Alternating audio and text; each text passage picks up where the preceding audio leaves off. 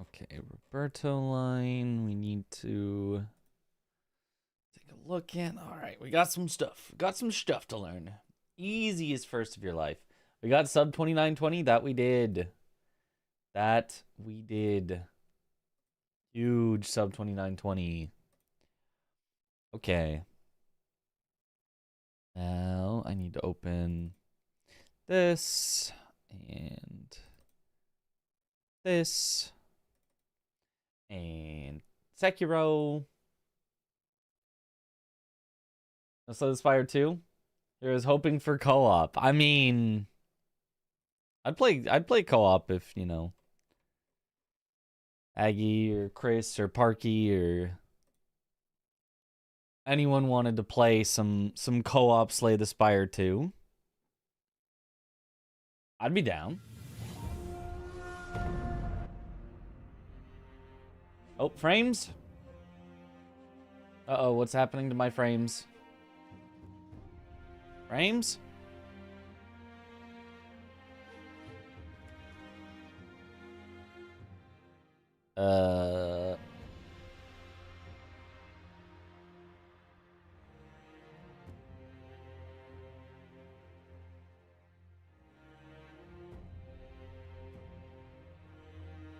Fixed?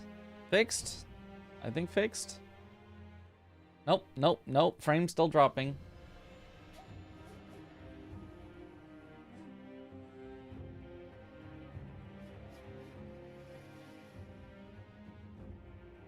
Fixed. Size of frames. Definitely dying of frames.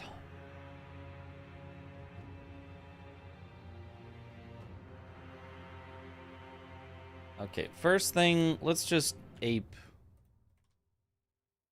for a bit. We definitely need some practice with getting all the headshots with ape.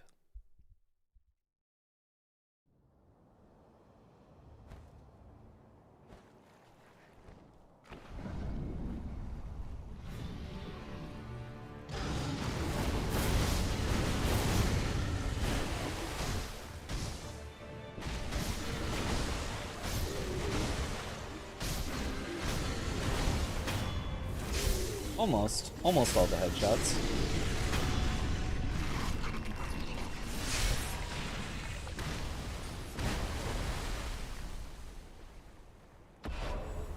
And the sound quality is really bad on my headset because you know how I said it was dying? Well, it was, but I kind of fixed it by half unplugging my headset.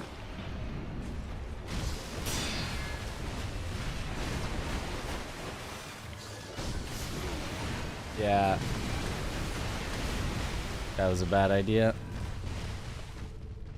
Very bad luck, but bad idea.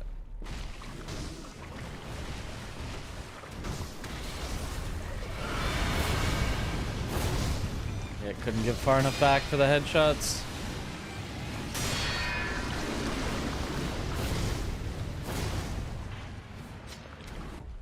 That's what I thought. Okay, alright, never mind.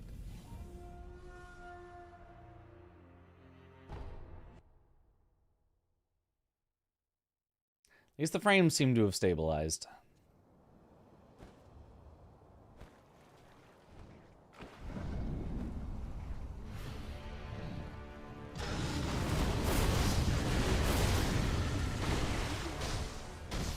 That was definitely not a headshot.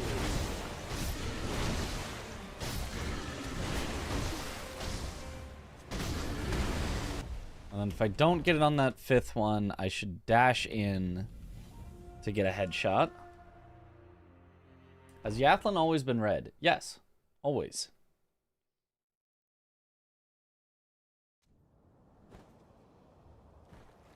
Like a dark red.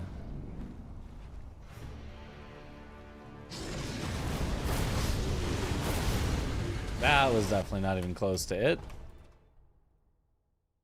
More up, more up.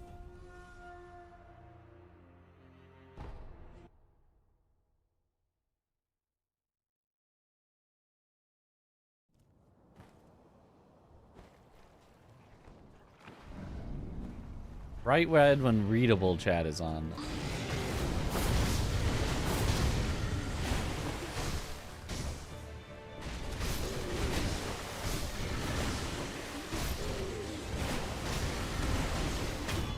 Still almost.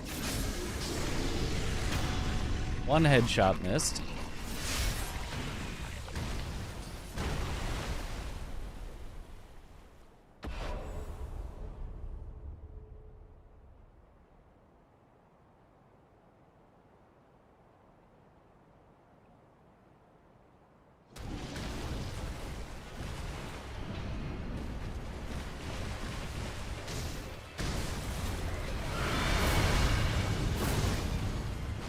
Not a headshot because of weird positioning. Can you stop being weird?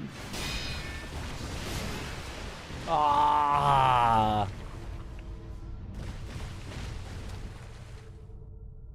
I missed the strat. The being able to guaranteed hit him strat.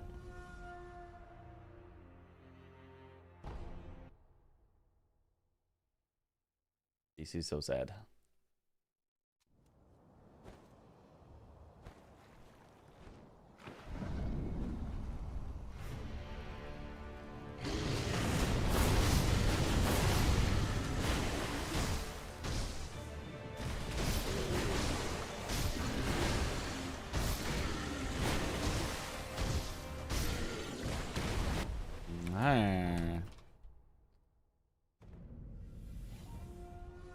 Yo, what up, Mash Triangle?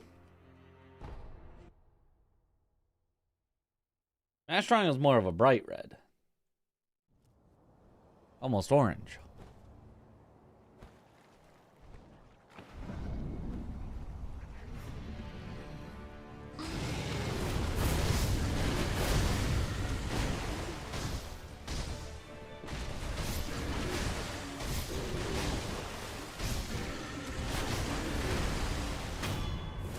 Quite it. Not quite it.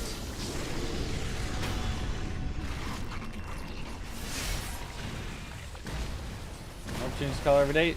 Morph's always white on mine.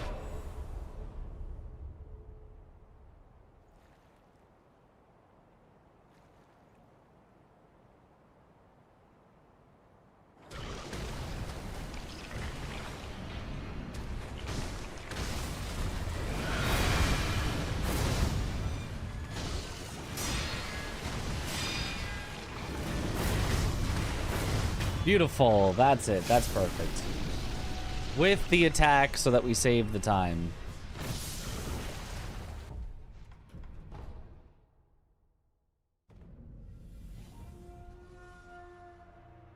Was 29:15 a new world record? Or are you misremembering what the previous one was? The current world record is 27:59.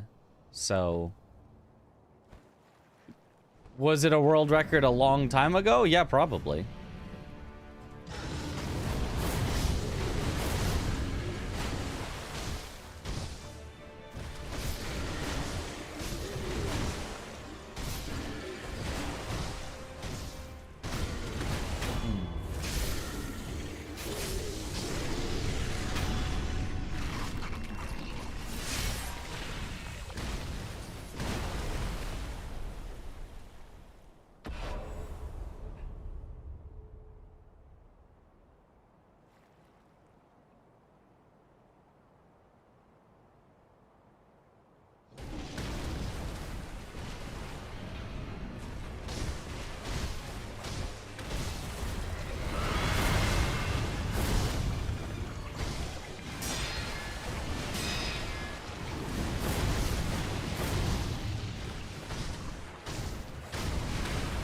Okay.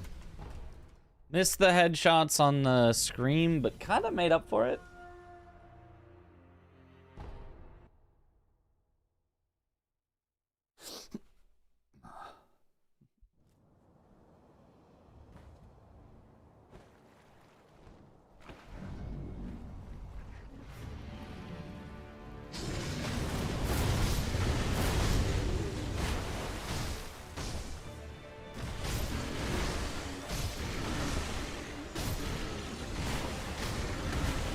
Surprised that didn't work. New PV? Yes.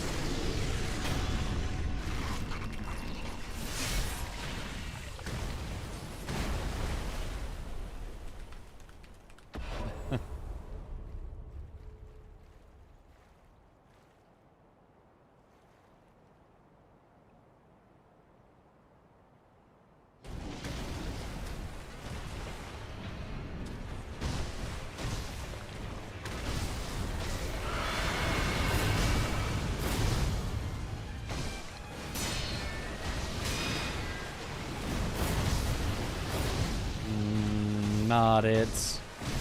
Yeah, not it.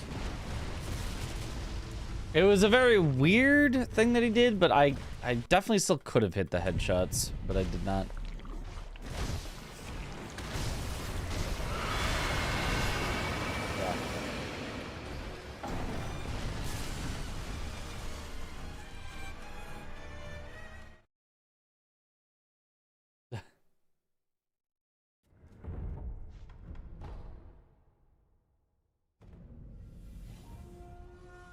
I don't get to see the emote.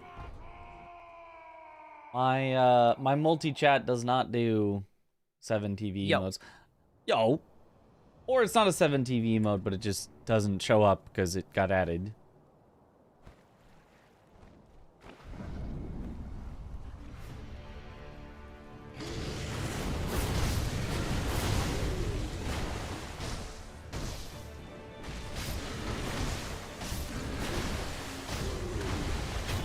Okay, perfect. Didn't have to do the backup. I'm kind of bad at the backup, though. I feel like I should be better at it. Using new strats for the new goal time. Yep. Using some new strats. Practicing some new strats.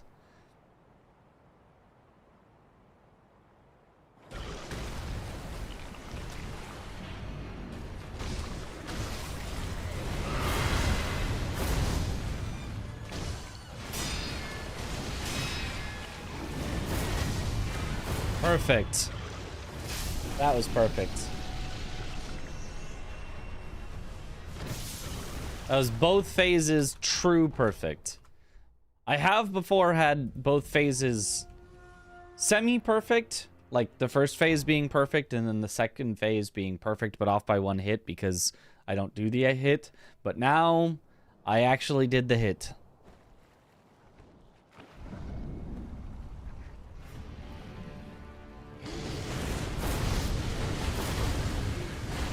Ah, definitely a missed headshot. Yeah.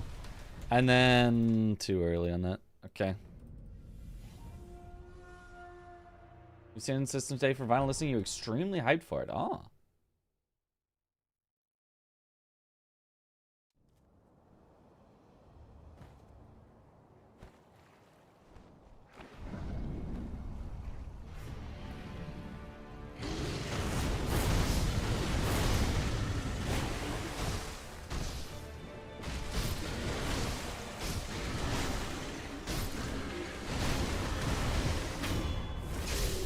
Almost. I didn't get the headshot on the backup, though. I don't know if I need to wait a little bit longer, or if it's just my positioning or angle that's wrong. Yo, morning.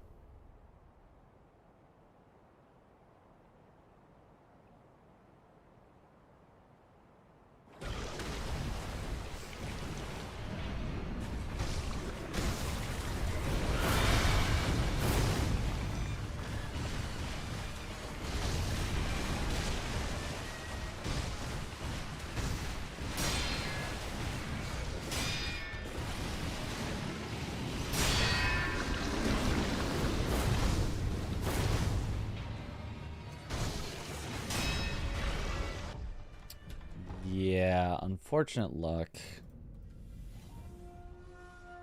Hello. Your favorite speedrunner? Let's go.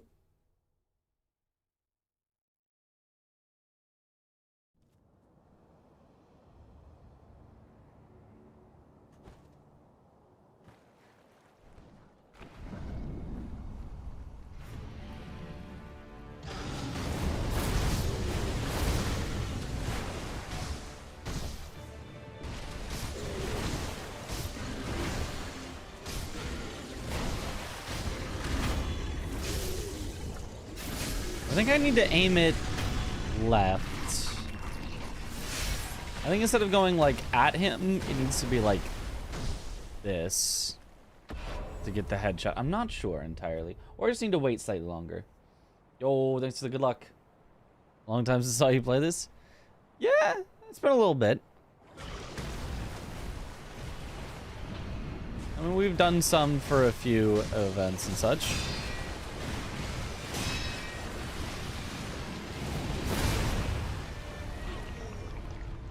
I tried for the strat. I did not succeed for the strat, but whatever. Yeah, that just wasn't gonna work. That was just messed up.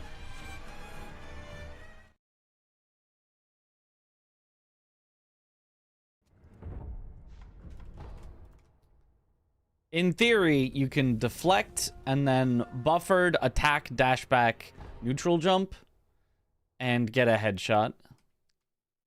In theory.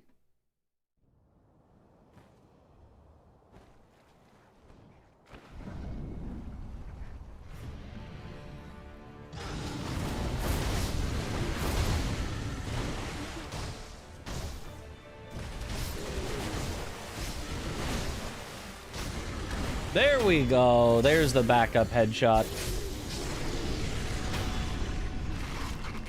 Recently beat Sekiro. Let's go.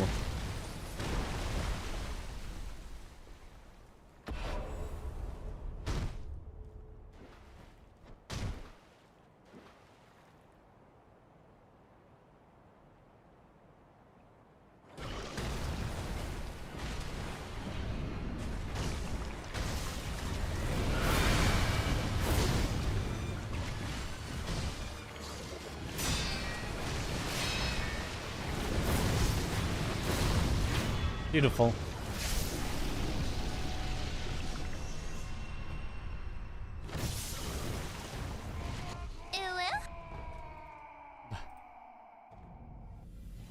Yo, plunged _ toilet. Thank you for the prime sub.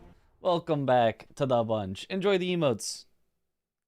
Oh, and Draco Argentum. 6 minutes ago. I think I responded to the yo, but didn't say thank you for the sub. Welcome back to the bunch. Enjoy the emotes.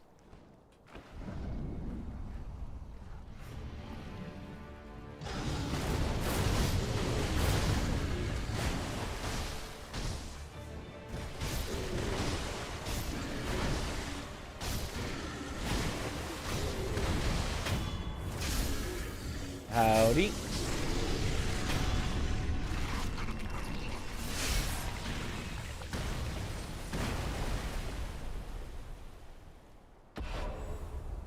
Meowdy.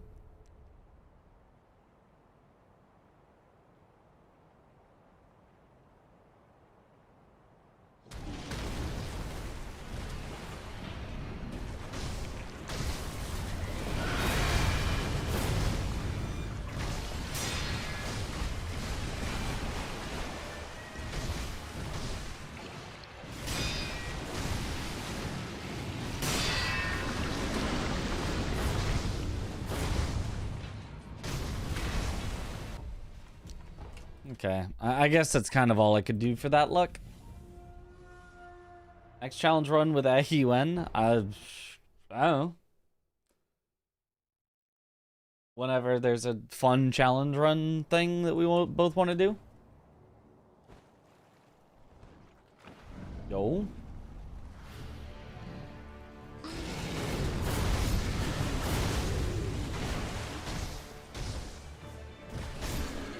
Ah, just early, my bad.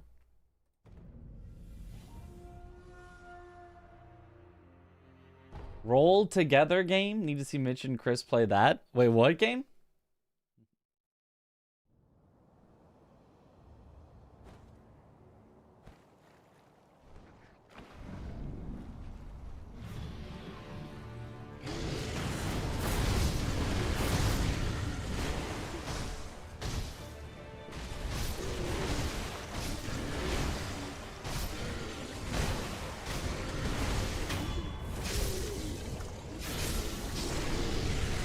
Only a demo now.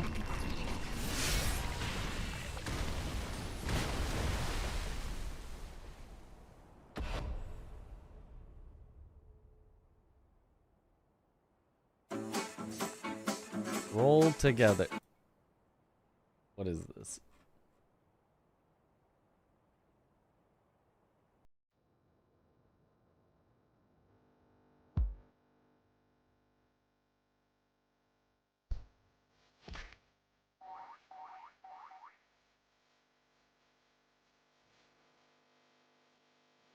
It's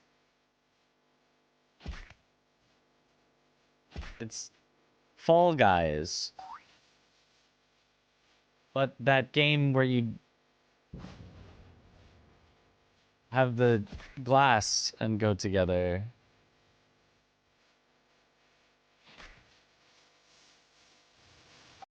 Could be fun. Could be fun.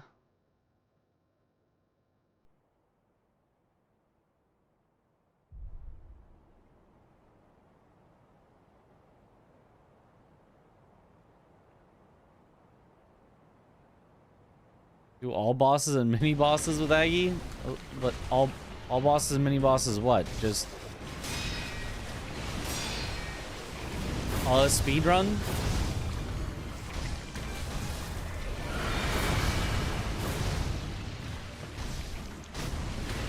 I guess that's good enough for the luck we got.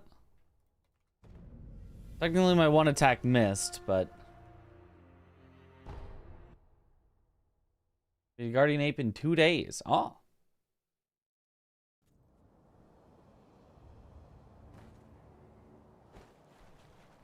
Not bad.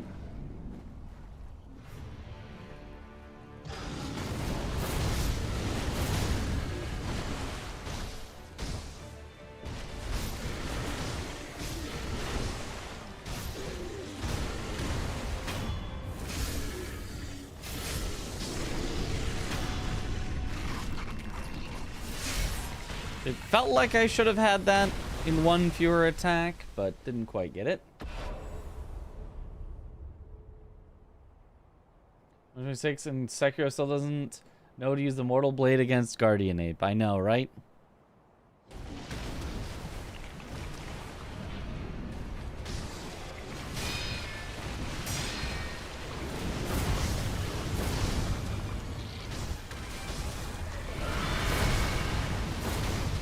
Perfect.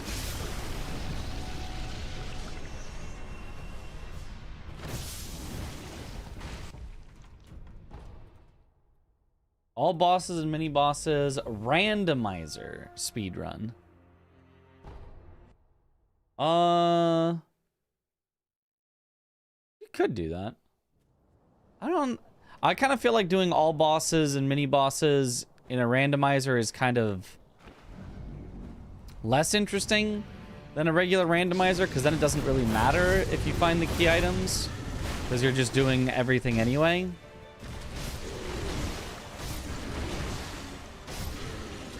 Kind of takes away the point of a randomizer a little, but could be fun. I'm here for is perfect Mario fall time. You guys, you know, somebody's got to get it just right. Would I happen to have a clip explaining Double Canyon? Like how to do it? Like a tutorial? Or just explaining it in general? Like what it is?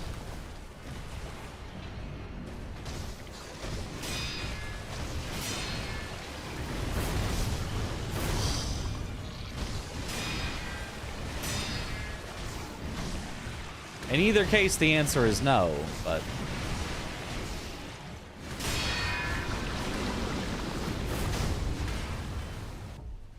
yeah, I could have done that better.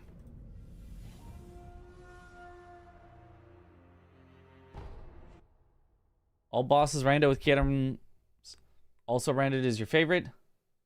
Love the search of everything. The thing is, though, like, then it doesn't really matter as...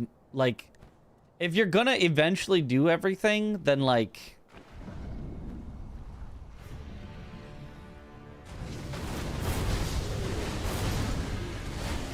the rando becomes a little less interesting, in my opinion.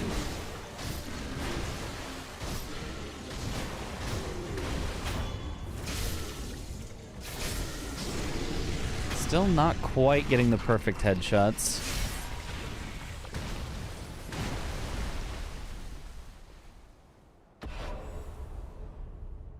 Like, I like that, you know, in the randomizer, you have to, like, take some risks and, like, try to plan out efficiency to try to find the thing before your opponent.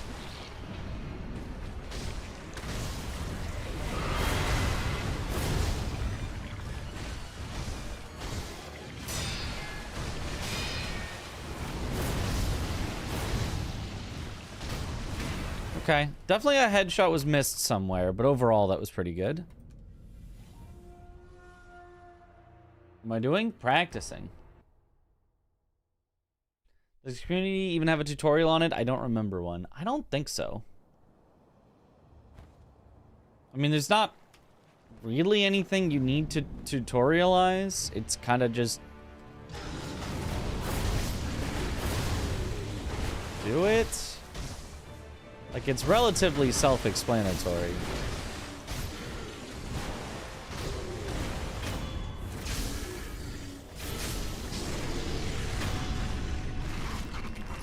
This one still matters for bosses and mobs. Use what you get. Keeps it spicy even with that. There's not use what you get for Sekiro. That doesn't really... It's not really a thing. But...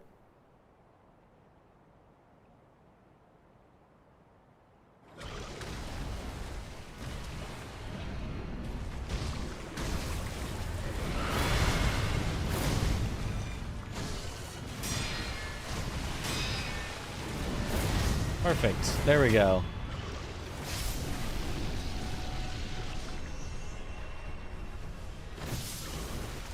Getting a lot better.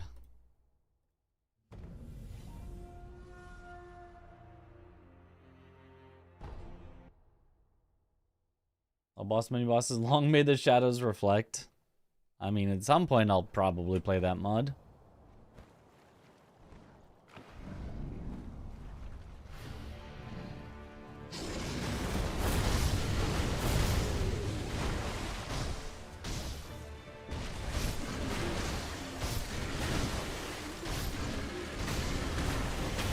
Okay. A headshot missed, but I kind of made it up.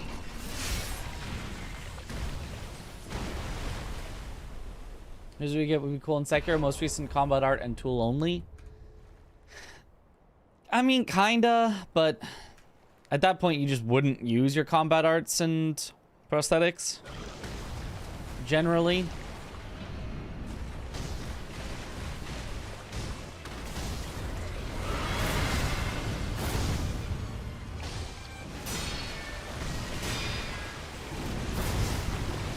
Ah, missed the headshot. It would be an acceptable enough ape. So the concept of remove the use of R1s, made every combat art and tool cost nothing. That could be cool. I want an archipelago.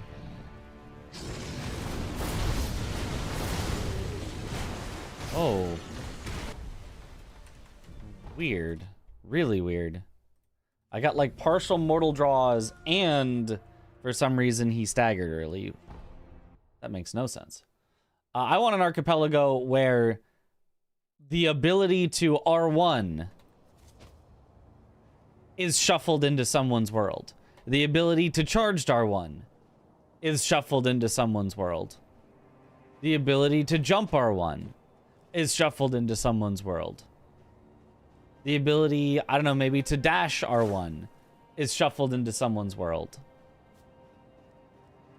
The ability to block and then an upgrade to block, the ability to deflect, is shuffled into someone's world. The ability to dodge is shuffled into someone's world. The ability to jump. Although, you do need jump pretty early for traversal, so maybe that one wouldn't make, like, super much sense, but...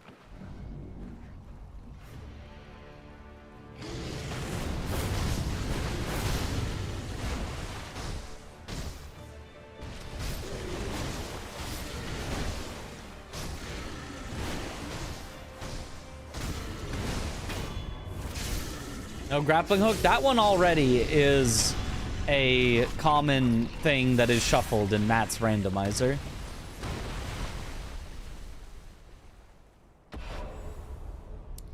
It'd be a BK fest. It would be a puzzle.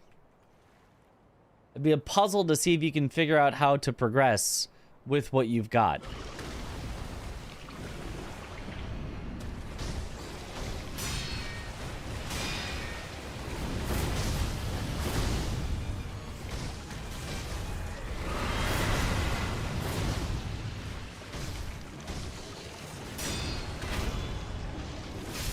Okay, weird one.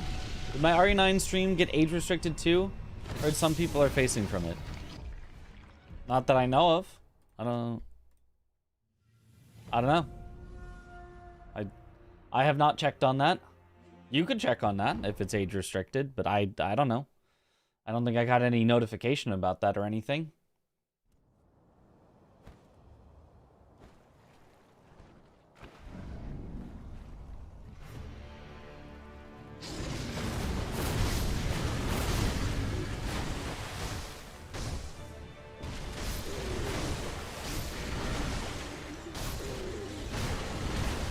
Okay, almost made it up.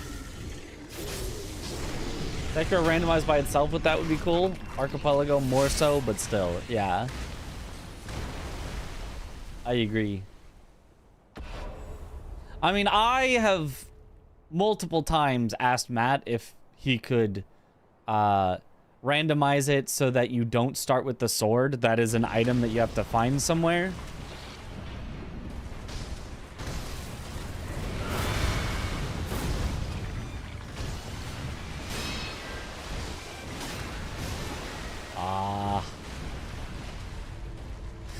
Weird attack, because he missed.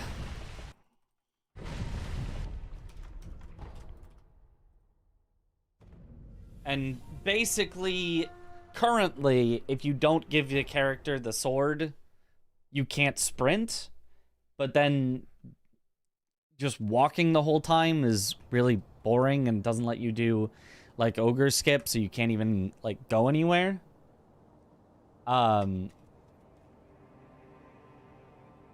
So he basically would have to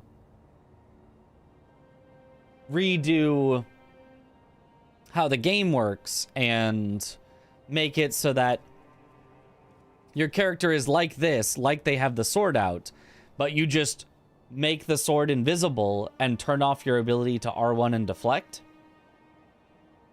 until you find the sword item, so that your character can still do the sprinting animation.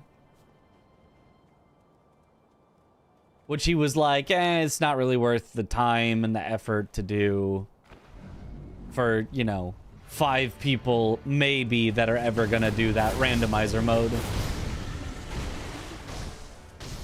The forced ogre skip settings.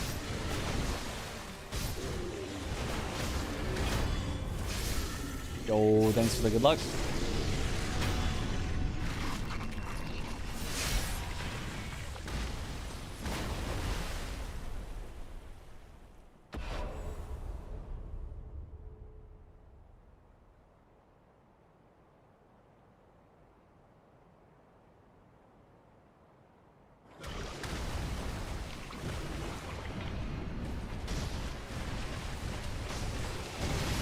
Yeah, I misjudged what he was doing while he was facing away from me.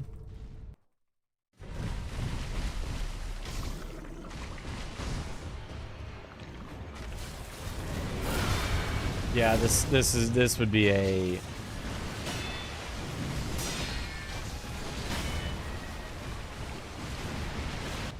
I don't even know what you'd want from me there. That luck, I don't think you can do anything.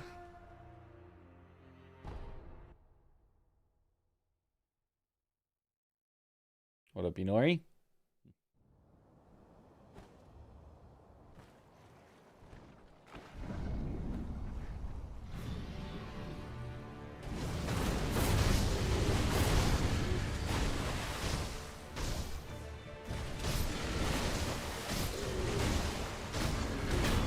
Perfect.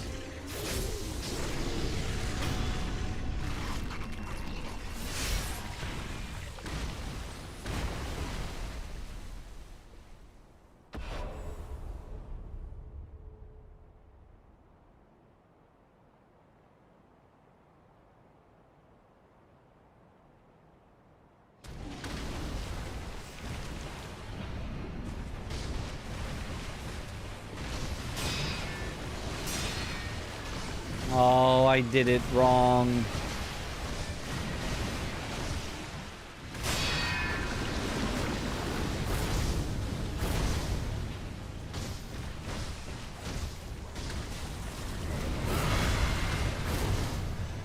I mean, it's not the worst thing ever, but it probably wouldn't PB. It'd be like 5 seconds lost.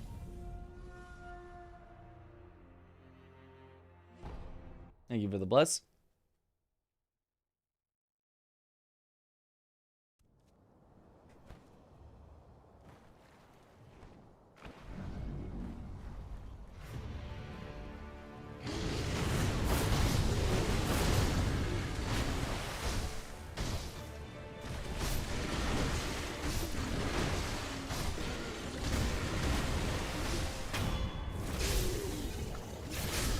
Enough.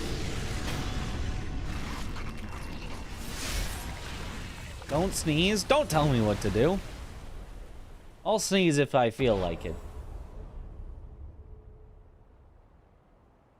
And you can't stop me.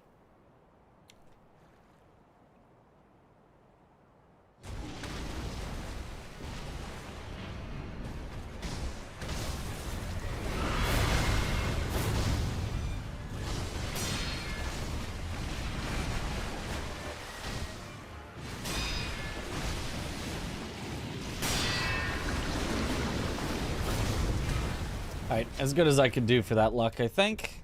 We'll take that. I'm getting better at the phase 1 mortal draw headshots, which are the most important part. But I'm not quite getting all the other headshots. Yo, what up, Hyperion?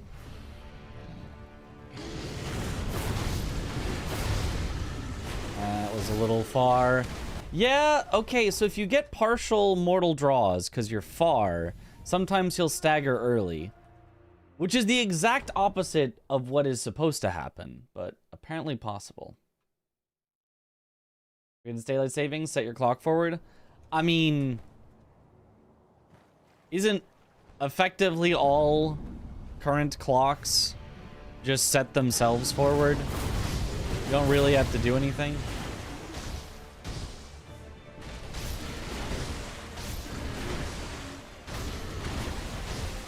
Nice, got the makeup. Do we lose an hour tonight? We do. We do lose an hour tonight.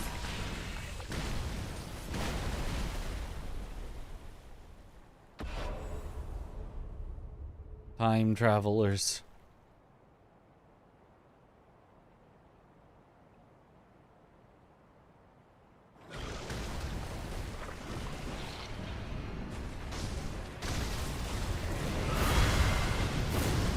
Missed headshot. And then he missed me.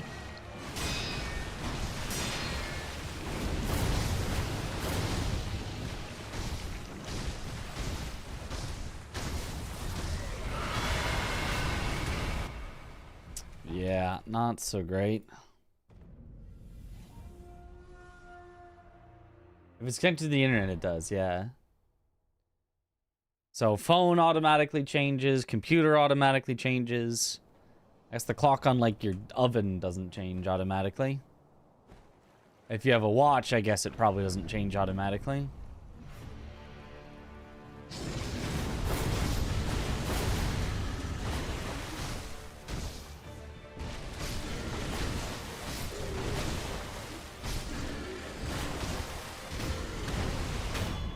Surprisingly decent makeup for that.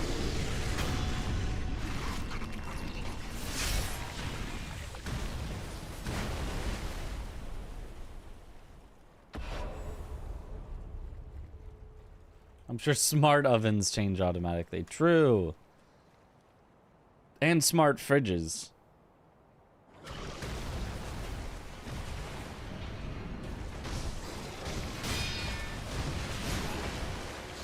That's my bad. Didn't buffer it. Should have buffered it.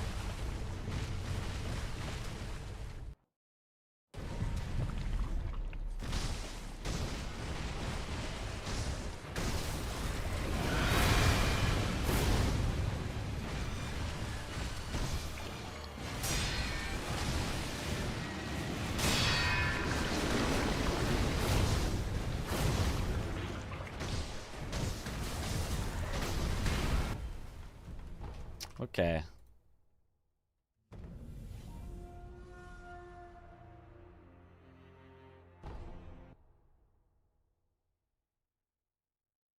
Was the chat not showing it as a random link? For what now? For 2 a.m.? Or...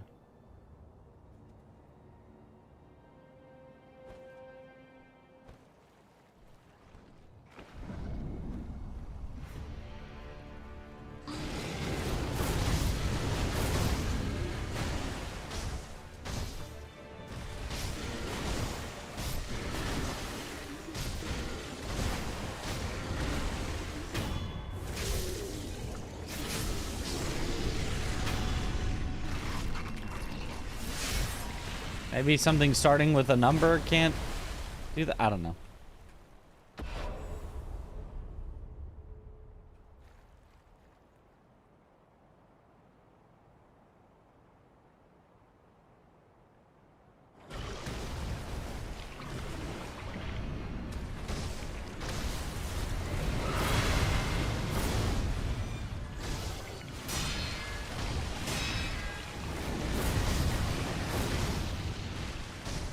Must have missed a headshot, but that's still not bad.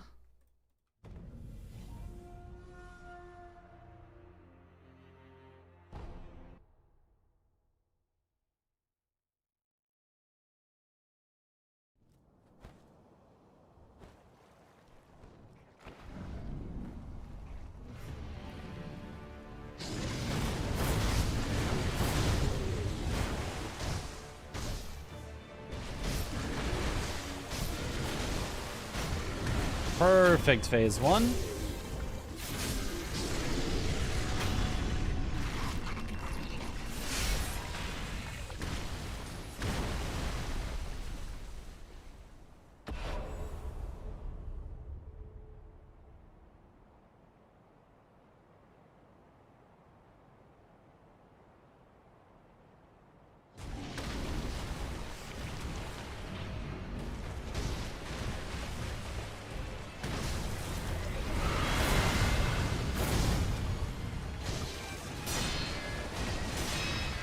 Oh, that's not what I was supposed to do.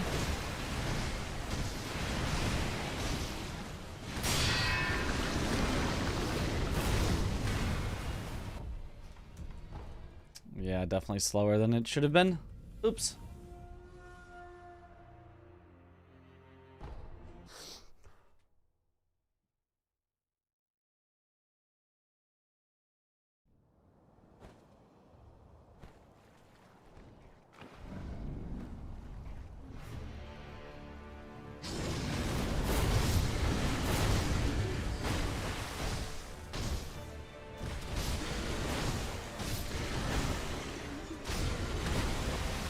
There it is.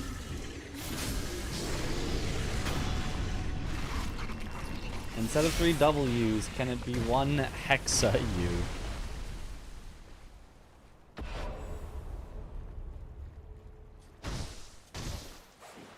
You know, that makes sense to me.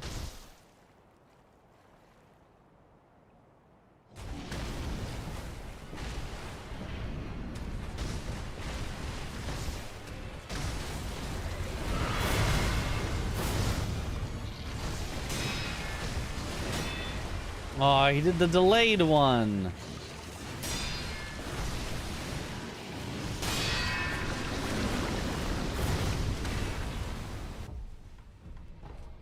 Okay.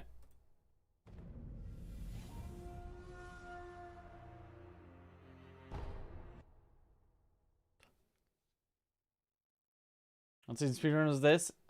It's a Guardian Eat. Huh. We are just practicing right now, but yes. Thank you for the good luck.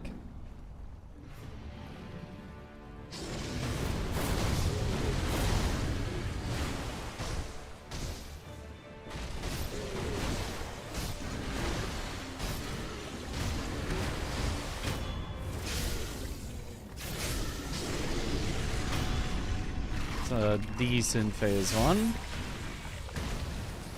Not perfect, but decent.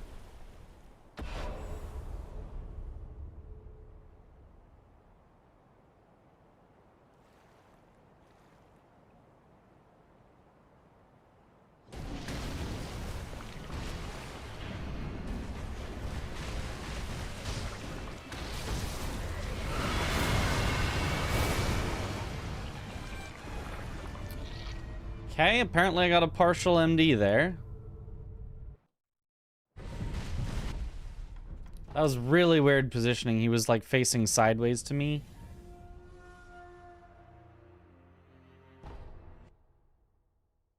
So I guess I just couldn't get the proper headshot mortal draw. It just wasn't really possible.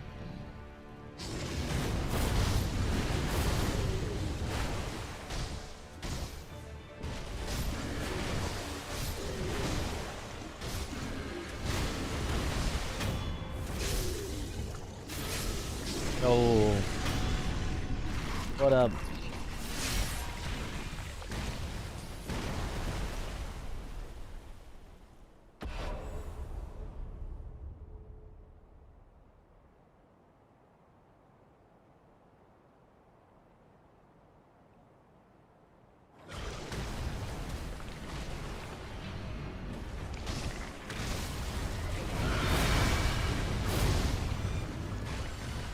Get back here.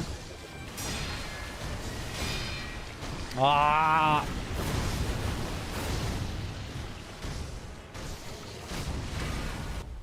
I accidentally did an extra R1 that I wasn't supposed to do, so I didn't get the headshot.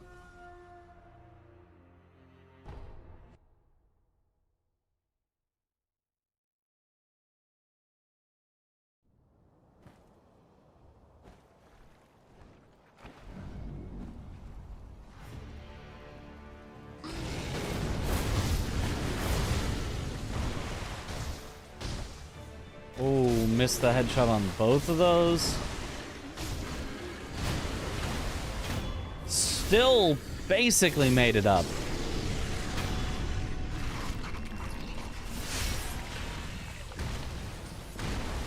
That was still not bad for missing 2 headshots.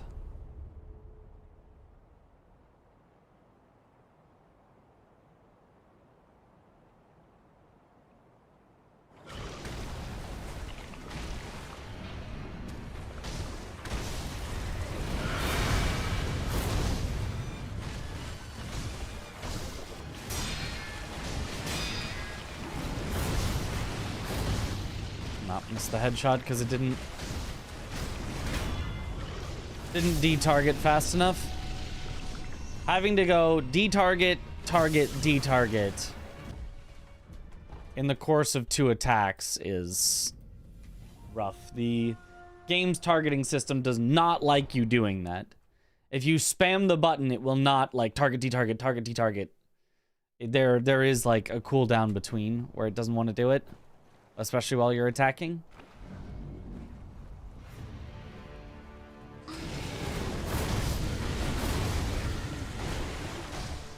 Ooh, partial MD. That's real bad.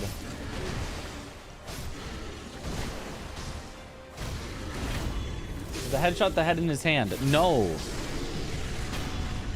It's where his head is. Stump. The stump, neck, stump, head. Which you can see if I attack like this. See how it still hits the nothing? That's what we're hitting for a headshot.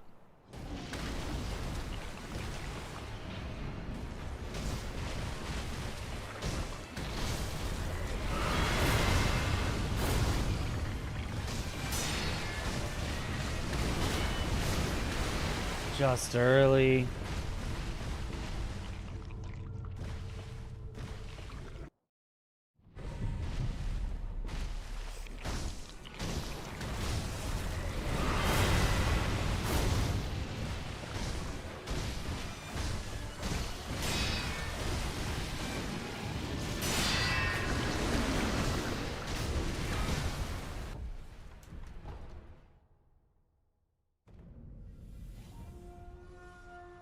The old ghost head.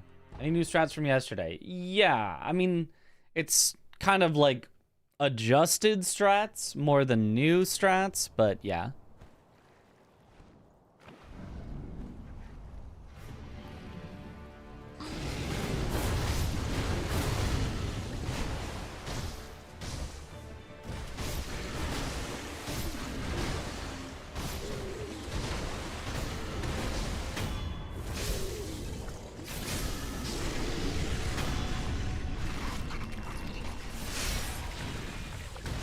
I have a goal in mind with this category. Sub 29 would be incredible. Sub 29 is probably the best I could possibly do. But I feel like it's very far out of my reach currently to do that at all, so currently I'm just getting better.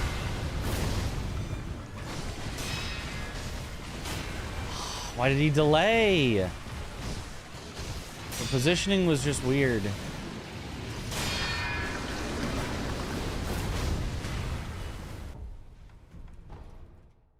It feels like he never delays if you get it where he goes immediate scream into 1-2.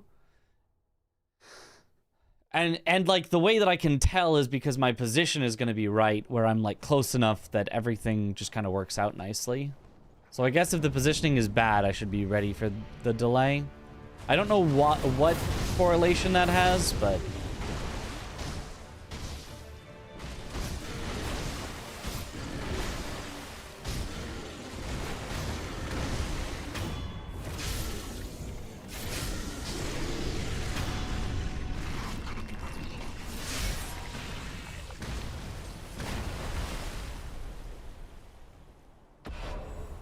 like, I don't know why the positioning being slightly off changes that. I mean, the positioning maybe is off because of the time. Did he turn from me? I don't remember what happened in the last attempt.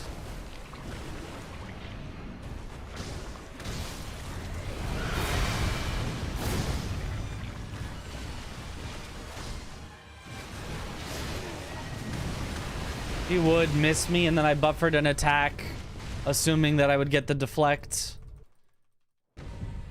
But of course, he just misses me instead.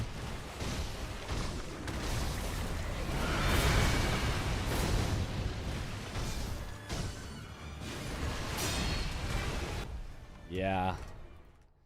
Very unfortunate when he just does his attack sideways and misses you. Hate when he misses. It's really bad. Hydrate. Thank you for the hydrate.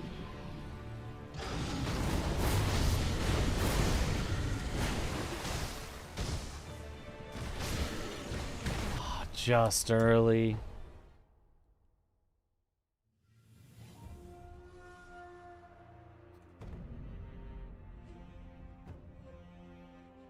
Just early.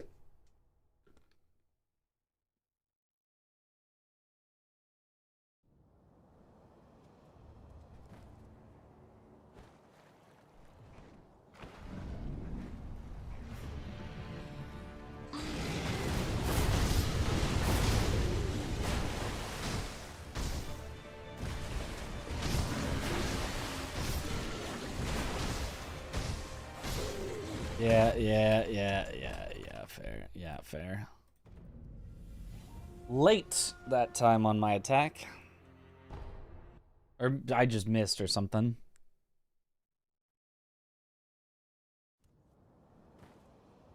Getting the positioning just right is always tricky.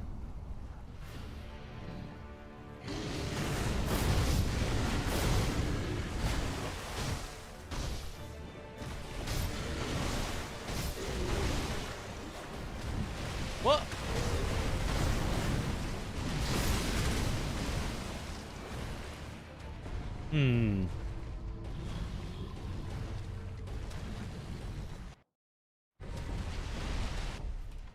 Hmm.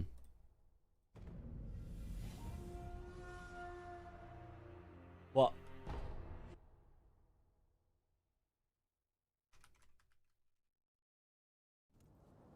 Trying to just kill him quickly, which, if you do it right, happens basically the same every time.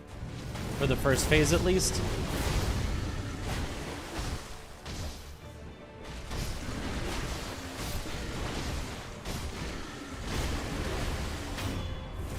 Should have gotten the back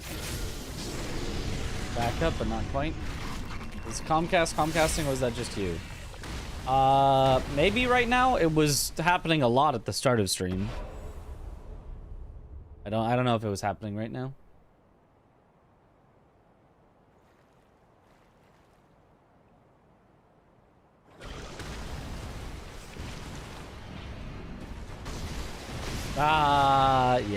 Yeah. Pulled the trigger too early on assuming it would be the scream. It was not the scream. Yeah. Okay, and he almost never attacks right as you get up, but...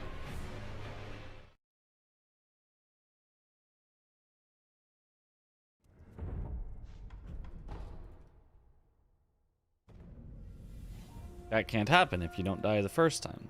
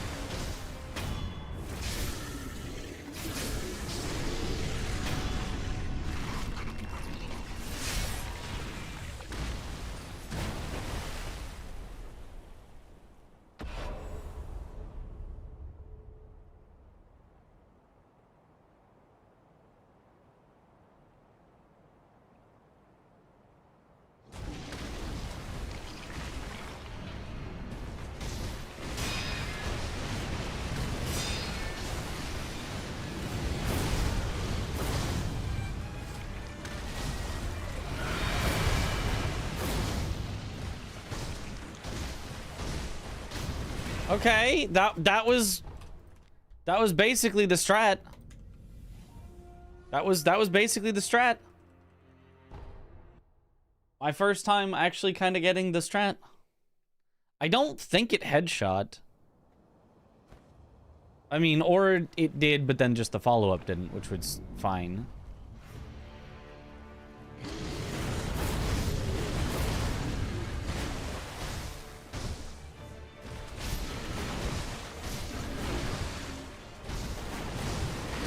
What?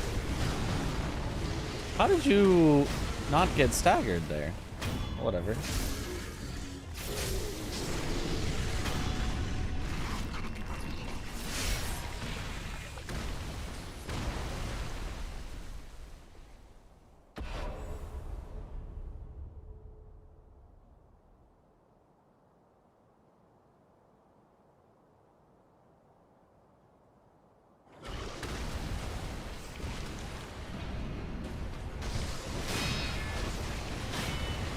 Delay. Couldn't get the headshot there either.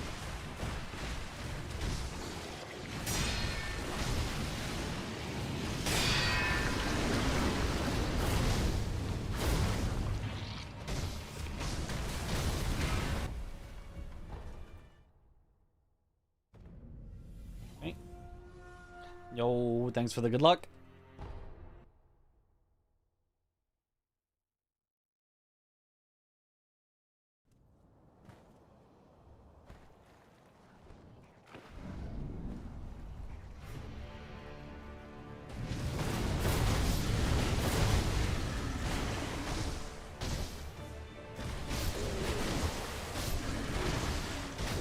Perfect phase one.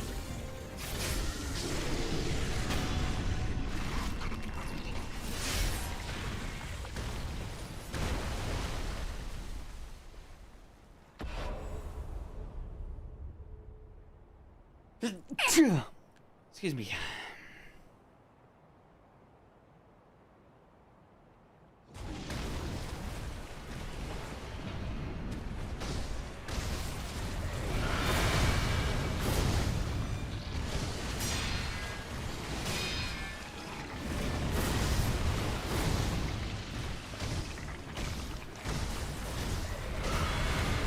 Good enough, I guess. That was a little weird.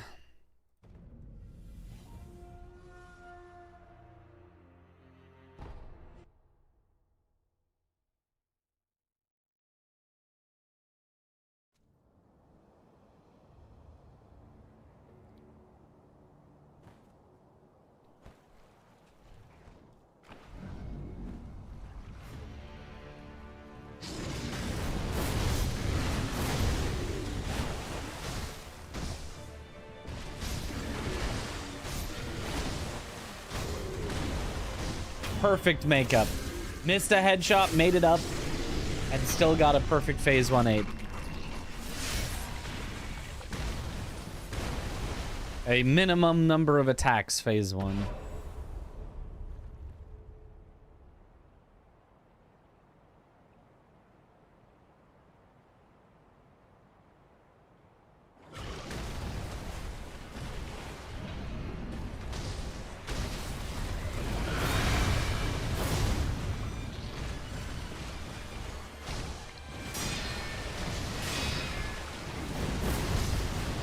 Boom! Beautiful. Okay, that's as good as you can possibly do for that luck.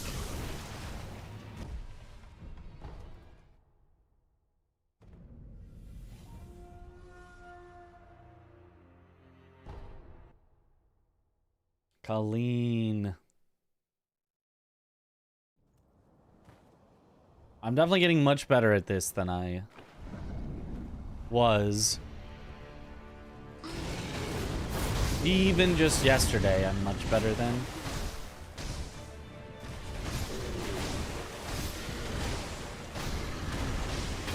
Perfect phase 1.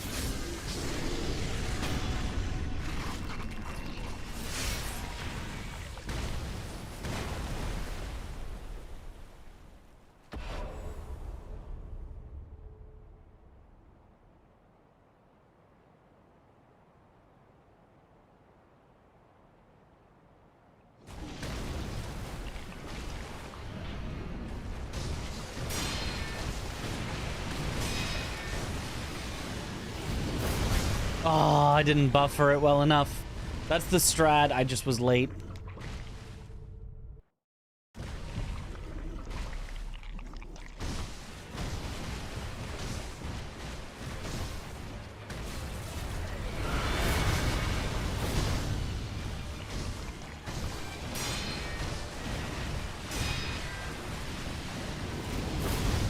There it is. There's the strat.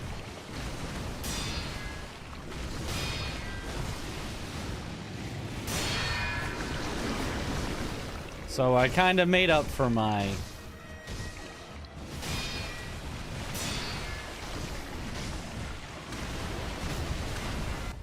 miss on the first one. Okay.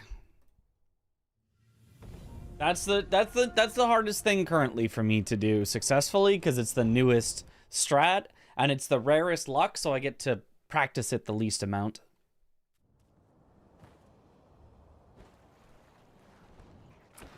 So I got to practice in, exactly.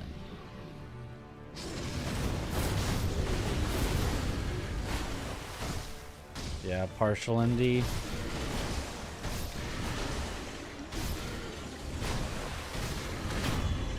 Okay, still not that bad of a phase 1, despite missing a mortal draw headshot.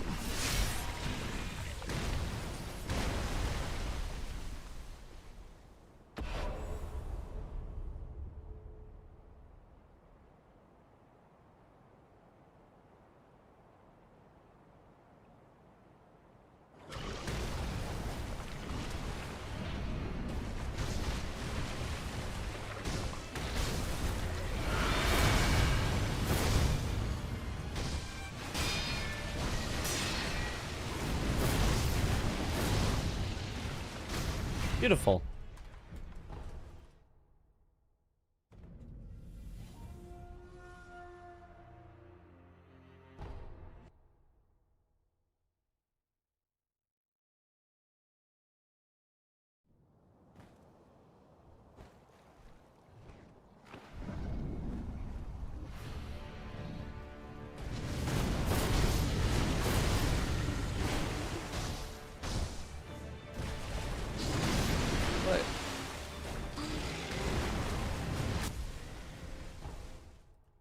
I thought I got both headshots, but I must not have, because he wasn't in the orange. Because you're also Comcast, sometimes you don't know which side got issues. Yeah. Yeah, it sucks. I wish I could swap, but they've got a monopoly where I am, so I can't do anything about it.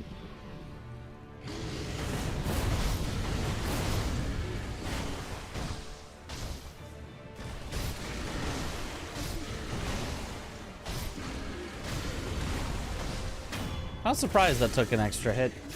I thought I made it up successfully, but not quite. Still not bad.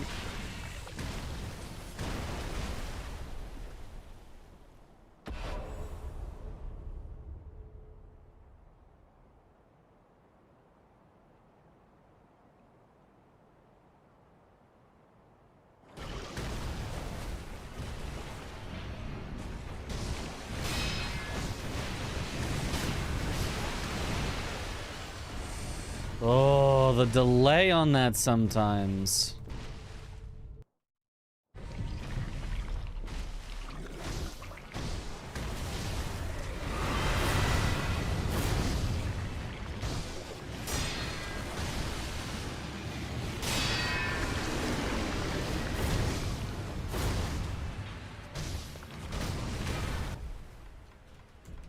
Okay.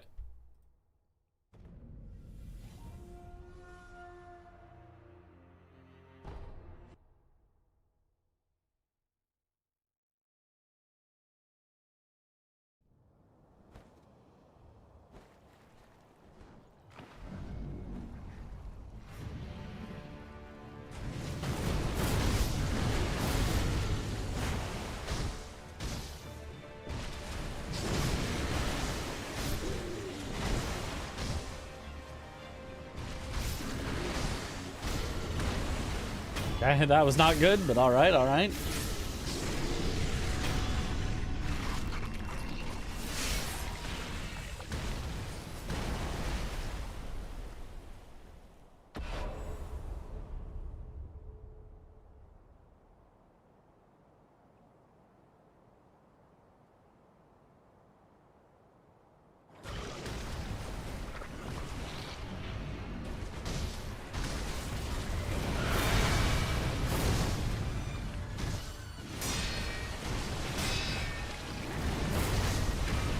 Perfect, perfect.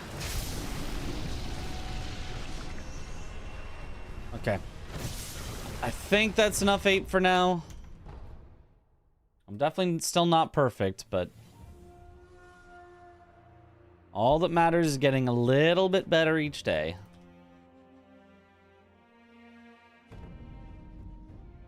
Yo. How's it going? It's going pretty well.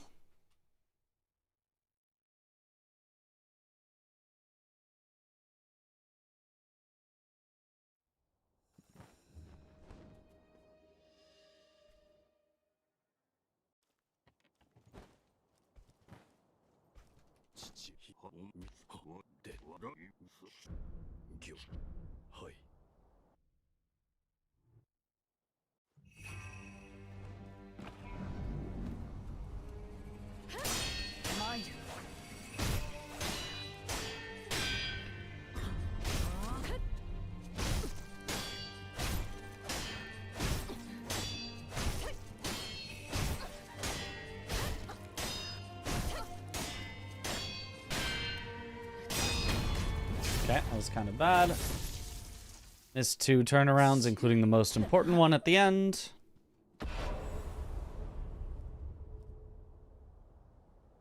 And got severely punished for it.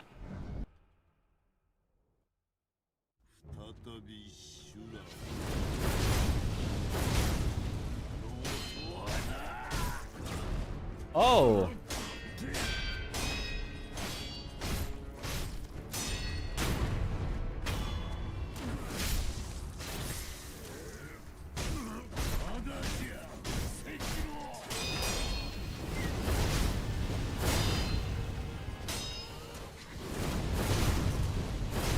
That works.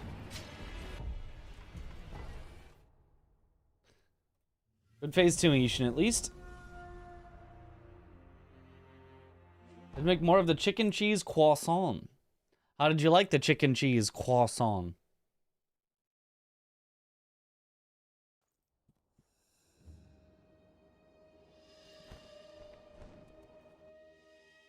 Other than they sometimes randomly decide to reboot modem at 2 or 4 a.m. it has been somewhat acceptable. Yeah, that's the most annoying part, but pretty good. Hubby likes it too. Aha, nice.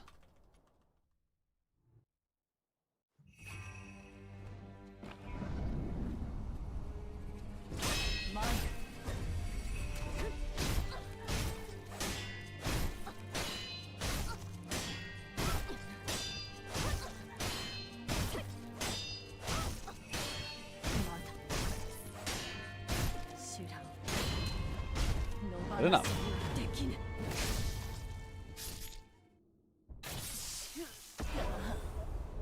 Misjudged the final hit, but otherwise that was pretty decent.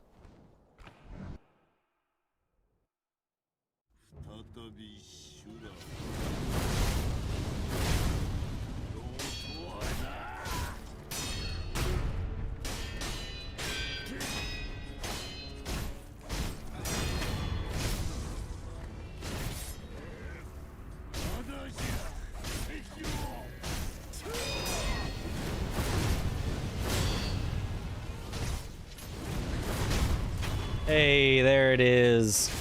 His attack just goes right over your head.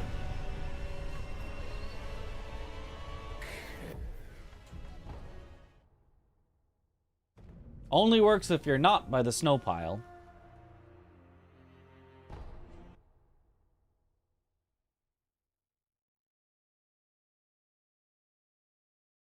Sauteed, then semi-boiled and shredded. Uh-huh.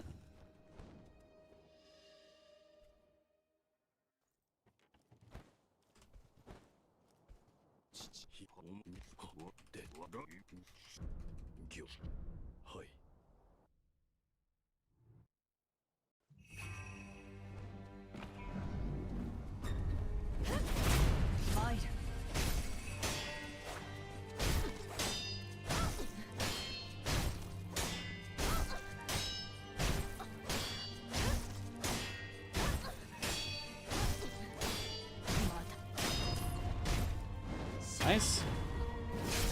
It almost got out of hand. At the very end, I had to aim more at her because she got a tiny bit of distance on me. If that had happened earlier, it could have messed up the whole thing.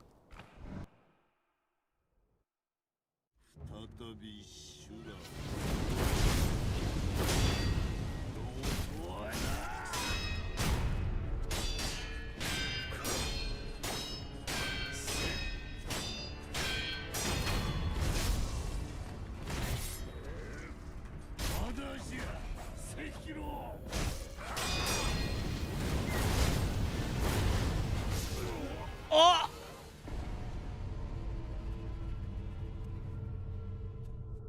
The unluck of all unlucks, nothing you can do, just die. This is so sad.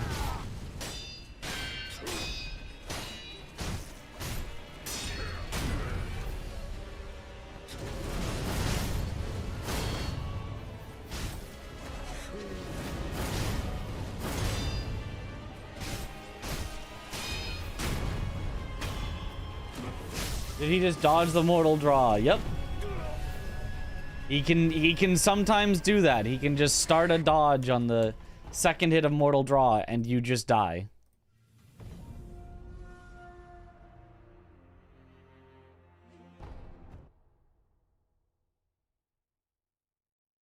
A lot of ground beef and sweet potato lately with boiled eggs. Those all sound good.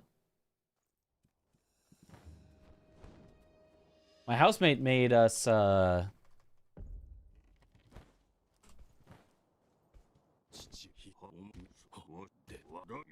shepherd's pie. That was really good, which is basically, you know, seasoned ground beef and a bunch of stuff in it.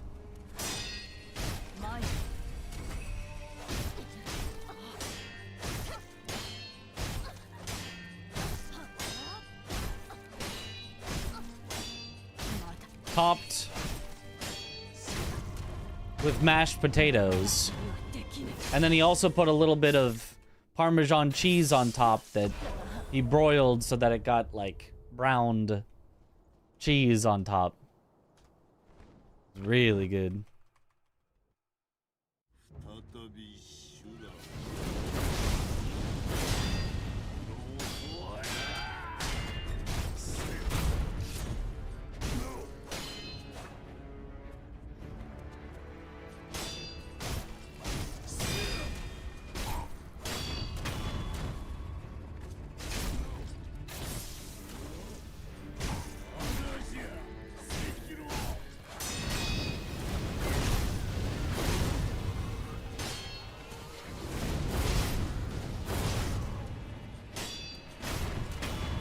Okay. That was, like, not a good Ishin, because he did the back off and dodge. But I risked it, and the risk worked. I probably shouldn't have. As I'm checking your stream out, found you from that randomizer run he did with Aggie. Aha, let's go. That was a good one. I need to do more stuff. I need to do more videos. I've got a video in the works. I need to do 2 things for it.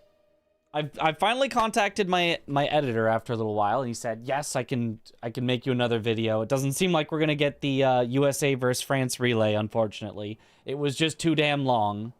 But he said he would edit a video for me. I just need to... I've got the idea all laid out, but I need to prep the save files for it to give them to the people that will be doing the things with it. No spoilers on what the video exactly is. And I need to schedule a day when everyone can meet and do it. So hopefully I can get all that done in the next not too long.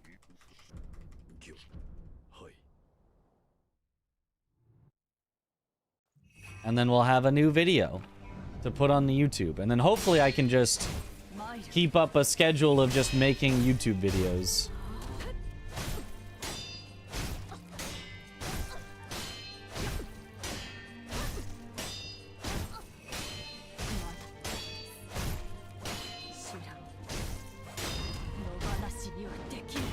Nice. Aggie's playing RE9 right now? I thought he was done with RE9. Wonder what he's doing with it. I know today he and Dom were racing in randomizer DS 1, 2, and 3.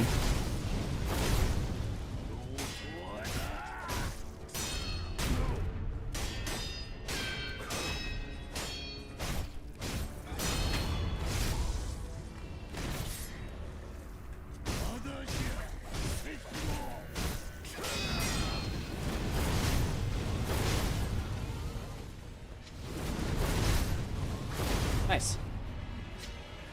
Rip Emma's knee. Yep. That's how we do. I think they're still racing. I think so too, yeah.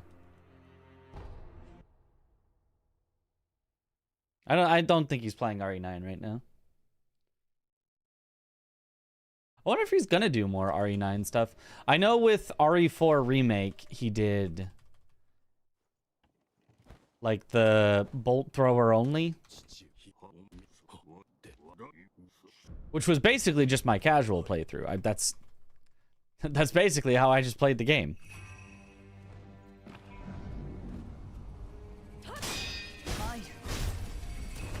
Ah!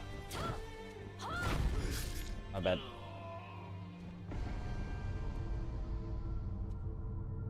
You give me a gun where I can get my ammo back after firing it, and efficiency.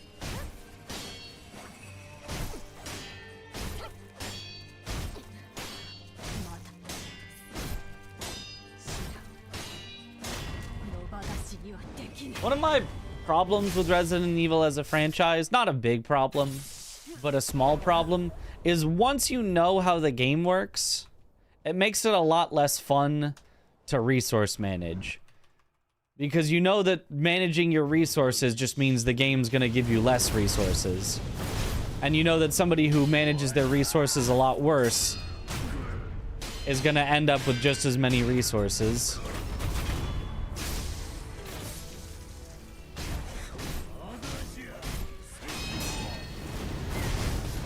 Yeah.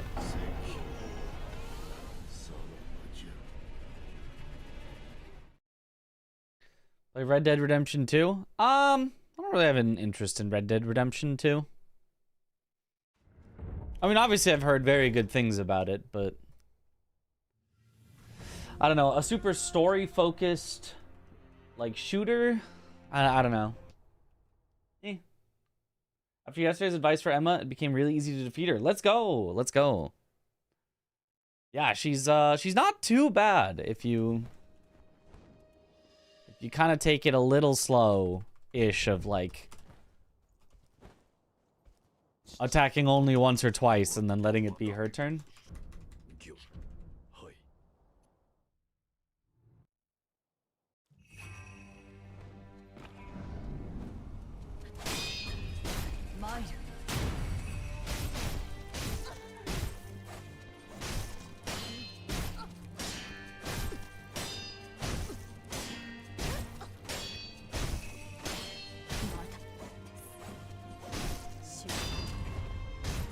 Okay, not quite right, but close.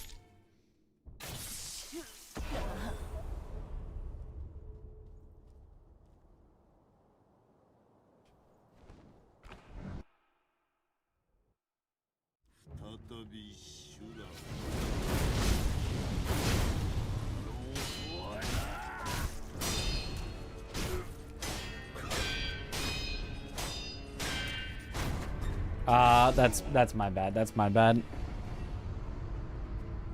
Too early on the deflect attempt. Didn't react properly.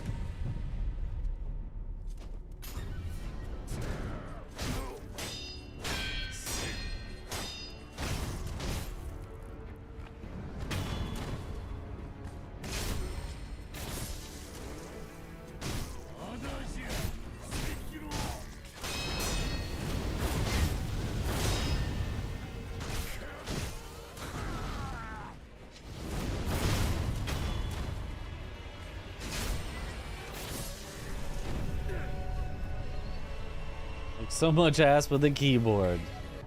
That's right.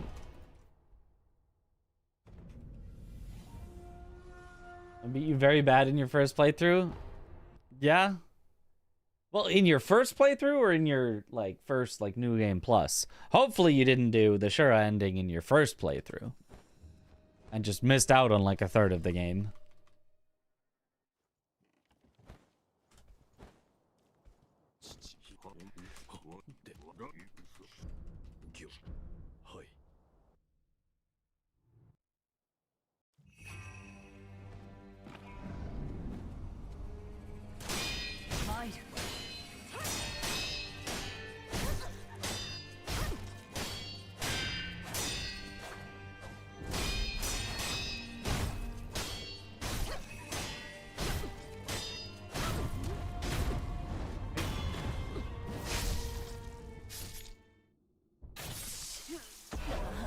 An attempt was made to keep Emma fast, but it was actually surprisingly successful. That actually wasn't the worst Emma.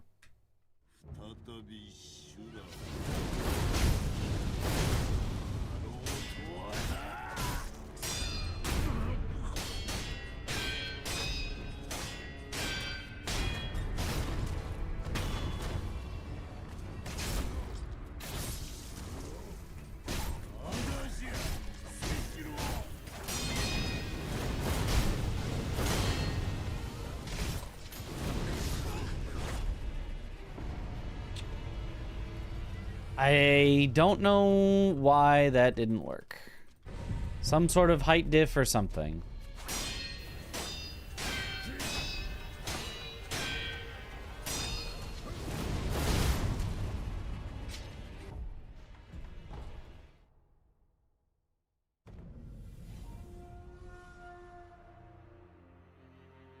You were scared to Sword Saint in first playthrough, but Sword Saint's so much fun. So if you go Shura, you miss out on Sword Saint, one of the best fights in the game.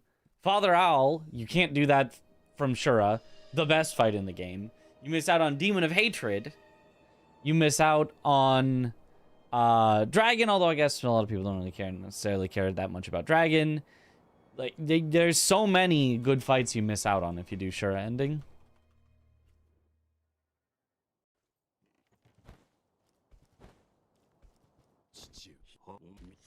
I know about missing out on Demon of Hatred. Demon of Hatred is a good fight. It's a fun fight.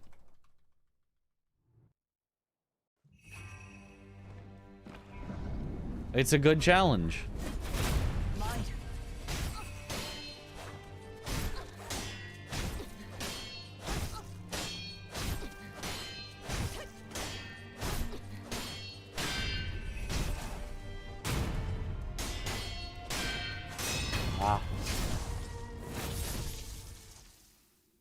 It's just too long of a fight.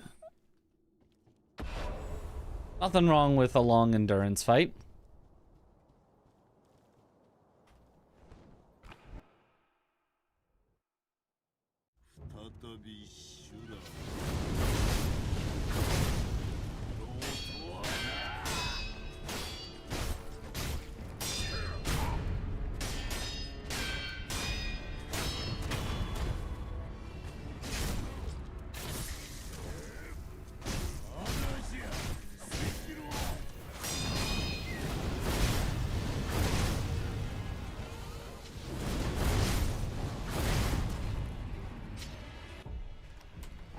Everybody wants a super hard fight. Until all of a sudden, you get a super hard fight that's actually long and difficult, and you have to properly, you know, react to different attacks for whether to deflect them or dodge them. And all of a sudden, it's the worst fight ever. I'd rather not fight him. I'd rather knock him off a cliff. We're so... We as a community are so lucky that there was no easy way to cheese instant kill Melania or Promised Consort, because people would be doing that. People would just be doing that and then just be saying, oh, they're the worst fights ever in any video game. As soon as you know of the option of the easy way to get out of a fight, you take the easy way out, and then you would justify to yourself, that must have been the worst boss ever because I wanted to take the easy way out. No, it's your fault. It's your fault. Granted, Demon of Hatred not the best boss in the game, but it's good enough. It's not a, wow, this fight is so bad. I would say Demon of Hatred is a better fight than Melania. Personally, I would say Demon of Hatred is a much better fight than Melania. Personally, I would say a much better designed fight than Melania. Still has problems. I would say, you know, Melania, 70% of her moves are better than 70% of Demon of Hatred's moves, the, like, normal moves. But the 30% of moves that are bad on Melania are, like, so bad. And the 30% of moves that are bad on Demon of Hatred are like, oh, that's a little annoying. Ah, that kind of sucks a bit, I guess. So overall, I would say I like Demon of Hatred better as a boss than Melania. But because it's cheesable, so many people take the easy way out and then have to justify in their own minds to their own selves that it must have been a really bad boss fight. That's what I think happens. And it's human nature. It's easy to justify what you have already done because you need to justify it to yourself. I fought him a lot now. I still haven't cheesed. Let's go.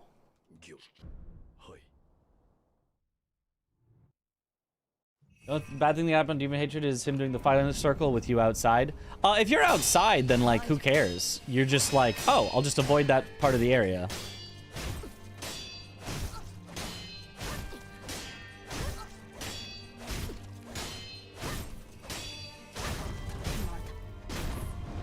The worst thing he can do is the back off and then throw fireballs at you. Or the back off, then do his dance where the fire spawns above him and, like, chases you. Those are the worst things he can do.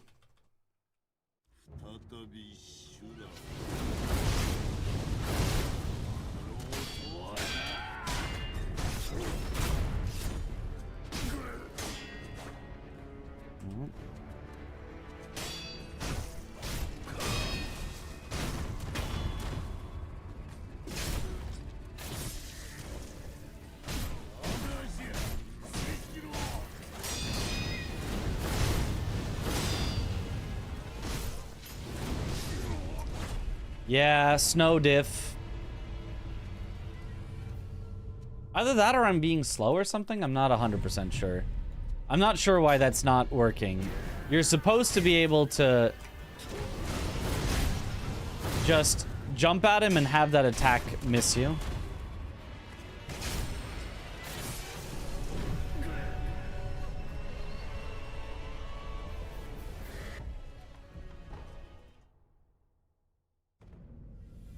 I don't think the majority of people skip Demon of Hatred because I don't think the majority of people that play video games like go on the internet to look things up about them.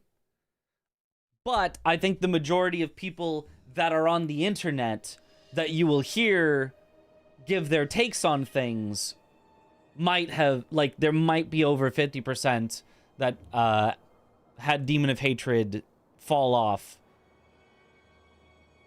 But because those are the only perspectives that you hear are from people who are on the internet looking things up, because that's where you go to talk to other people about Demon of Hatred, you get this skewed perspective that, oh yeah, everyone just knocks him off. But, you know, it's just a very biased sample. And even then, even of people that are on the internet talking about it, I'm not sure if it's over 50%. I personally would think it's under, but, like, I don't know. It's... The loudest voices are definitely the ones that say, well, I knocked him off because he's the worst boss ever. So...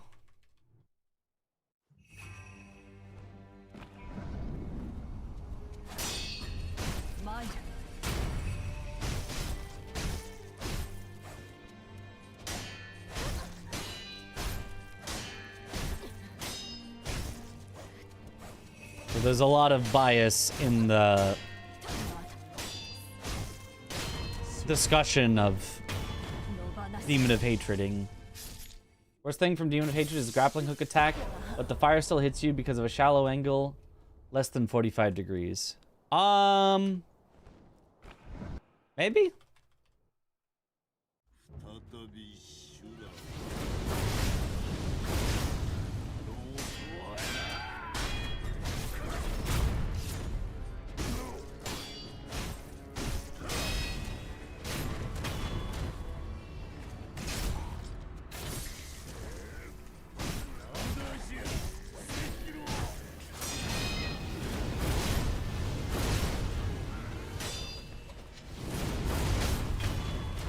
Nice, there we go. Ever listen to internet people? A lot of guys who tell me that I'm bad also cheated their run. True. Only knock him off because it's an easy attack boost in New Game Plus playthroughs. Don't dig the fight. Don't have any deep critique. As long as you have killed him at least once, I don't really care. I don't really care what you do on your New Game Plus playthroughs. Like, you've already... If you've gotten the experience, do whatever you want. I'm not here to tell anyone you must play a game in a certain way, you must not play a game in a certain way, whatever. I don't generally care about that. Unless you have an opinion that you're spreading about something that you didn't experience. Right? Like, the only thing I would care about is, oh, I didn't experience this boss. I skipped experiencing it, and I've never killed him legitimately.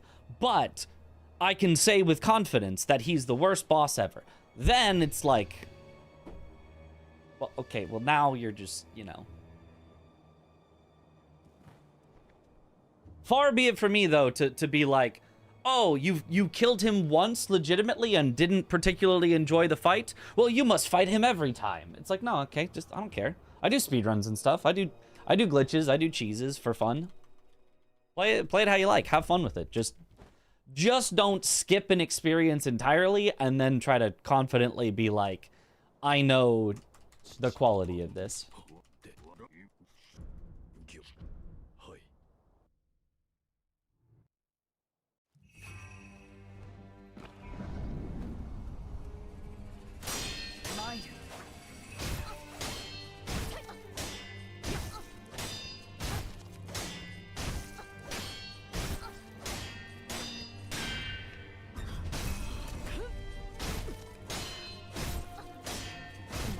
Like, I would even probably recommend people do, you know, silly glitches and stuff just for fun. Try to do bull skip. It's hard, but if you get it, it's cool. Try to do, you know, Yobu skip. It's pretty easy, and getting it is pretty satisfying and fun to pull off. Where you have to do it, like, during the fight, instead of Demon of Hatred, where you just, like, lock him in the corner. Probably wouldn't recommend Ogre skip or Monkey skip. Those are just a little too, like, advanced, but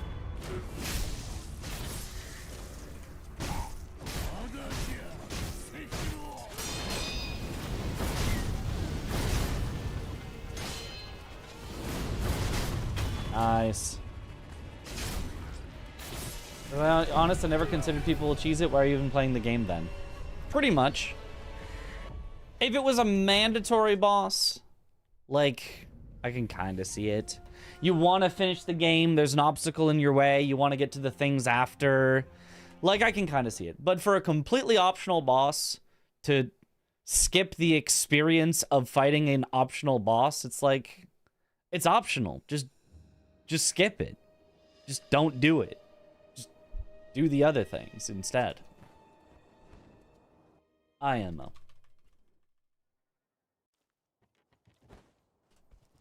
Totally fine to be like, I don't want to fight this optional boss. It's just weird to be like, I don't want to fight this optional boss, but I want it dead. Like, okay, wait, but there's nothing, there's no fun gained to a boss dying without you doing anything. IMO. There's a loss of fun because now you can't have that experience in the future if you change your mind and go, now I do want to fight that. I mean, you can always do the refights, but the refight takes even longer, so you'll have an even potentially worse experience. Hello. Is Emma Ishin harder than the ordinary final Ishin? No. Significantly easier, but still hard. Still a challenge, but significantly easier.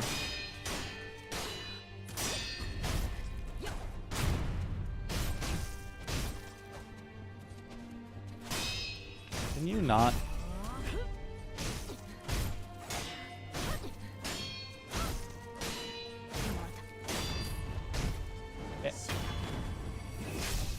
A lot of no-hit runners cheese Snake Eyes with Poison Pool. Yeah, but again, that's for no-hit stuff, right? They've played the game hundreds of times. Again, I have no problems whatsoever with any sort of thing that you want to do on a second or further playthrough. Play the game how you want. Just, I would not recommend locking yourself out of having the fun of fights.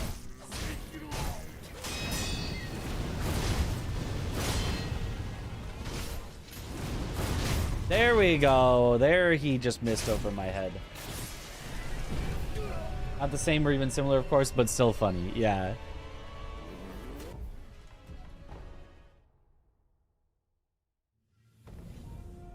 What's my favorite inner boss?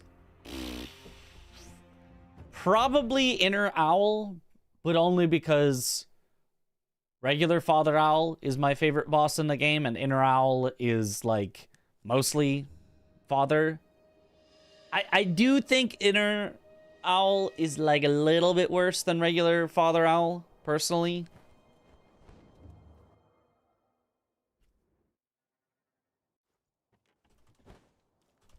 He's got some weird bugs that are introduced that make some of the most fun punishes not viable, which is a bit of a speedrunner talk, and I am aware of that. It's a little bit of a speedrunner point of view.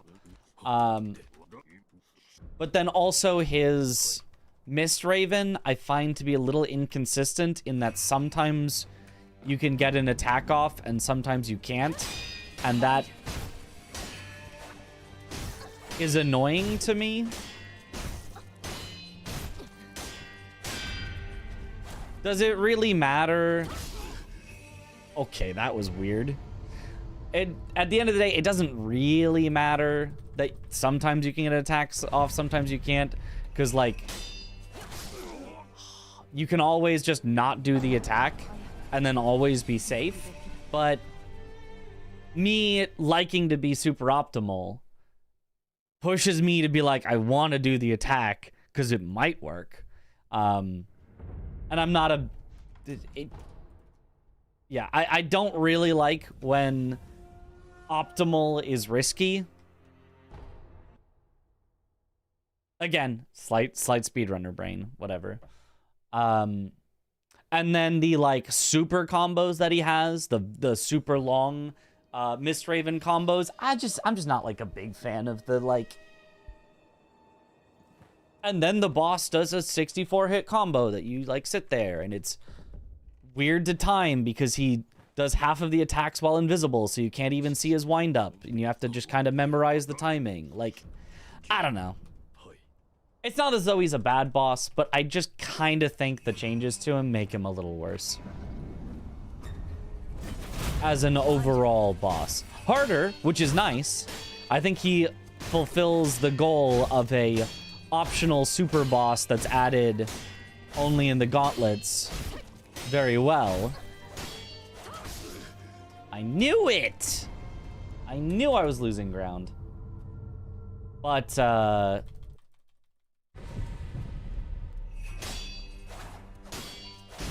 just because he fulfills that role of super boss doesn't, I think, mean that he's a better boss. Inner bosses have a different move select process. They do, yeah. Which is weird. I don't know why they have a different move select process, but they do. Which causes some weird changes that I generally don't like.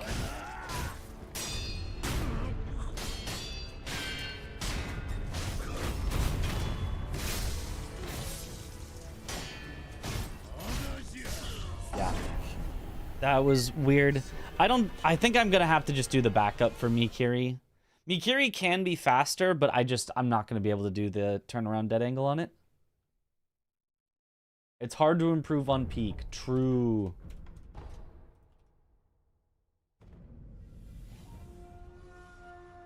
And they're also annoying. Caught. Still a good fight. Yeah. I am the final boss.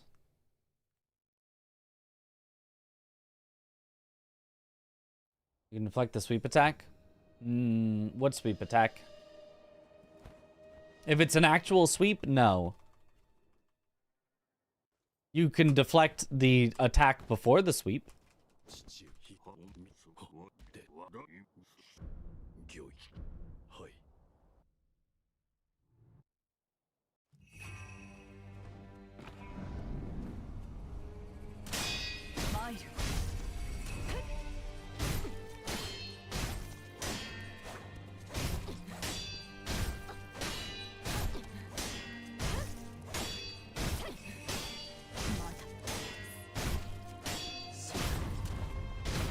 Okay, that was good.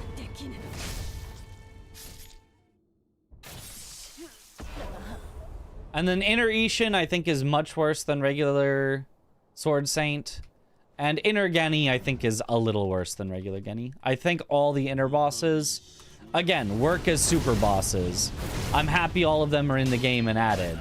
But I think they're all just slightly worse than their vanilla counterparts.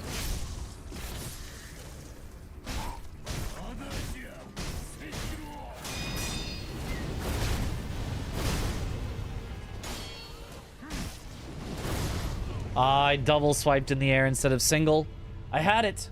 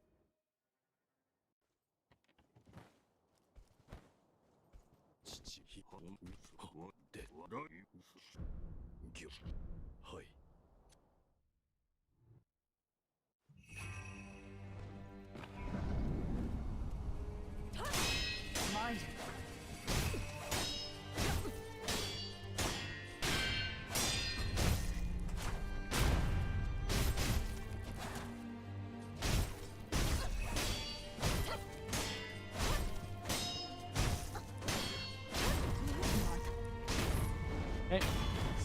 Did you end up streaming RE9 as well? I haven't seen you on in a while. Yeah, I did stream RE9. Yeah.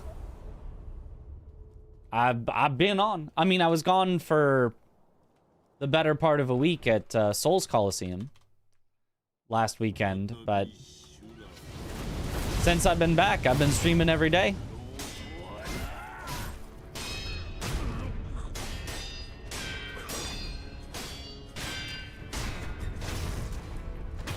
Nice. Yo, boo! Yo, thank you for the raid.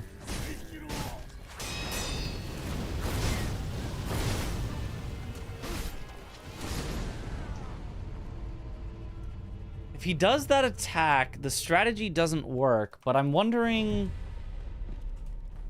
In theory, he's not supposed to do that attack, from what I was told.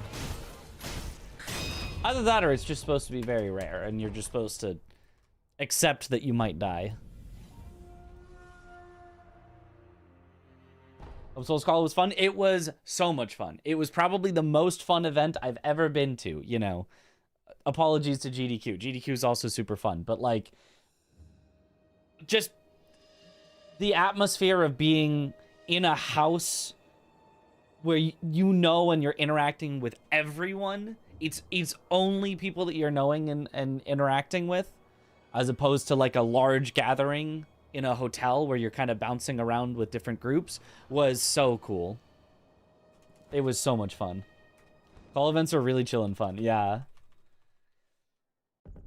Gonna raid and run to hang out with friends before they travel home tomorrow. Yeah, no worries, no worries. But yeah, thank you for the raid again. And hopefully see you at the SGDQ whenever that happens. I hope I don't know when game submissions are. I feel like it's got to be soon. Yeah. Safe with the time change. Yep. The time change. Losing an hour of sleep. Like glazing maybe a little, but your GDQ runs are really entertaining. Thank you. I really enjoy doing the GDQ runs. I think they're where I perform the best in comparison with my peers.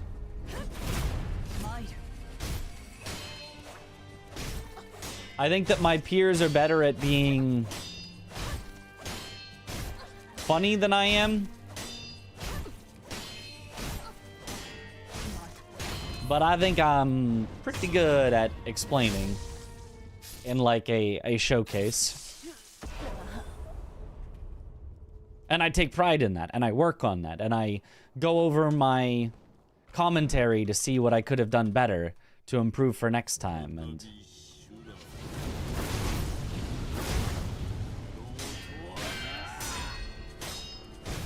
So it makes me quite happy when people enjoy it.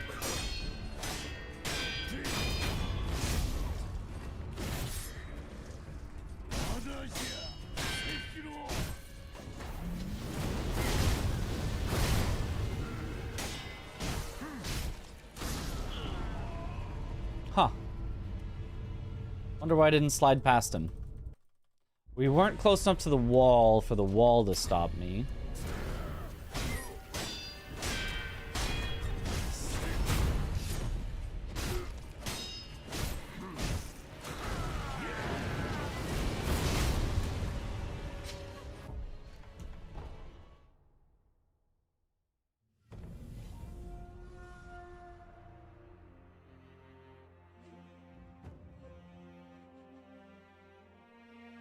Aha, Fu sent me the SGDQ dates.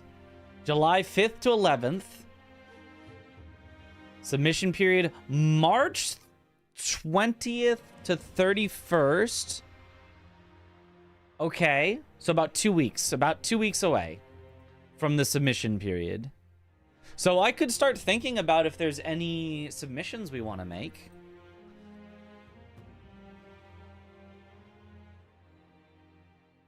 Registration opens March 20th. Oh, okay, okay. Cool, it is coming up soon.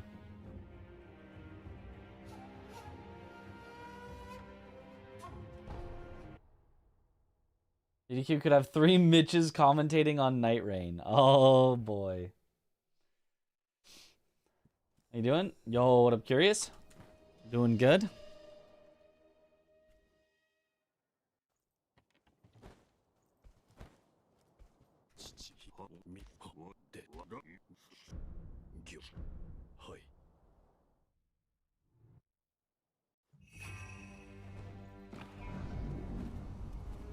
I think trying to learn the RE9 run. What am I doing? That's not... You don't mortal draw, Emma. I just kind of did something. Learning the RE9 run wouldn't make sense for a submission because there's going to be RE9 runners submitting. Spicy, I expect to submit, which would be cool to see him there.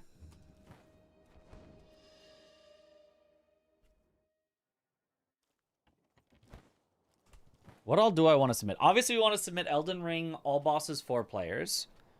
That's the dream. If we get that in, we're at, like, I don't know. It feels like I could be like, I'm accomplished with GDQ. I'm done with GDQ. Not done, because I would keep submitting forever because I love going to GDQ.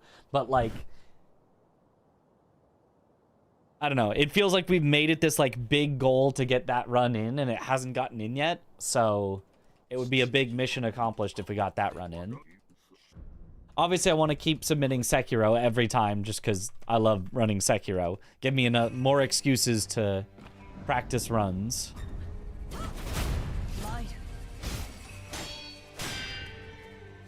What if we submitted an archipelago? I mean, it doesn't perhaps really make sense to submit an archipelago. But I could ask if, you know, me, Chris, Aggie, Josh, Domo, Parky, you know, some combination of us wanted to submit some sort of, like, archipelago.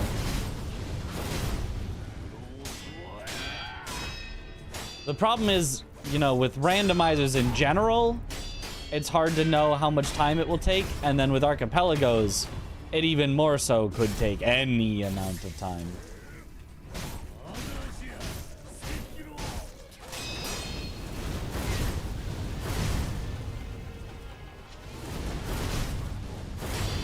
Nice. Submitting the same 4-player all bosses video from before, or are you running a new one to submit? The same one from before. And then if it gets in, we'll do a lot more runs of it to practice. But there's not really a need to remake a new video submission every single time. As far as I know, the Games Committee does not look at a game submission and go, oh, they recorded this a year ago? Pfft, rejected. If they had recorded this, you know, a week ago, then it would have been accepted. You have to practice the archipelago first. Right. So it would have to be an archipelago that we wanted to practice instead of just, you know, sending randomly. Is there any... Like, we could do a DS123 archipelago. You know, 3 people, 3 Dark Souls games, all at the same time would be super cool. The problem with that for me is I wouldn't be included in that. It would probably be, you know, Chris on DS2, Josh on DS3, Aggie on DS1, or something like that. And it wouldn't include me because I'm not a specialist in any of those 3 games. I would have to completely learn from scratch one of them.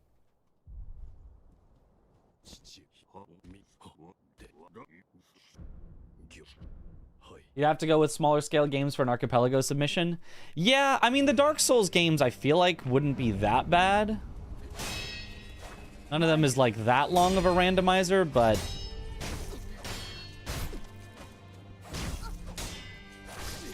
Oh. Mitch on commentary. Oh, that's true, actually. I would totally... I'd commentate that run so much. My focus is a little gone for the Emma practice, but that's honestly not a terrible thing. Sekiro Archie can't come soon enough. Yeah, it will not be ready in time for SGDQ submissions for sure. I can do Demon's Souls. That's not... It's not on PC, so you don't have a randomizer for it. There's a randomizer does not exist for Demon's Souls, as far as I know. You can emulate Demon's Souls, but I do not believe they've made an emulator randomizer.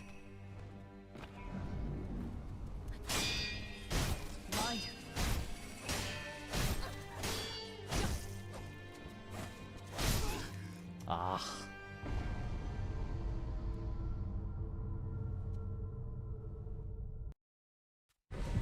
Yeah, do I want to do this strat on Emma? It's like if one thing goes weird, you just fully die and lose your whole run.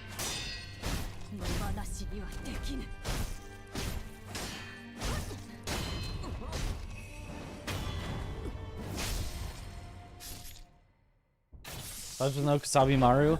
I wish. The archipelago as it currently they're making it, you will start with the sword. I want a randomizer where you don't start with the sword. I think that would be a lot of fun.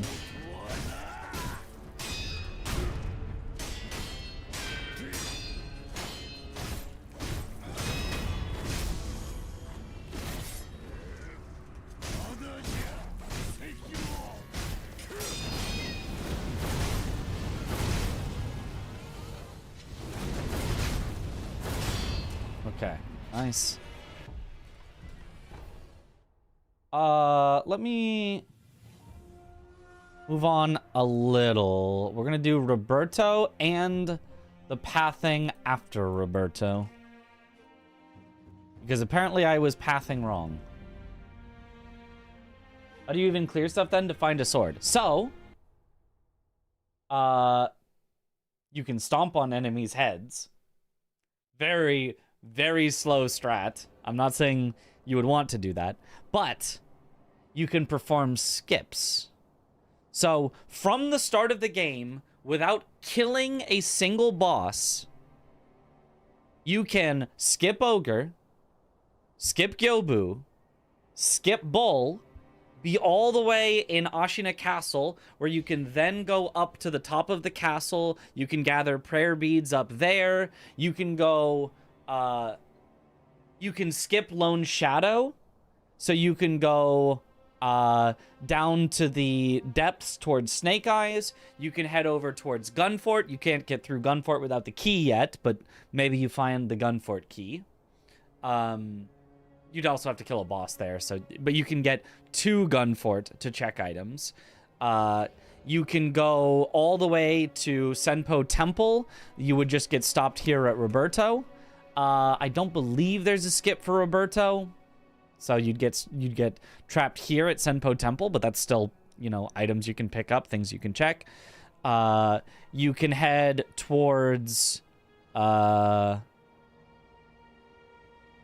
you'd get stopped at Snake Eyes in the poison pool, but even without a sword, whatever mini boss is there, you can just drag them into the poison and let them die to the poison. So you could continue down towards Mibu Village without having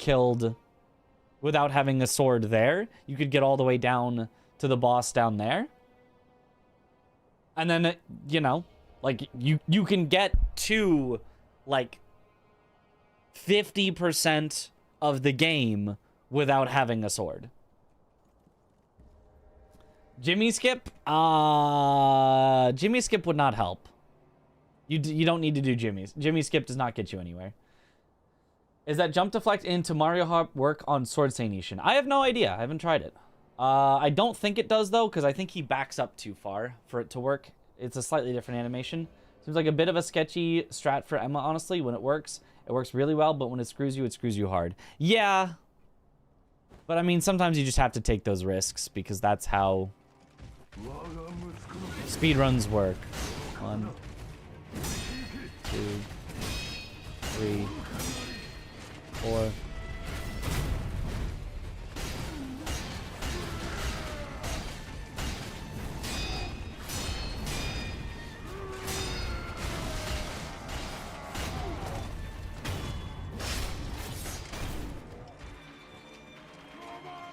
So it's stay right.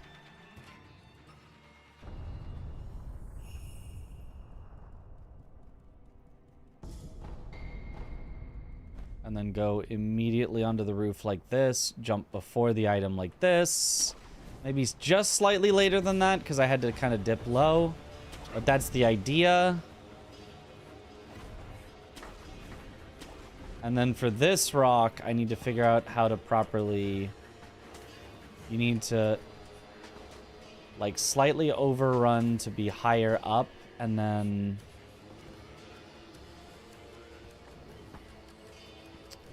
Almost... let me just kill you and see if I can figure this out.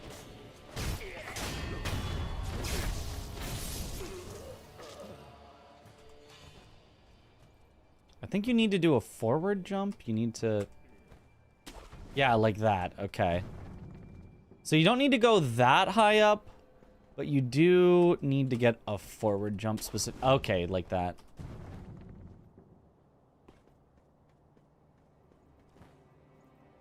So from here.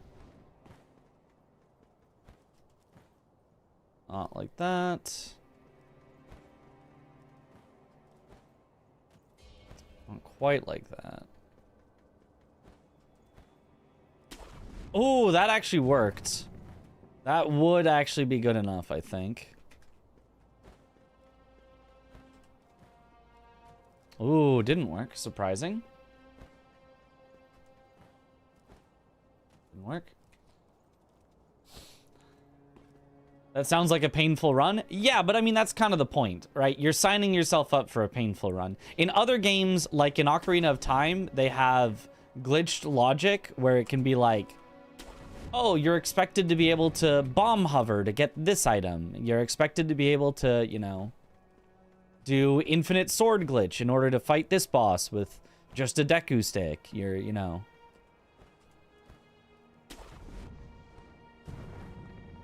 Which I think is really cool. I've always been very interested in glitched logic randomizers. Because doing a glitched speedrun is cool, is very cool. But it's always the same. You just plan out which glitches actually you want to do for your run.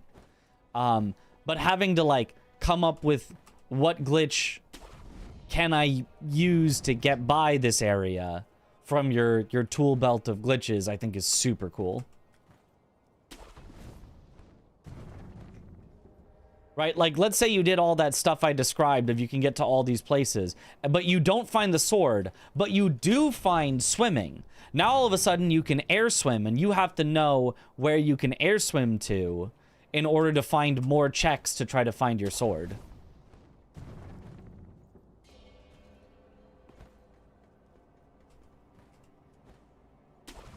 Okay. No grappling hook start as well. BK at temple. Yep. That can happen. As far as I know, we have not discovered any glitch to avoid grappling out of the temple. I wish we could, but as far as I know, there is no way to grapple out of the temple. Well, actually, you could jimmy skip. That's actually true. You could jimmy skip. The problem is you could lock yourself out of being able to jimmy skip by going past the tutorial. You would never be able to get back to the tutorial. Ooh, almost. Wait. This movement is very weird. That works.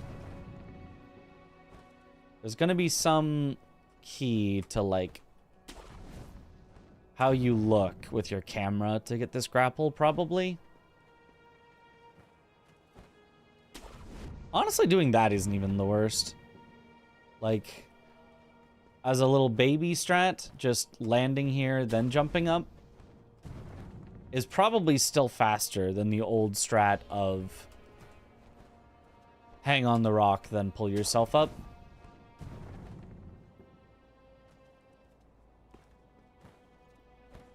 Okay, so...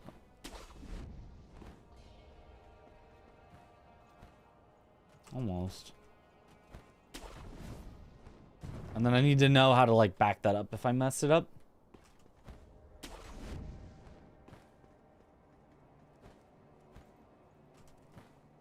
Just jump straight up like that.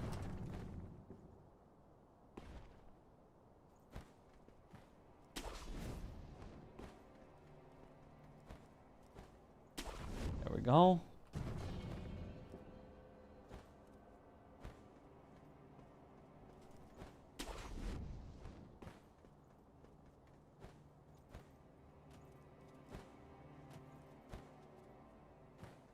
Of course, if you had it as an archipelago, then it would be likely that your sword is not in your own game, but instead in someone else's game. And so if you wait long enough... Who saw me? You'll probably eventually be able to progress.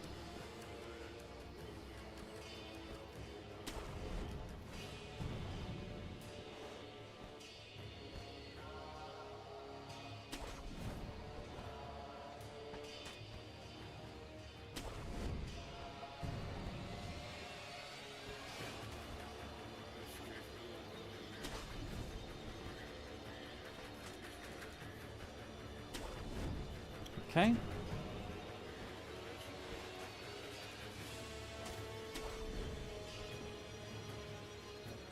I still think Sekiro is super slept on for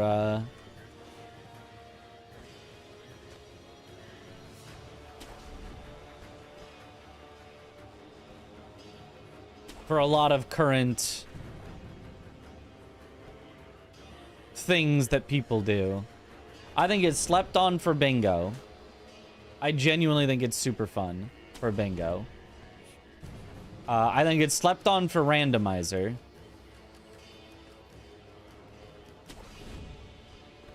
I think the way that it works out in randomizer is, like, always super fun. I think it's slept on for archipelago because it hasn't been made yet.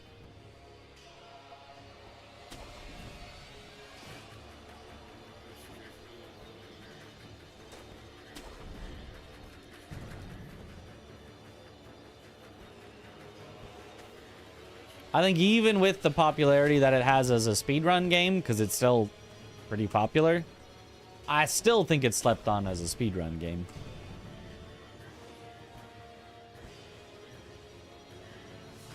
Biggest game to challenge run IMO and FromSoft, it's so good.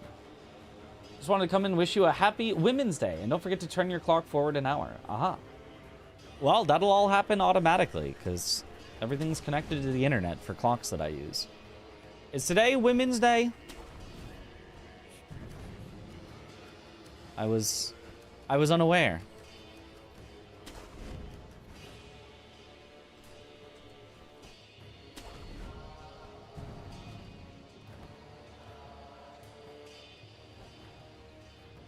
March 8th. Oh, see. Not International Women's Day yet. Not for me.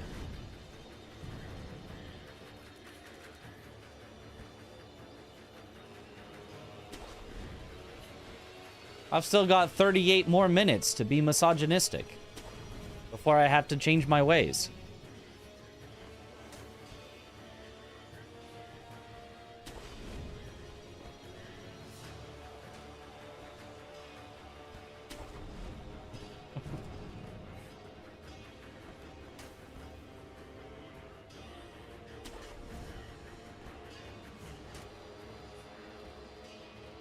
I have to do that further left.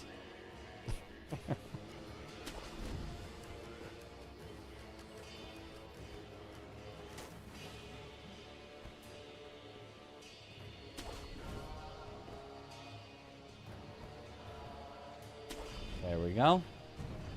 In 37 minutes, I'm banned from killing Emma. Oh no. We better get our run quick then. Almost. It feels like I actually need to jump like slightly out in order to get the grapple to appear. Oh, almost. I feel like that one could have worked. Maybe if my camera angle was slightly different. That one's not gonna work.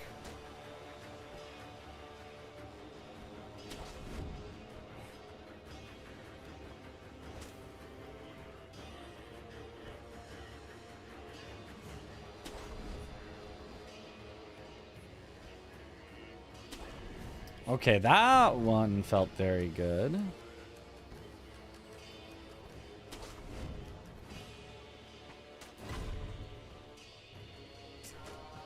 Didn't get it, that one. That one felt like it could have been correct, though.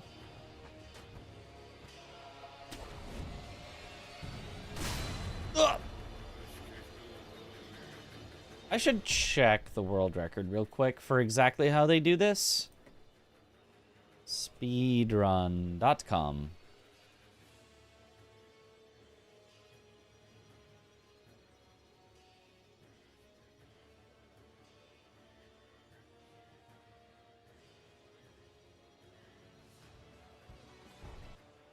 No Billy Billy, no autoplay.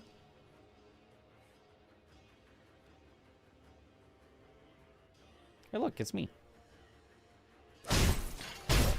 Oh my gosh, that's loud.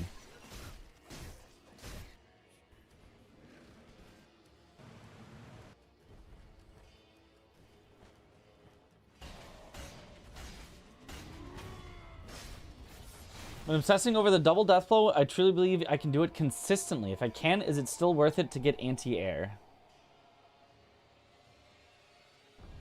Is it still worth it to get anti-air? Casually for a speedrun for what? I don't know what you're needing anti-air for.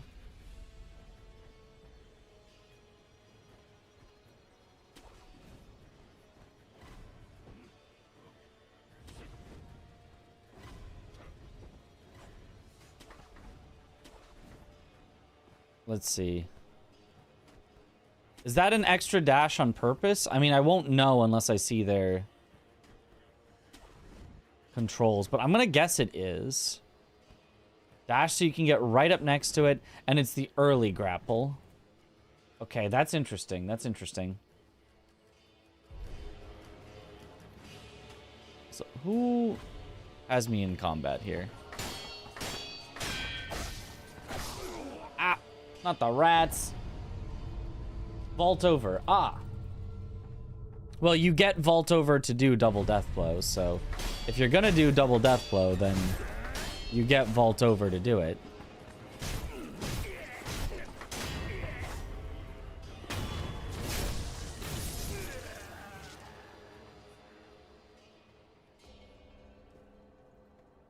Okay.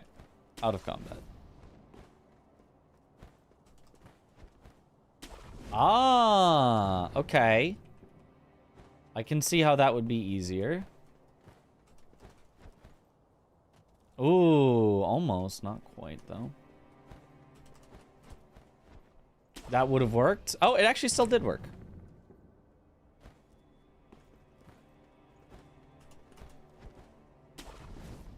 Look up. I think this is another look up moment. I think this is a look up moment.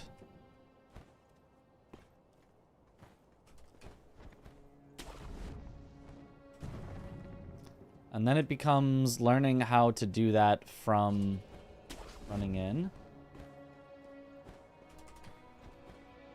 Okay, okay.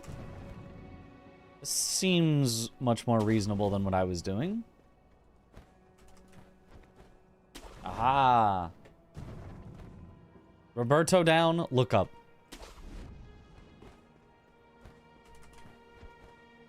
Ah. You have to find a look up right moment. Now this is look up left again. Not quite it. I was a little too low. Not the worst backup though. Nice.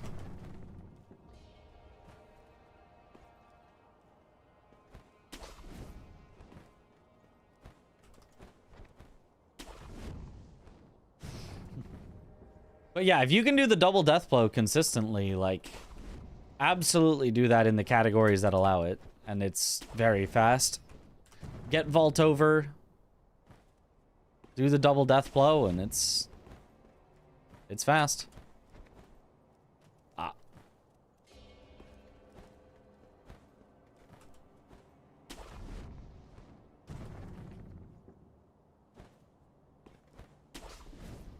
And if you can do it consistently, tell me your secret, because it has not been even remotely close to consistent for me. I even, just to try to learn it, I made, like, a macro that I could adjust to try to see if I could, like, hit it 100% with a macro. And even with a macro, I could not get the macro to be consistent at all. So I never went for it in real runs.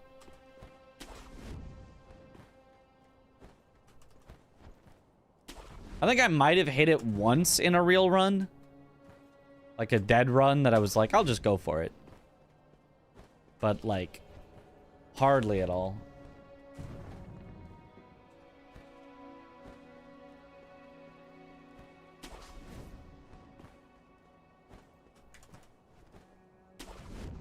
Okay. Seems pretty good.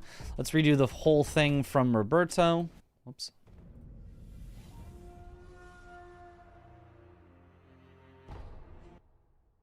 It'd be like one of the holy grails of this run, wouldn't it? Not of this run, because you can't do double death blow glitch in Glitchless, but it's one of the holy grails of the glitched categories. That was bad. Like, technically it's already found, quote unquote. People just have to grind for it, but having it consistent would be, yeah, would be incredible.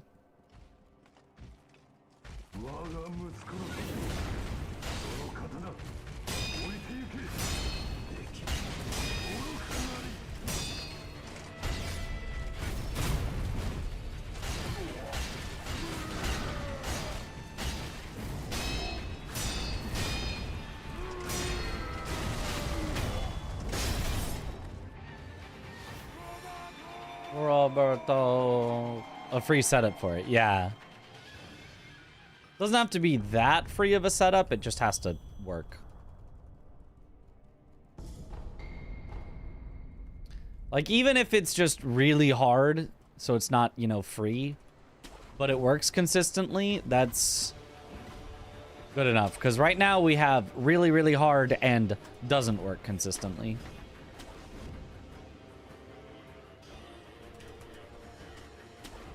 Hey, there we go. Okay. Good time save.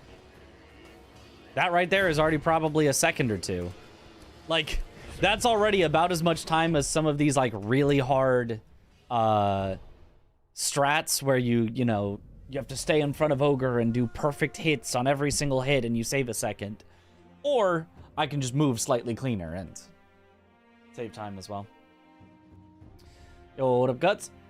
So far, yours sucks. Speeding ticket got sent to wrong address. Had to hire an electrician for your house because of issues. Good friend is having health issues. Another person you know who is younger than you died. Damn. That is a rough start to the year. Yeah, I mean, my start to the year has been pretty good. Souls Hollow was awesome. The very start of the year, we had AGDQ, which was great. You know, they're not gonna claim my life has been, you know, perfect, but it's kind of, you know, off-stream stuff that it wouldn't really make sense to talk about. But I've had a pretty solid start to the year. But I'm sorry that you haven't, and I hope the rest of your year ends up going better.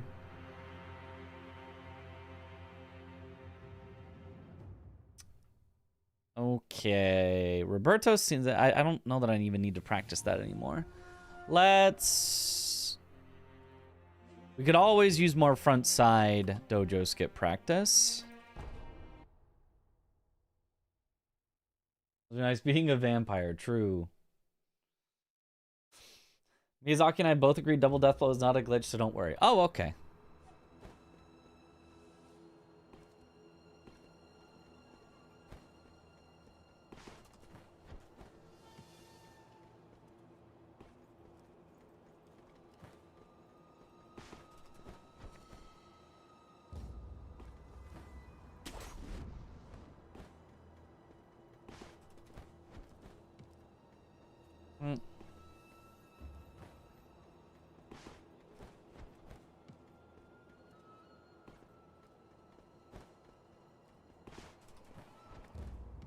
Nice.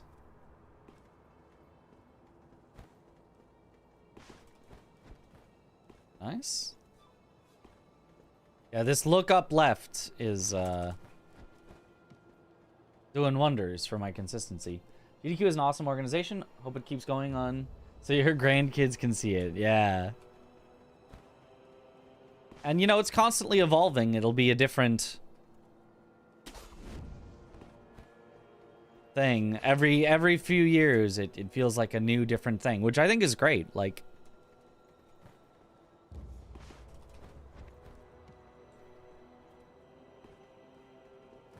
but hopefully, yeah, it keeps going and raising millions of dollars for charity twice a year.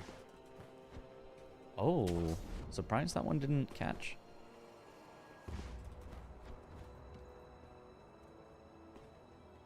I made a video about the evolution of speedrunning this game. Just got into it, and watching all your past videos kind of felt like that.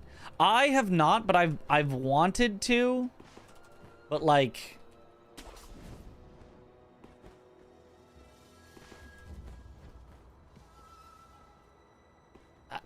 it seems really hard to do well. It seems easy enough to just make a history of speedrunning and you just talk for a while and you kind of say the important events. It seems really hard to make like a really good, comprehensive, entertaining one.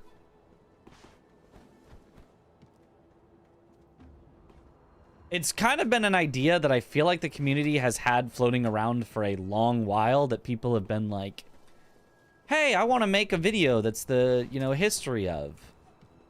Can anyone help with the timeline? And people be like, yeah, I'll help with the timeline. We would love to have a video like that made. And then it just like never happens.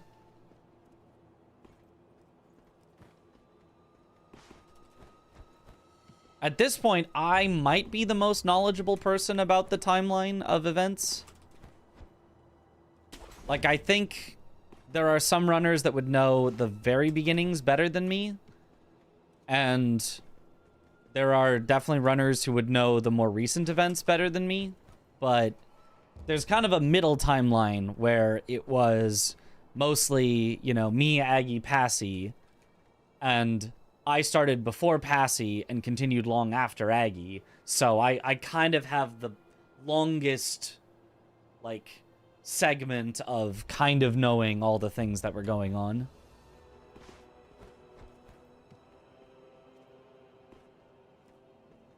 Always could start a Google Doc. Yep.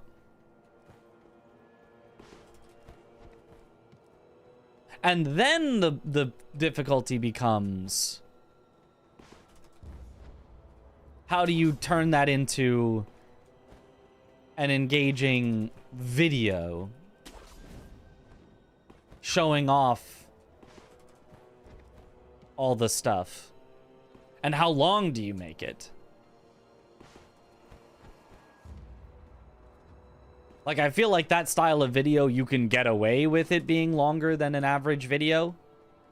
Where, you know, the average video, it's like If it's longer than like an hour, people kind of check out. But you still wouldn't want it to just feel slow. If there's not enough stuff to cover for 2 hours, you don't want your video to be 2 hours anyway. The OG Sekiro history book. Yo, what up, Krishar? Get Vadi to narrate it. What? Why would I get Vadi to narrate it? I narrate it. I've got a good voice for that.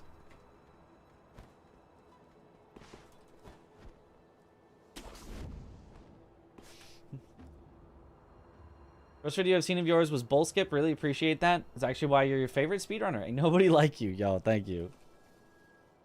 Everyone, Mr. Mitch, has daylight savings ruined anyone's Sunday yet? Not yet, because has not happened to me yet. It will happen in a few hours. Have you ever thought about how come daylight savings happens on Women's Day?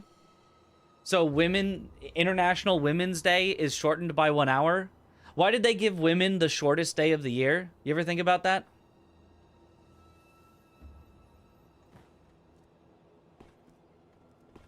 I mean, I'm just saying.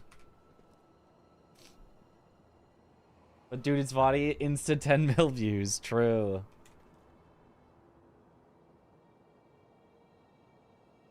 It's still DST in your part of the globe. But so true. Doesn't always happen on March 8th. Well, you know, it did this year. This year, women shorted a whole hour.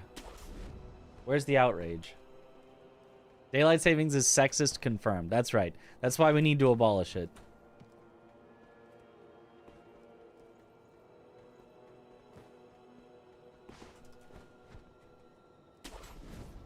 He's cooking something.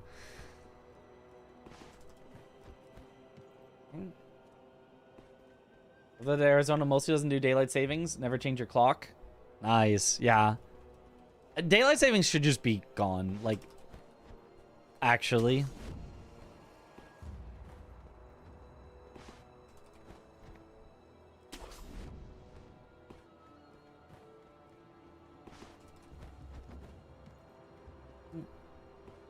Makes no sense in modern times anyways. All right.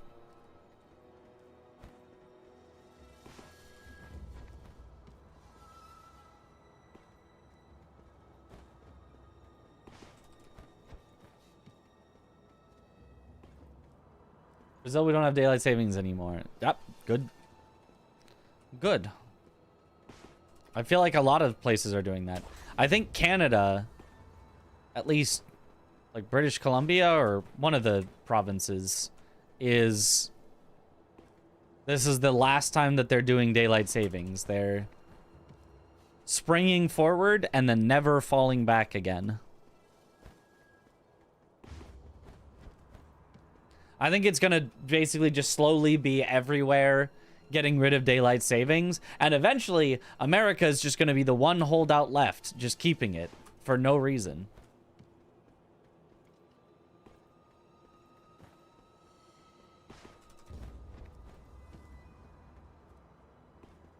Just to be confusing.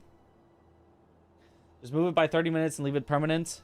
No one's happy and everyone gets a single solution. I think the countries that have stopped doing daylight savings did not go to a 30-minute. They just left it on the spring forward time. So probably we just all do that. The half hour like kind of would have made sense, but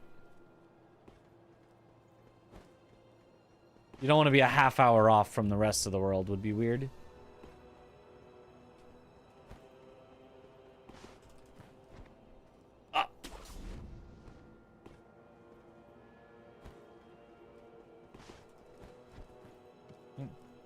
I make the default daylight savings time and not standard time. I don't know which one is daylight saving and which one is standard.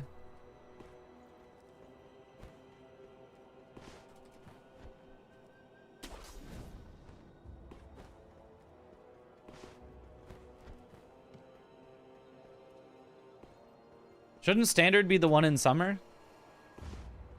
And daylight saving is the one in winter because you're trying to save the daylight in winter? You got enough daylight in summer? Or is that not how it works? Standard is the fallback. What? Well then, why would you even change it in summer if it's not the standard? That is not it. Why not? Isn't there plenty of daylight in the summer? Why do you even need to adjust it in the summer? There we go. Got this jump nailed down. Does the camera movement affect consistency? Yes. Yes, it does.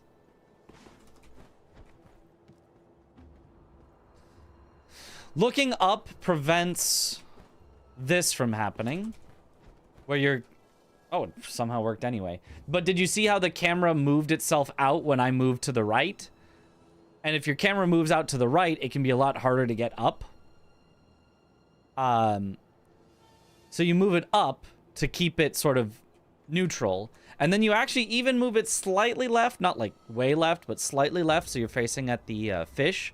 So that when you press left, instead of jumping directly sideways, which would keep you at the same height on the roof, you're instead jumping, you know, when you go left, you're going slightly down the roof, so it's easier to land on a lower spot. I'm going to do a run or just practicing tonight? I'm going to do a run. I just got to practice the things I got to practice first. Tis a silly question. We always practice and we always do runs. I mean, theoretically, there could be a night where I have so much to practice that I don't end up getting to do runs, but the plan is always to practice and then do runs. But plans are flexible. We do whatever is going to get us the most success. And if the most success is practicing for 8 hours in a night, then that's what we're going to do. But I will never give any guarantees of anything. Just that I'm going to do whatever makes the most sense to get the best time. Not bad. Anyone else watch the Aggie v Domo DS Trilogy rando race? To decide who's the DS rando god. I watched a good bit of it. Are they finished now? Was a winner declared?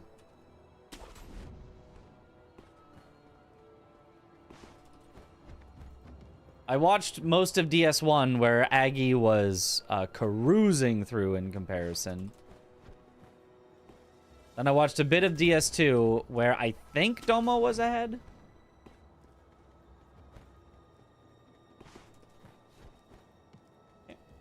Aggie won. Aha. Domo cheated and still lost. Dang.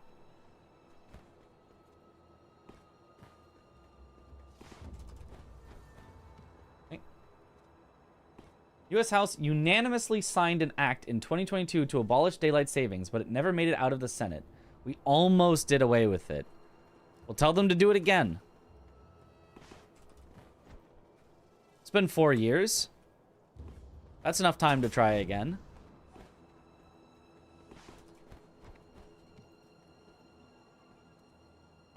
You finished all 3 games first, but Domo took less time finishing DS2. Gotcha. So they did it as a back-to-back relay? I thought they were doing it game by game, like best 2 of 3.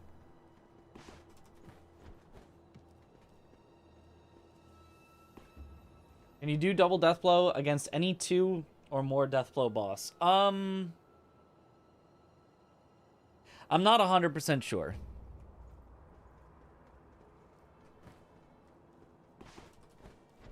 There's only a few that I've seen it done on, but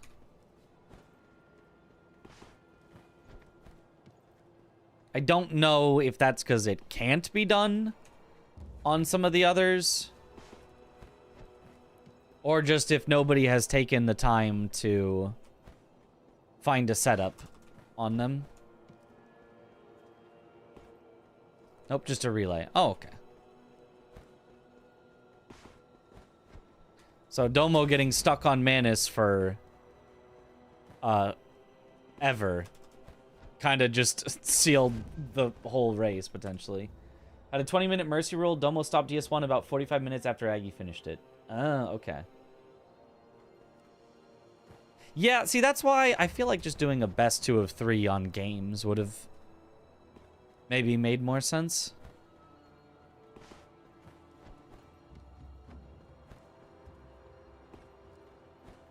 Because that way, you know, Aggie would have won DS1, but then they both would have started fresh on DS2. Domo would have won DS2. And then it would have just been, boom, race on DS3 for who's the ultimate winner. By the way, in your history video, don't forget Jason and Seki, two glitchless gods. Well, I'd have to pick a category. You don't usually do a history of every single category in the game. You do history of a single category, which I'd probably do Shura restricted. Because then it can start with being the no air swim route. I can talk about the history of how it split off into its own category, no air swim, and briefly say that, you know, and then, oh, but that's not the category we're here to talk about today. Then I can talk about how Jimmy Skip was found and again segregated to its own category. And again, that's not the category we're here to talk about today. And then just give the whole Shura restricted up to today with Wormdog. I think it has the most storied history with the race to sub 20. With all the cool, you know, glitches and stuff that have been found. Like, Glitchless is cool as well, but it's like... And then somebody found something that saves 2 seconds. And then somebody found a way to do this fight where it's 1 second faster. Whereas the glitched routes are like, and then we found this thing that saves 5 minutes, you know.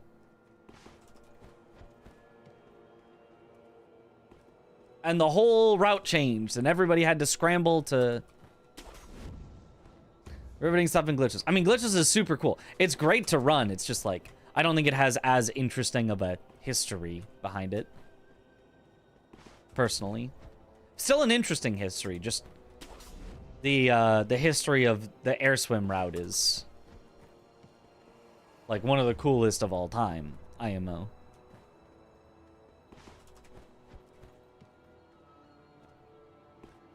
Got a voice and cadence and vernacular for ASMR. Intelligent without coming across as pretentious. People would assume you are an authority. I can see that. Also, being able to explain glitches is more interesting. Yeah, I really like being able to explain glitches. The fights in Glitchless are also very cool, but... explaining a fight in Glitchless is more like making a tutorial. Explaining a glitch in glitch runs is like... Hold on. Ah, no, the sneeze went away. I hate when you have to sneeze and then it goes away. Is like, what the heck? How does this even work? You know, oh, here's how it works. So, yeah. There are some stuff in Glitchless that would be very cool to explain, like Gotchinless, but... yeah. Centipede. Let's practice Centipede. I still need to get good at Centipede. Centipede.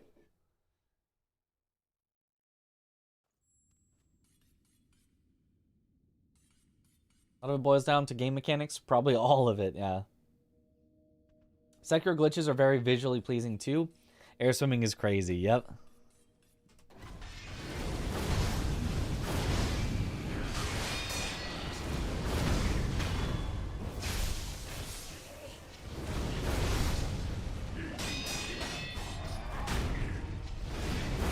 Sneezeless.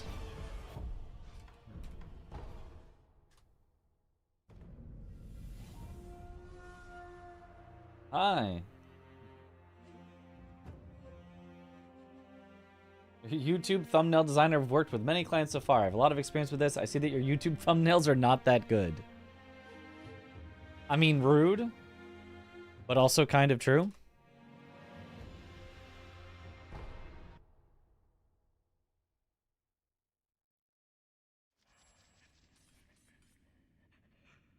Damn.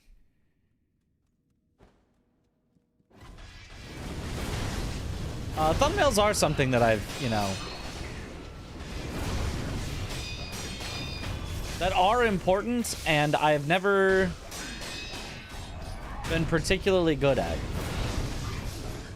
I genuinely probably do need someone to design thumbnails. My editor does a lot of the thumbnails, and they're pretty good, but I don't know that they're like... I don't know that they're perfect. I feel like they could be better. And I think like Chris does his own thumbnails. I think Domo does his own thumbnails. I think Parky has her editor do it.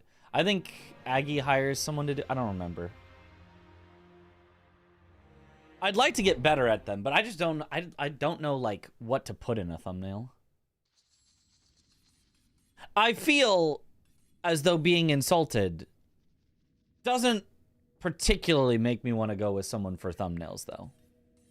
But if you really think you got the stuff, feel free to send me a Discord DM or an email and show me your work, and I don't know, I'll consider it.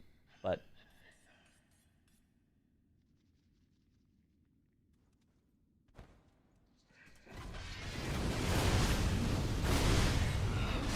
the elevator pitch being, hey, you suck. It's not the best start that I've heard.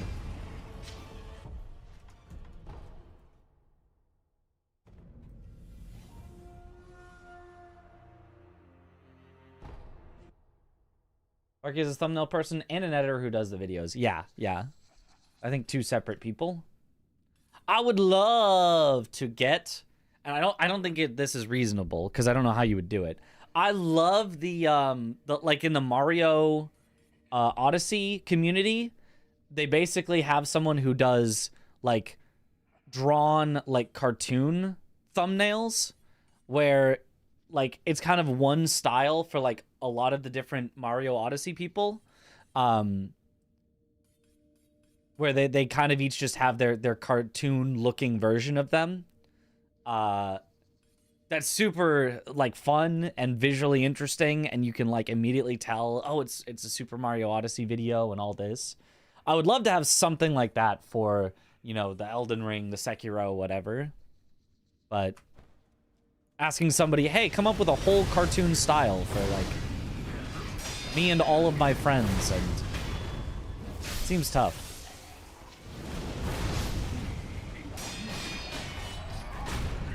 That's... Just use an image of yourself pogging for every video. Easy clicks. Wrong. It would be easy clicks if I was famous enough. If you are famous enough, all you have to do is put your own face in the thumbnail. People will recognize your face and click on it. If you are a small YouTuber, the worst possible thing you can do is just put your face in every video.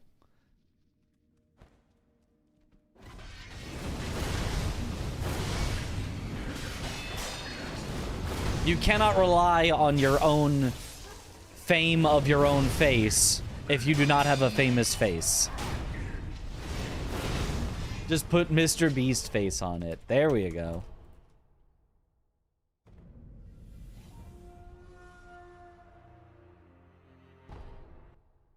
Love telling every potential employer they suck during job interviews. Yeah.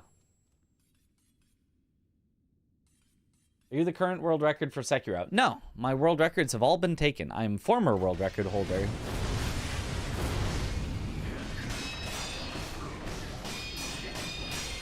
Okay, don't know why that didn't work.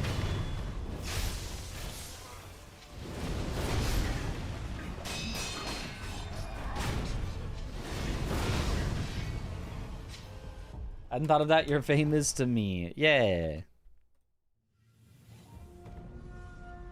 What's the current world record for this category? 27:59. You should put that one famous guy, Mitra's 24/7, on your thumbnails. That would draw a bunch of views in. Heck yeah. Speaking of, Mitra's 24/7 is going to be shut down, unfortunately. Does not bring in enough money for the server costs of the people that have been hosting it.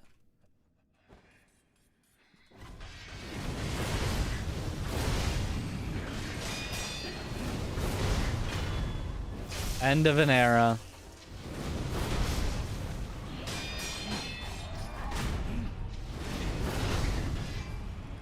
My goat.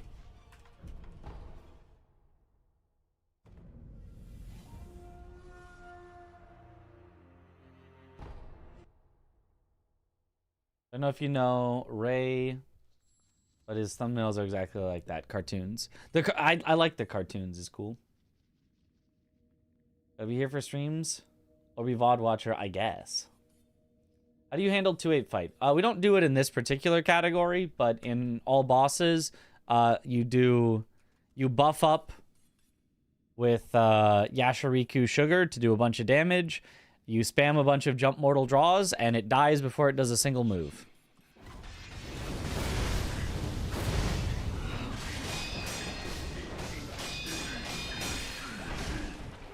Why it no work?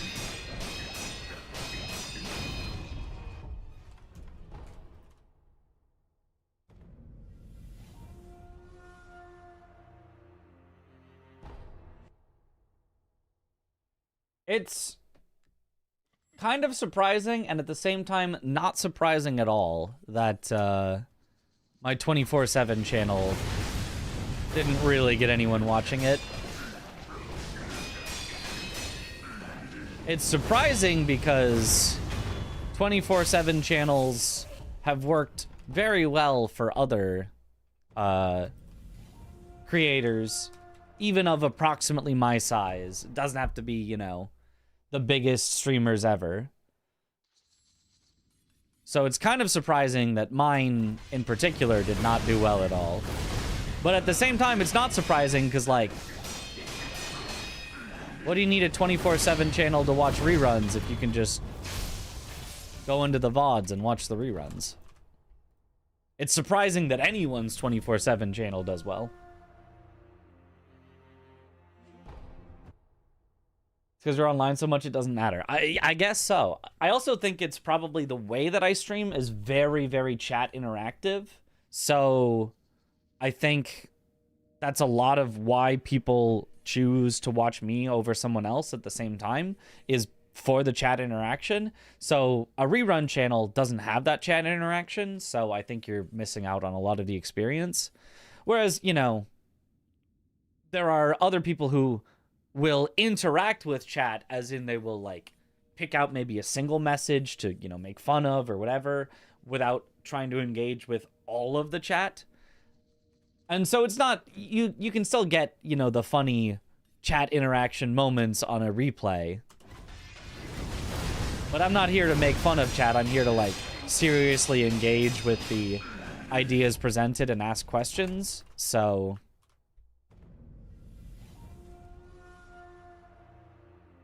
yo, Speed. A lot of people that pop into the 24/7 channel thinking it's live, yeah.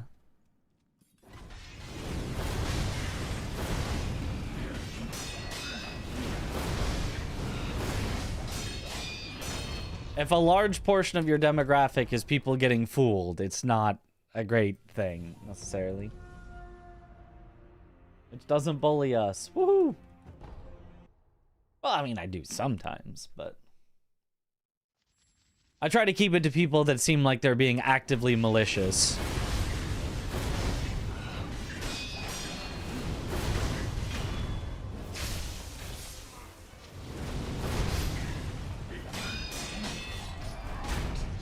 As opposed to just someone making a bad joke. You play RE9 yet? Yes, played through it all. Took me 15.5 hours of real time, which was 11:40 something in-game time.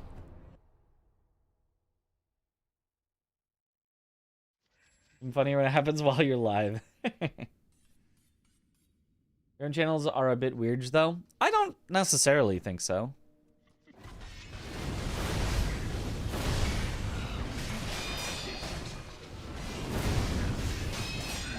Like, I feel like they're only as weird as, you know, you make them, because it's just, you know, it's like, for some people, they like watching the 24/7 stuff, and for them, you know, that's cool. That's no problem. And for people that don't want to watch the 24/7 stuff, it's, you know, that's fine. You don't have to watch it, type thing. I feel like it's just an option. Again, as long as it's not actively trying to fool you or something. RE9 or Silent Hill F? I haven't played Silent Hill F, so RE9, I guess. I think it's funny how Alf, like the old Alien TV show, has an always on channel. Huh.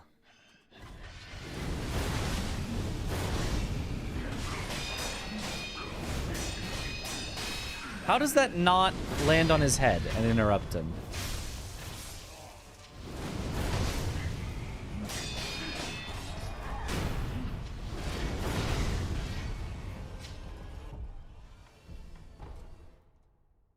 Get the artist of Mitch with breasts to do thumbnails. They do amazing work.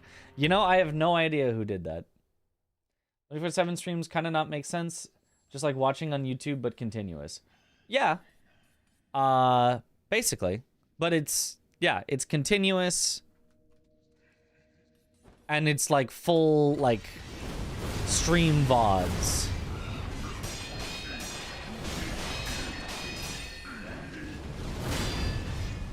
So it kind of makes sense because I don't have a dedicated VODs channel that you could just autoplay me the next video on the VODs channel. You'd have to go to my live reruns, which nobody does. I mean, not nobody, but like, which is not super common or popular.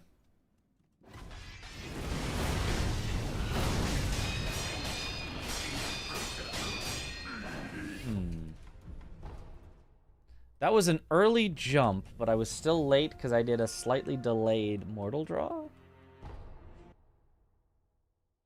Bloodborne PC is going to be announced at Summerfest. I just know it. Yeah, I know it too. You're so true, bestie. How is that not? How have I gotten worse at this? How is he not getting landed on his head? Yo, Ouija, thank you for the raid. Welcome on in, Raiders. Part of the fun for you is just popping to read the on-screen chat to see what people were talking about at the time. Yeah. I have watched my own 24/7 channel for a bit to do just that.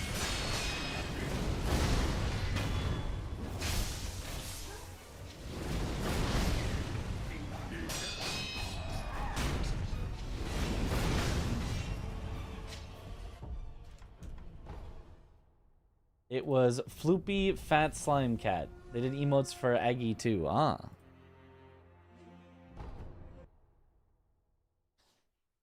I was playing Claire Obscure Expedition 33. Oh. Hope that's been fun.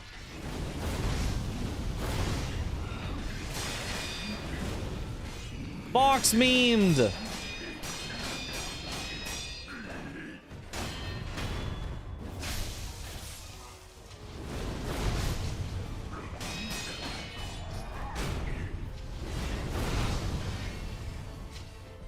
There's the MDA working on endgame stuff. Aha.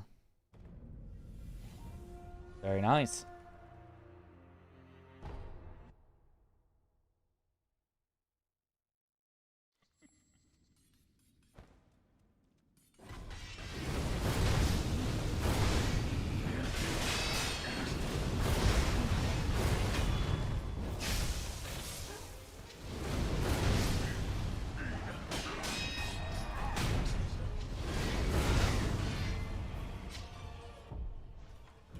No spoiler for anyone here. I want to say is it's hard. Yeah. The DLC or just the regular non-DLC endgame stuff?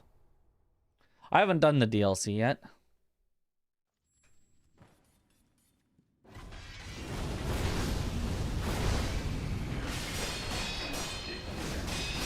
How does that not land on his head? Regular non-DLC stuff. Yep, gotcha.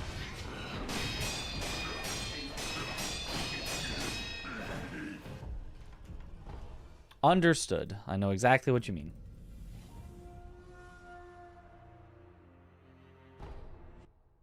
VG raid. Let's go.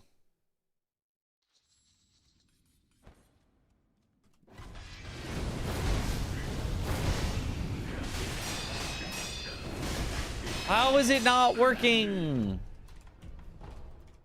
I swear this was so easy just yesterday even. It was working all the time and now it's just not.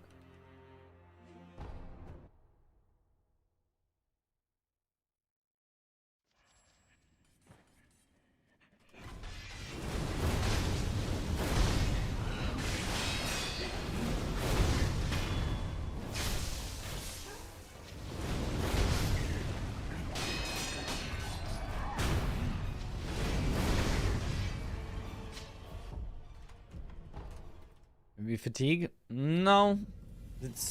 I mean, if I was making mistakes, it would make sense that it's fatigue. I'm doing what I mean to do, but it's not working.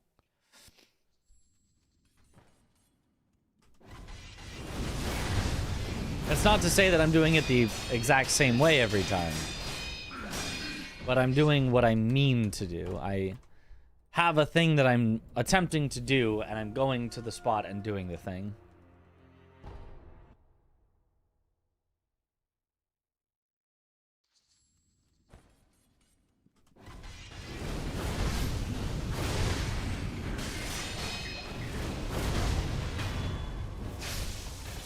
Okay, I think just always go directly back. Screw going back left, or back right. I think going back right just isn't the play.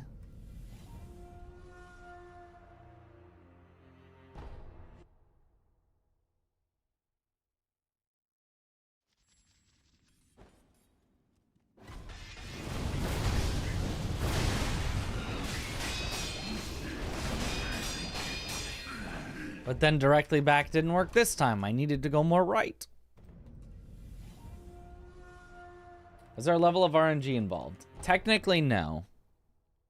Technically, this fight is 100% deterministic. If you did exactly the same thing every time, it would work exactly the same every time.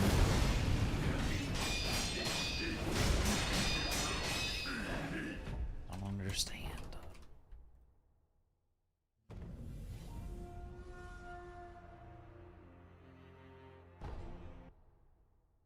Only once, shame on you. Fool me, can't get fooled again. Yep.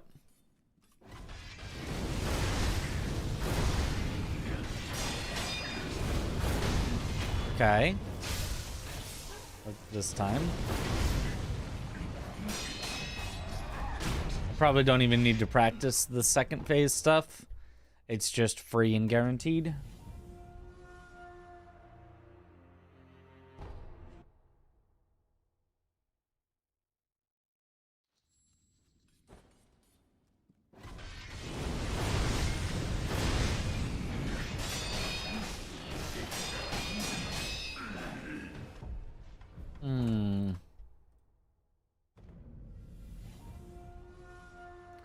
Comforting them. Good luck finding the perfect spot. Thank you.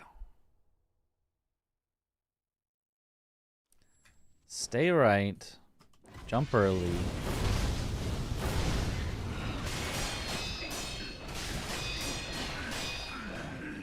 Didn't work.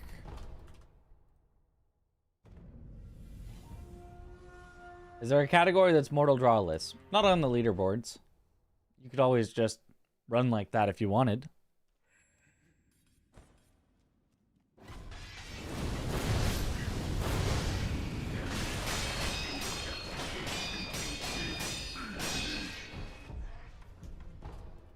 Maybe being scared of not getting it and not doing the mortal draw is putting my character in a different position where I don't get the head stomp. Maybe I need to send it, and maybe that'll get it to work.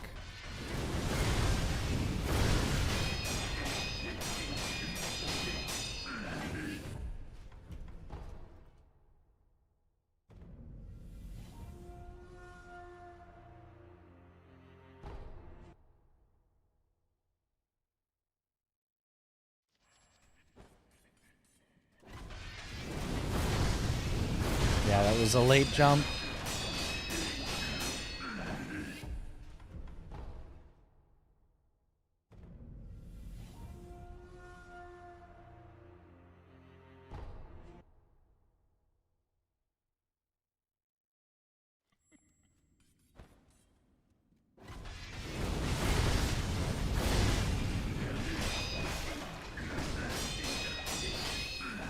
was very weird.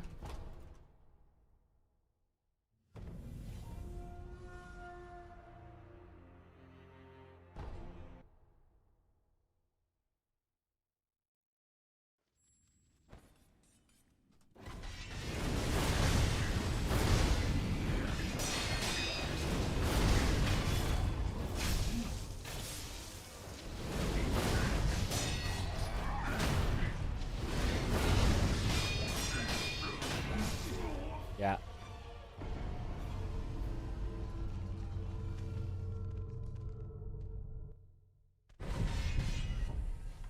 That was almost it, though. I do think it is me being scared of not getting it is making me not get it. So I think I just have to send it, and I think it'll work better. How many times have I beaten Sekiro? Many. Many.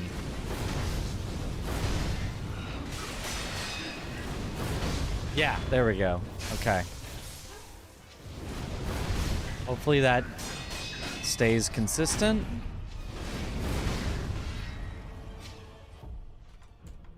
Can I see YouTube comments? No at all. Not at all. I definitely can't read your current YouTube comment right now.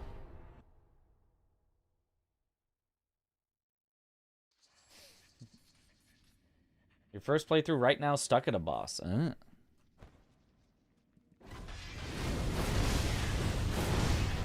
is tough.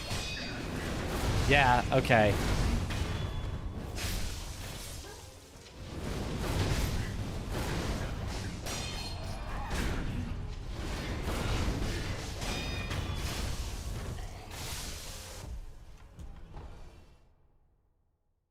Is that a backup for if I have no emblems?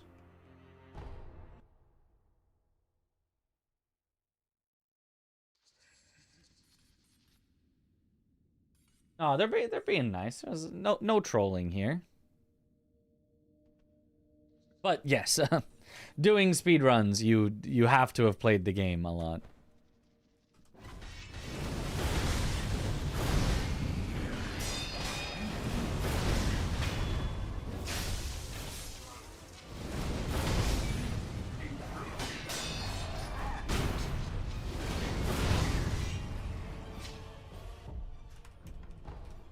Yep.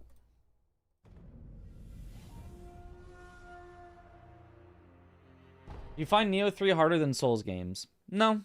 I found it easier than Souls games generally. I found it harder than Dark Souls 2, but I found Dark Souls 2 to be incredibly easy.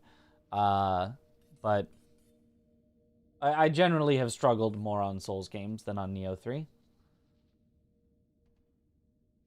Life Gem 2. On yourself this whole time hallucinating a response, Sag and oof. Yep. You have been. I don't you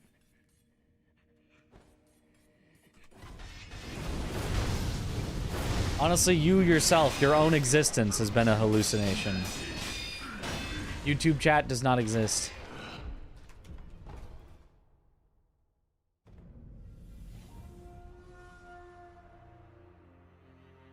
This was your favorite Souls? It was very easy for me. I was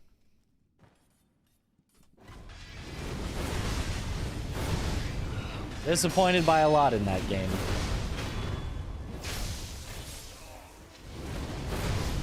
It was still alright, but I was disappointed by a lot. What's the easiest to hardest Souls games for me? Haven't played them all, but of the ones that I've played, DS2 was the easiest, then DS1, then DS3, then Sekiro, then Elden Ring, probably. Including Shadow of the Erd Tree with Elden Ring.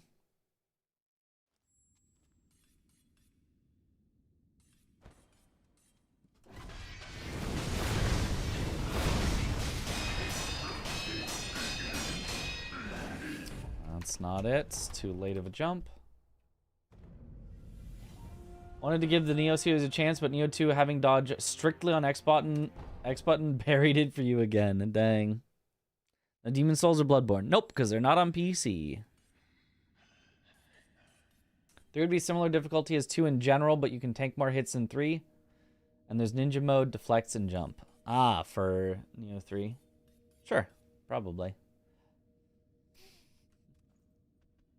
How were my 30 seconds in Bloodborne? You know what? That was probably the hardest 30 seconds of any Souls game I've ever played, so... Go ahead and throw Bloodborne in as the hardest Souls game ever. Definitively.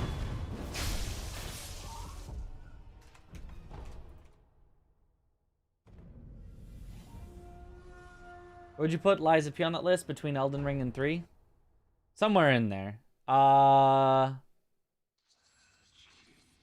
Yeah, Sekiro, Elden Ring, and Lies of P were all hard. They're all kind of tied for me, and they were all very hard for in my experience. Whereas Dark Souls 1, 2, and 3 were all pretty hard. Sekiro, Lies of P, and Elden Ring were all very hard.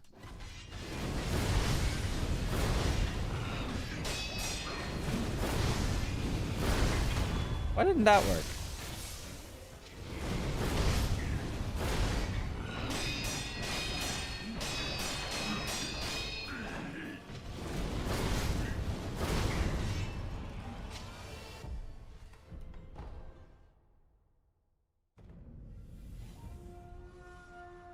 What makes you think that Elden Ring is harder than Sekiro for me? Because if I include Shadow of the Erdtree, the Shadow of the Erdtree bosses were pretty absurd. Without Shadow of the Erdtree, I don't know. I mean, it's pretty close. Maybe Sekiro was harder. But even like, you know, bosses like Melania are like, oh, this is stupid hard. This was not made to be fair, actually.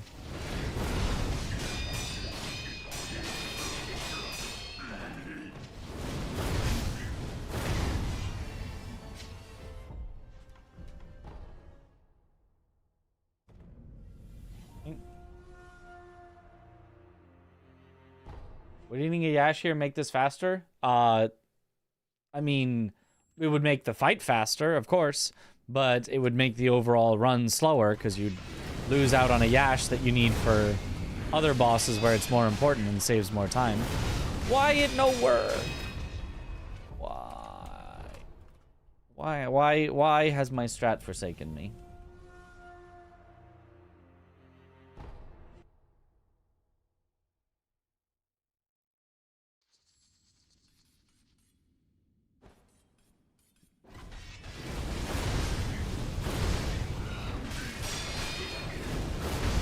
There we go. One successful.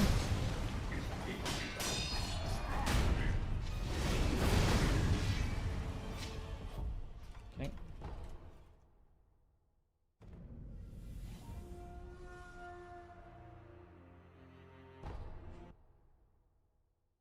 Elden Ring's difficulty deserves an asterisk. You can use Mimic Tier and Great Shields and Spear to trivialize the game. Sekiro really forces you to get good or fail. That's true. But, I mean, for most people... I mean, a lot of people are going to use Mimic Tier, so it's not like that bad, but... I think very few people are going to Great Shield and Spear.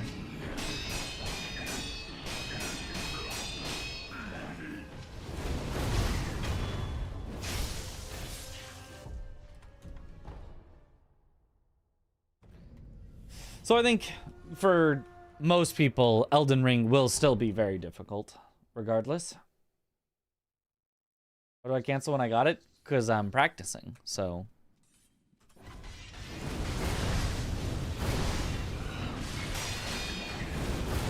I'm not trying to count up the greatest number of successes. I'm just trying to practice the hard part and see if I've got it.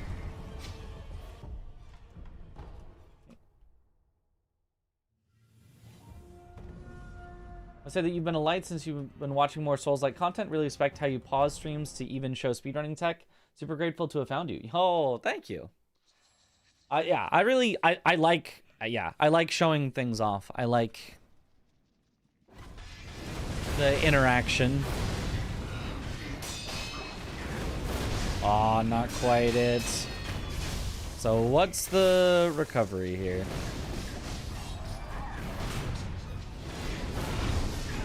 The recovery is die, I guess. You think it's the hardest boss in the run or Genny? This boss? No, neither of those is the hardest. The hardest are Gyobu and Ishin, and then Ape, probably, are the hardest bosses in the run. The ones where you have to do the most, like, precise stuff.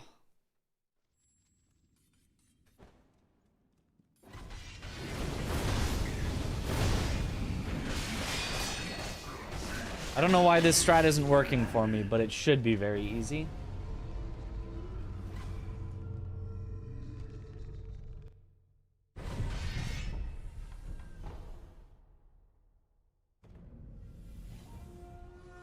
Spam MD and Sekiro to clean off enemy health bars. People can spam super strong stuff to win in any game, really? Kinda.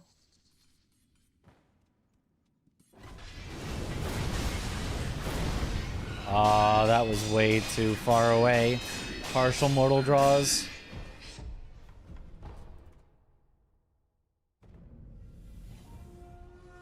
Like, mortal draw is strong in Sekiro, but if you try to spam it, not knowing the fights and where to use it and when to use it and how to use it, it is likely to just get you killed.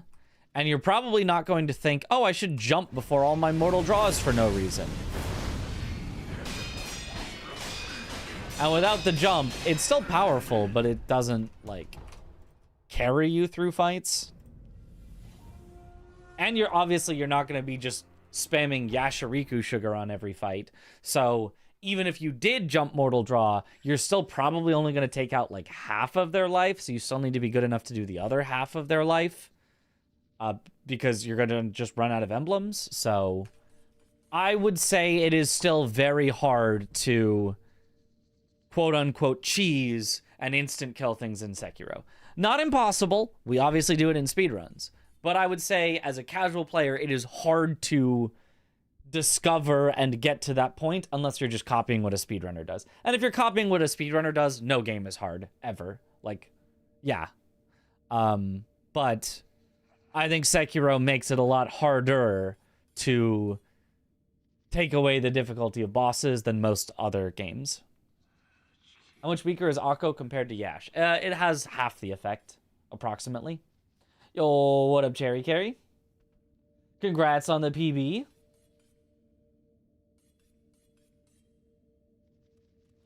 Doing the script in a single run for all bosses is the hard part, yeah. Never cheese any boss, completely ruins the experience, IMO. Yeah, generally. Unless you find the cheese yourself. Then it's a special experience. If you look up a cheese that somebody else did, boring. The way I play games is I watch someone else play a game, then copy them. Boring.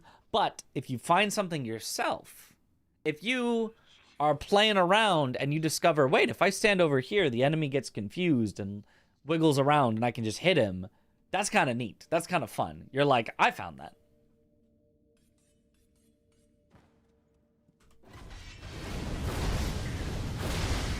Playing games should not be, you know, a recipe. Ah, box memed. Should not be follow these instructions to win.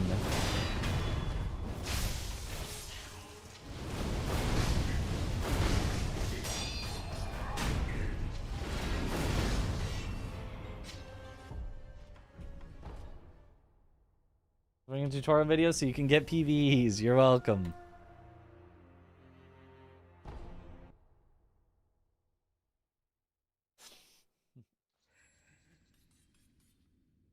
Or you can just practice like a cheater. Only cheaters practice.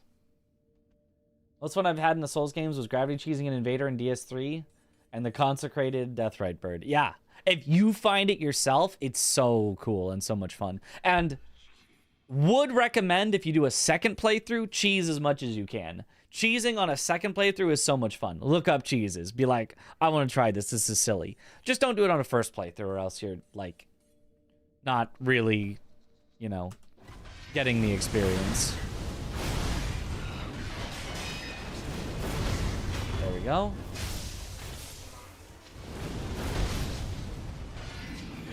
Oh.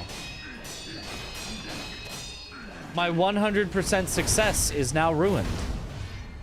That's the first time that we've done the first phase successfully and not gotten the perfect second phase.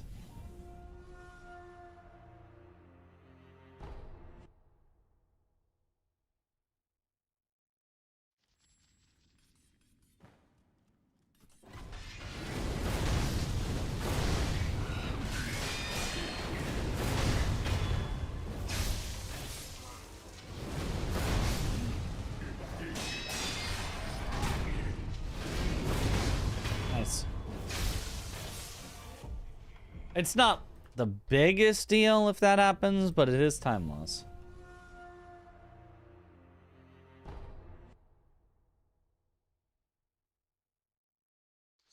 Yeah, you do need the wall. Well, you need the wall behind you.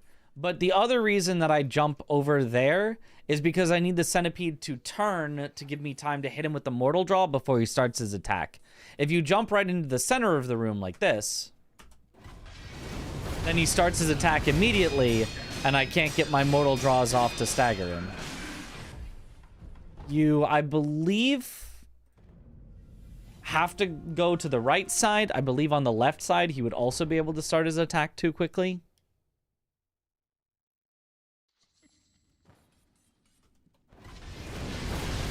No, you could still stagger him, but you wouldn't be able to do the strat of landing on his head because there'd be no wall behind you.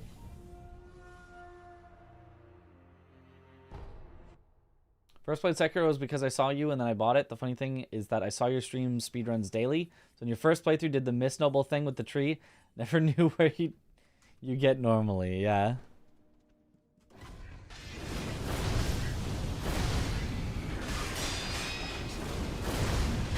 There we go.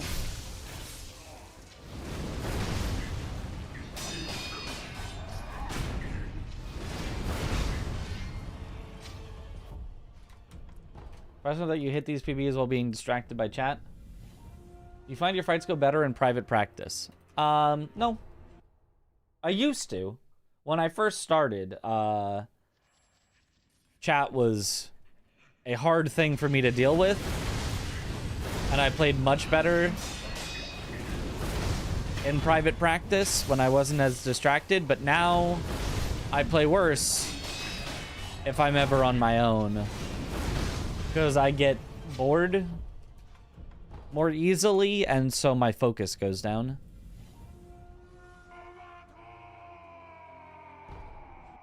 I've learned how to navigate. Input percent.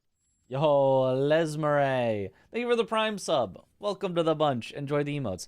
I've learned how to navigate and, you know, ignore chat when I need to.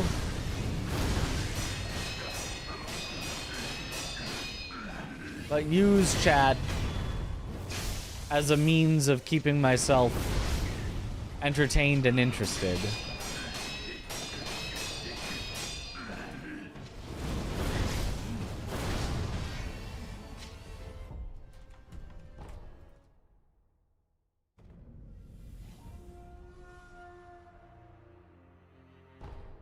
Get distracted and read chat's private messages, not our fault.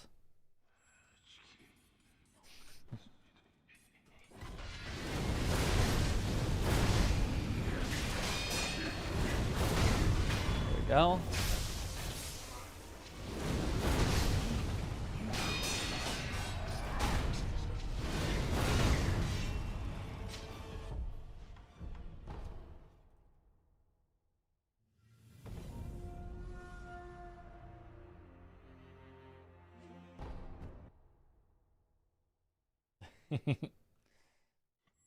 Did I PB?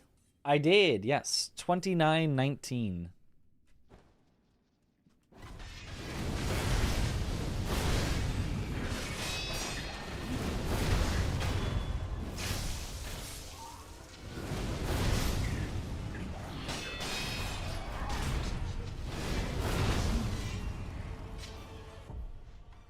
See the Onimusha trailer? It got parry and deflect. Parry and deflect? It's got both? I played the Onimusha demo at TwitchCon.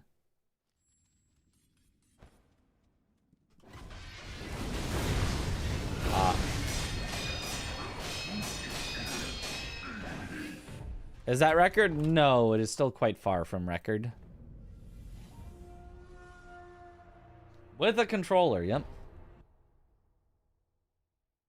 Speaking my language? No, my language is deflect only, no parry.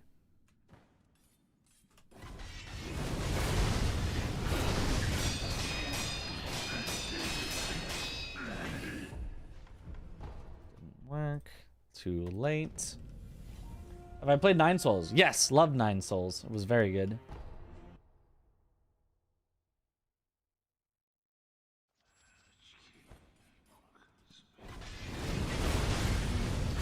Too early, too far.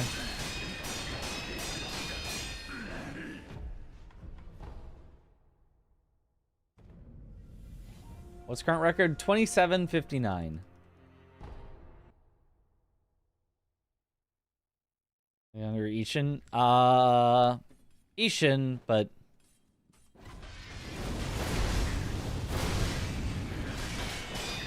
the boss was very good.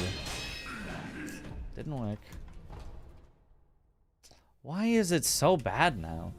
Yesterday, I swear we were like over 90% consistent, and now we're just not. Am I switching between Twitch and YouTube chat? I have a multi-chat that shows both together.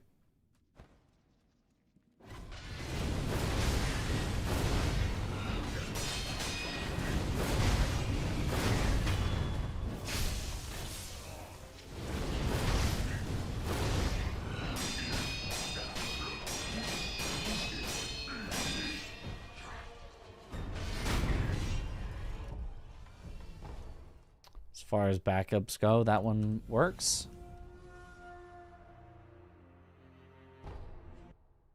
Gap between your PB and world record is baffling, especially if you're playing at the same attack power.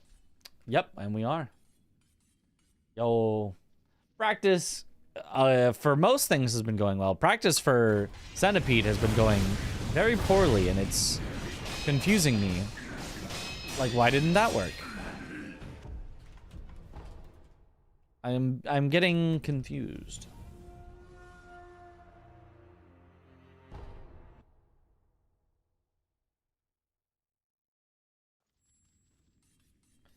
The deflects and combat weight must feel insane in that game because otherwise it looks too slow and cinematic oriented.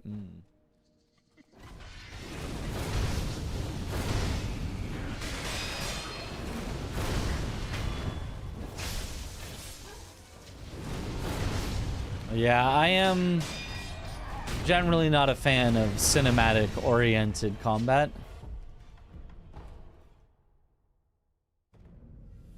Like a little bit of, you know, you get a riposte and it does a little cinematic thing on the riposte and that's your reward for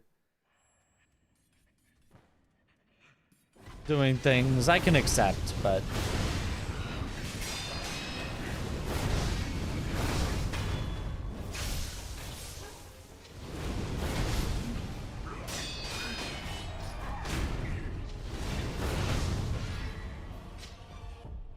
So I don't like Bale, eh? I mean, Bale is not really a cinematic fight.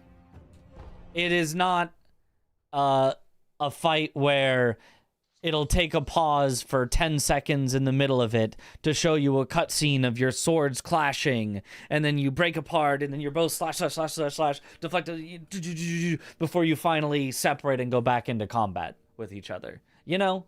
It's not playing cutscenes. It's not playing cinema in the middle of your fight. That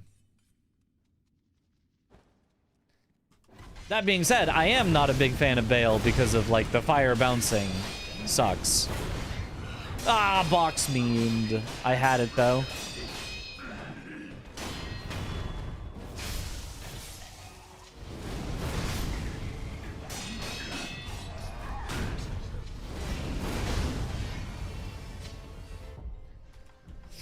You're saying you hate Liza P DLC?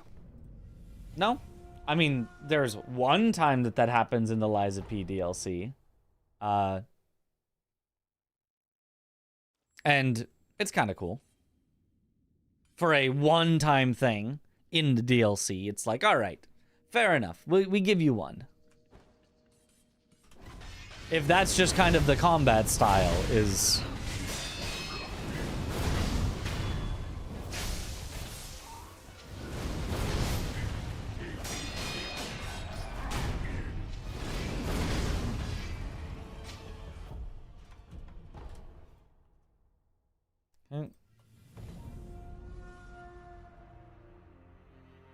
So fair, now that I get what you mean, I agree with the cinematic stuff. Yeah.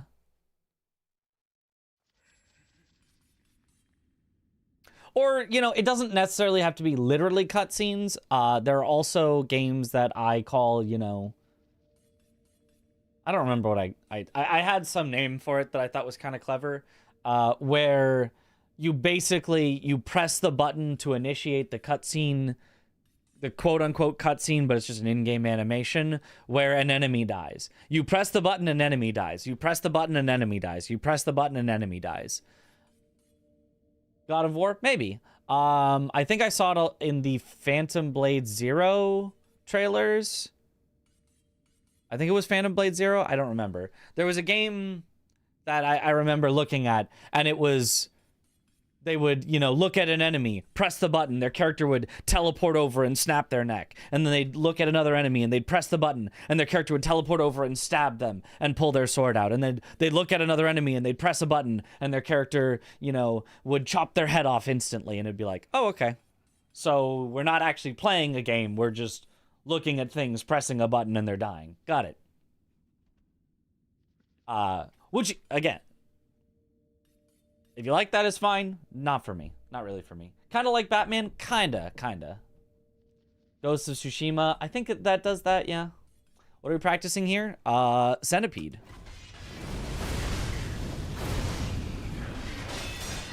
Trying to get this fast kill where we fall on his head like that. And then jump on his head. And boom. There's the quick kill. God of War games are cinematic, but the combat is fast and responsive. Yeah, I feel like God of War looked fun, but I don't know. Haven't played it. Every modern AC game, yeah. That's why I appreciate Souls combat. Attacks are relatively grounded for the most part. Yeah.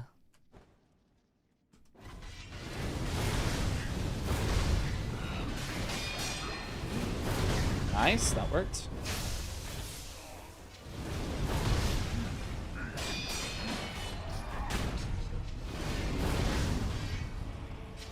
What's my favorite boss in DS3? It's been a long time since I played DS3, so this is not an accurate take. I could be entirely wrong. I could replay the game and go, wait, that boss sucks. But I remember liking Frida and Gale the most.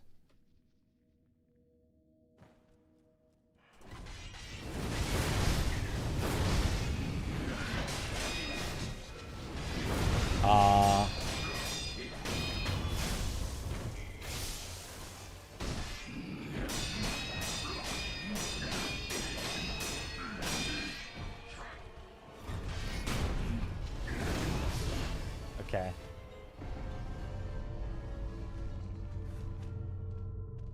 Armored Core enjoyer or not? I enjoyed Armored Core 6. I haven't really played any of the older ones or have any desire to.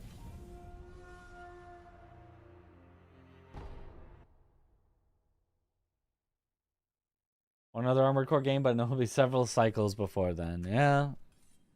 Maybe. Didn't work. Too late. Too late. On Ghost of Tsushima's combat, very engaging. Perfect dodge and deflect windows. Felt great. Animation cancels too, which you're a fan of. Okay. Our runs, I haven't really done any runs today yet. Been doing practice. And my strategy for Centipede is not working for me. So I need to practice it until I can figure it out again. Somehow I have broken my strategy where it doesn't work anymore. Wow, I got a full deflect on the 1, 2, 3. That's rare.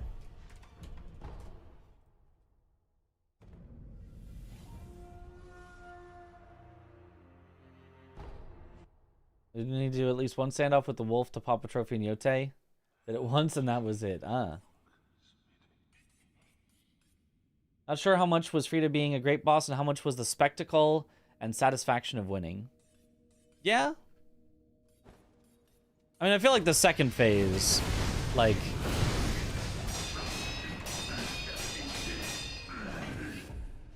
was generally not that great. But, like, I felt like the first phase was cool. The invisibility is, you know, a little gimmicky, but in a way that felt very fair. A little puzzle to figure out. And once you do, you're like, oh, this is great. And then the final phase was a little over the top, but I feel like I remember it feeling good. Like, every time I got hit was my fault. That it was, like, at that limit of, like, dang, they really, you know, almost over-designed this, but I still felt like it was fair. Whereas a lot of Elden Ring bosses, I was like, oh, they over-designed this, and I no longer feel like it's fair.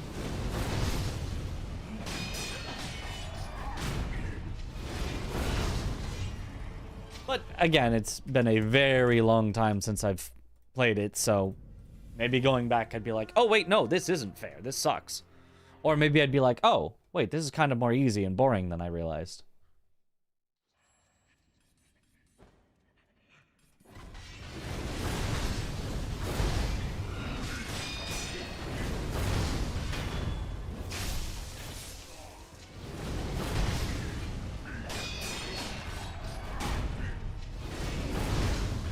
Nice.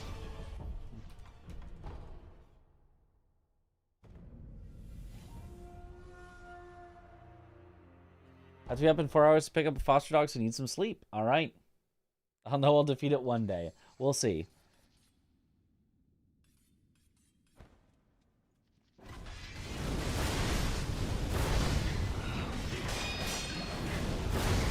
There we go.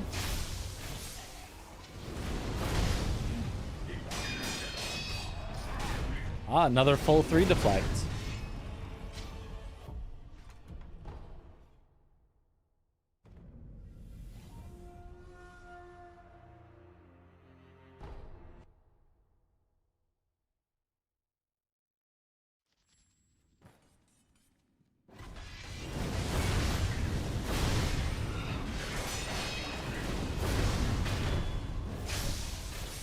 Thoughts on daylight savings time? Stupid. Should be gone. No point in it anymore.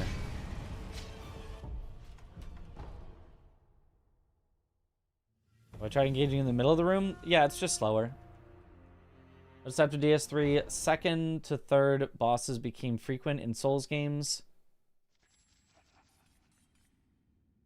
All the way to Elden Ring. Boss phase. Okay, yeah, second and third boss phases. Yeah.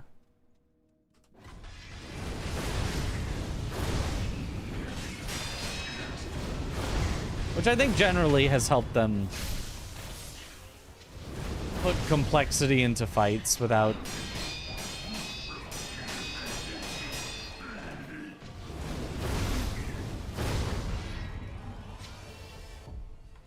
making the fights feel like too much. You can have the complexity of like switching phases instead of just throw everything at you all at once. I know some people who hate bosses having multiple phases. Okay, there we go.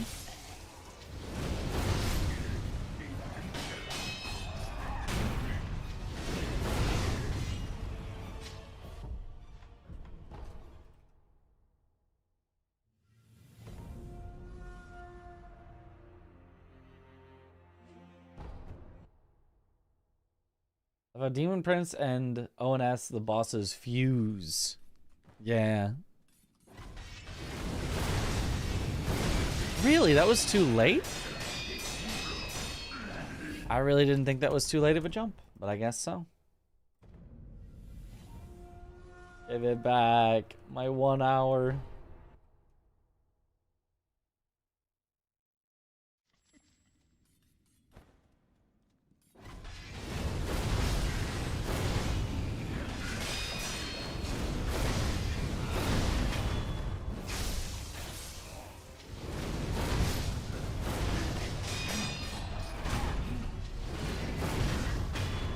Hey, it worked. Nice backup.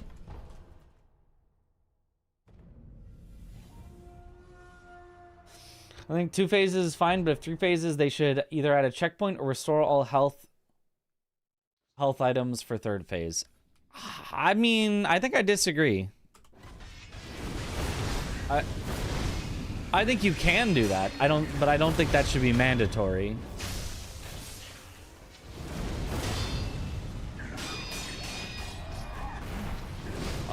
Yeah. Shouldn't, yeah, I shouldn't have done that. Should have just jumped around him so that I didn't get stuck by the wall and get a wall jump.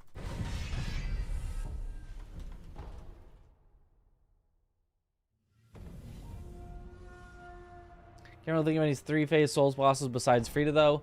And since phase 1 Frida is so easy, I think it's fair too.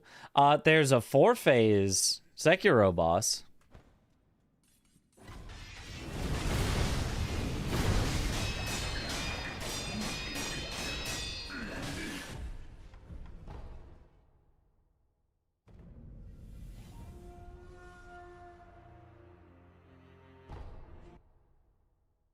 Final Sekiro boss is 3 phases. Final Sekiro boss is 4.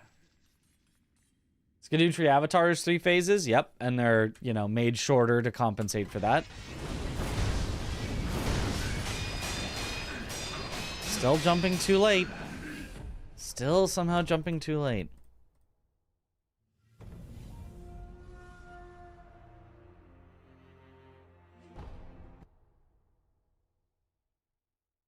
Maybe as an accessibility option or difficulty option. I mean, I just think it just depends on the boss, like, design. I don't think 3 phases is always harder than 2 phases. Skadoo Avatar is not the hardest phase, or not the hardest boss in Shadow of the Erd Tree, but it has 3 phases.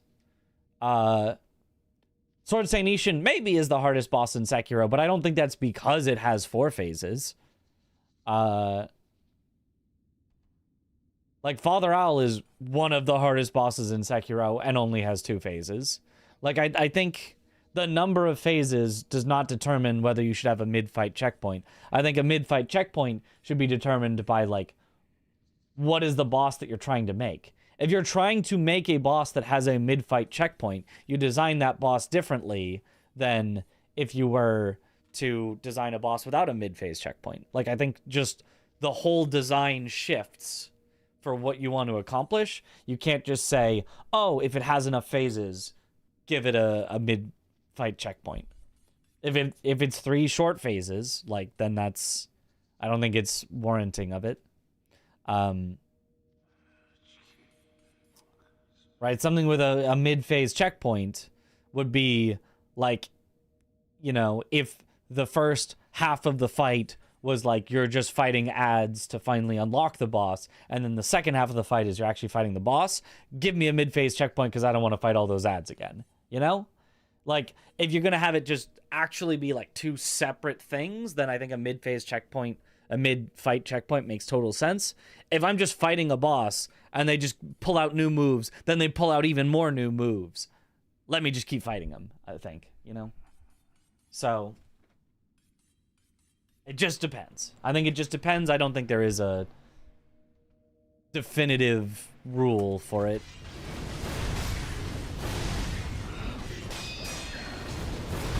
There we go.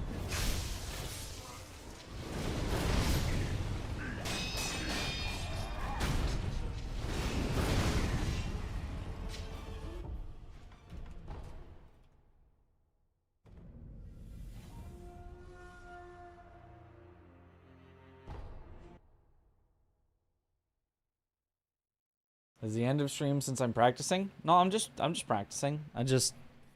I've got a strategy that wasn't working, so I've got to practice till it works.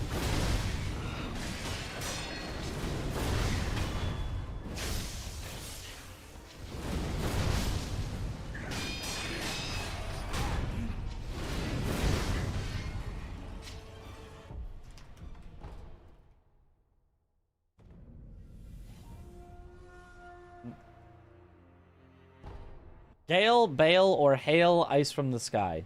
Gale. But Hail second place. Bale last. Sometimes too many phases can feel like a long run back if the phase is too easy or tedious. Yeah.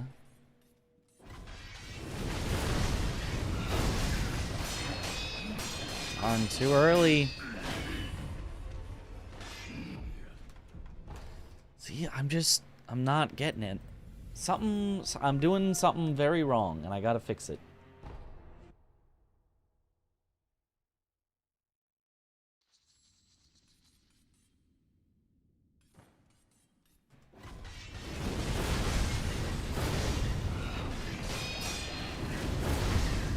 There we go.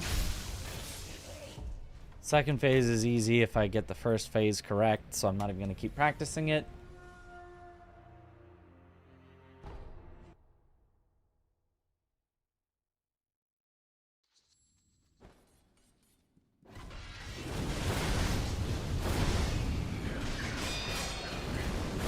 There we go. Good.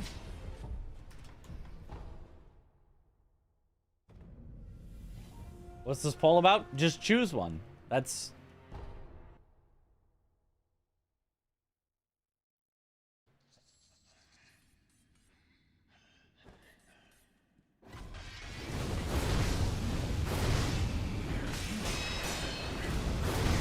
Okay, there we go.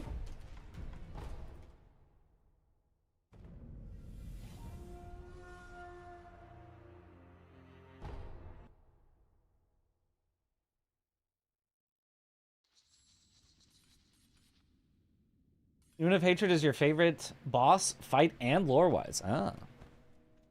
Not my favorite, but I do think he's a good boss. Really? I don't feel like that was too late. I feel like maybe it was the wrong position somehow.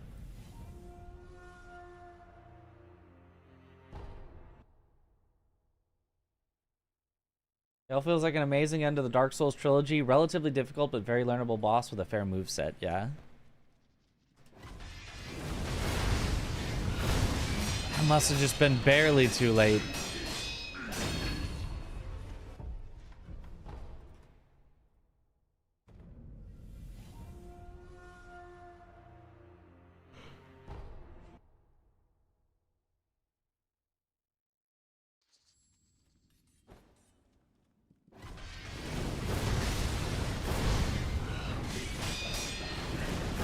That works.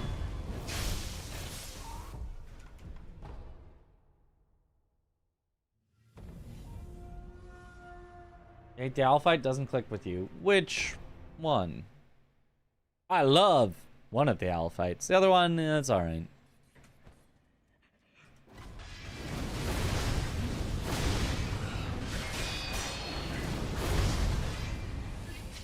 Nice.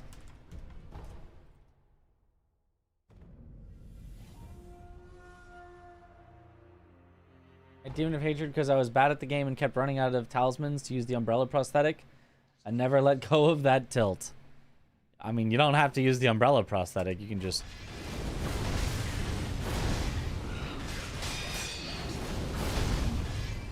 You can just dodge his fire moves.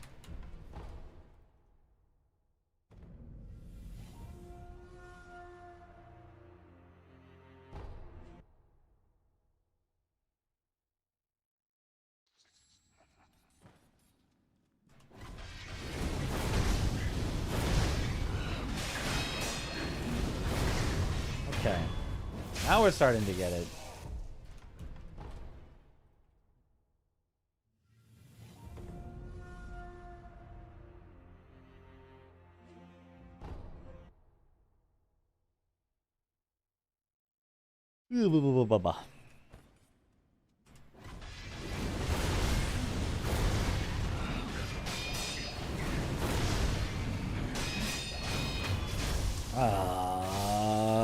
There's no good recovery from this.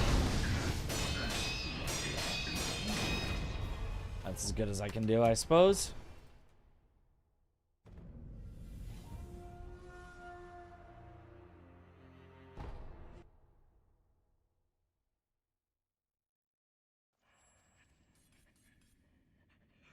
I don't know what this poll is about. I just voted to tie it. It was just choose one.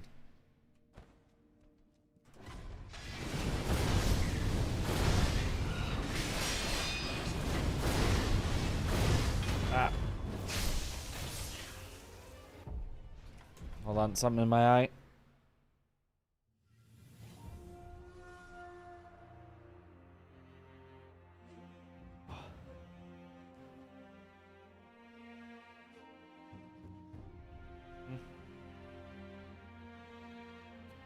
Don't see anything, but I think I got it.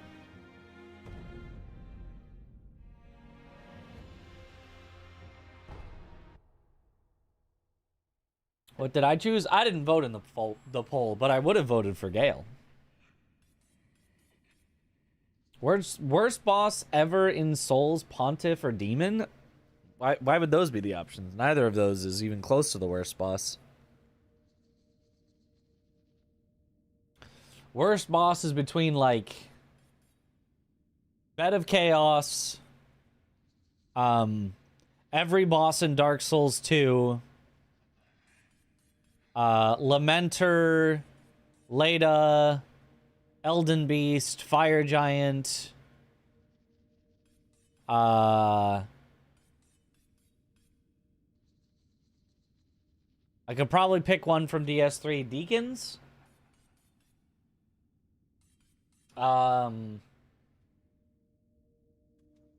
Fias, Gargoyles, Godskin Duo,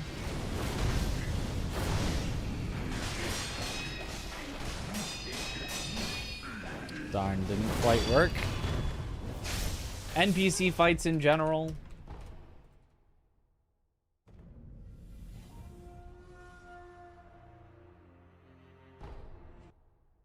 Leave my big space fish alone. No.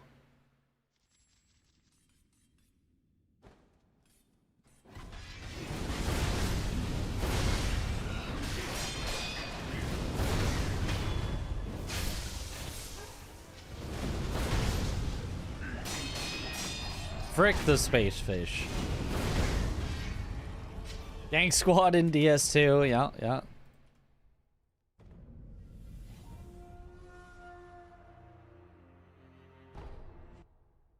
Consort is fine, by the way. Consort's fine, yeah. Especially after the patch. He's fine. He's not my favorite. But, like, his first phase is very cool, and his second phase is overdone, flashy BS, but, like, it's whatever. It's fine. We don't do the backstep cheese. Jory is so bad. Yeah, Jory is very bad.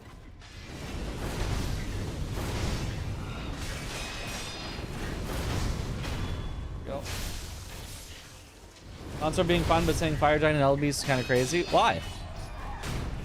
I think Consort's a much better boss than those two. Consort's a much harder boss than those two, but there's a lot more fun to be had in Consort, I think, than Fire Giant or Elden Beast.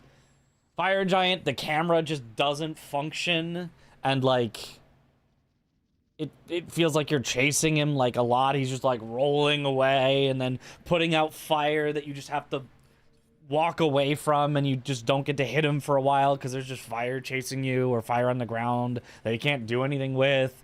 He feels very non-interactive a lot of the time, where you're just kind of like waiting, like, okay, when are you going to do an attack where you're going to bring your hands down so I can finally hit him? Like, Fire Giant's just very annoying. I don't like Fire Giant at all. Not an engaging fight. And then similar Elden Beast. He'll just run away and then spam stuff at you, then run away, then spam stuff at you, then run away, then spam stuff at you. He's got a few good attacks that I like, but, like, a few that I like and a lot that I don't like. And don't get me started on Elden Stars. Elden Stars is still possibly the worst attack in the entire game.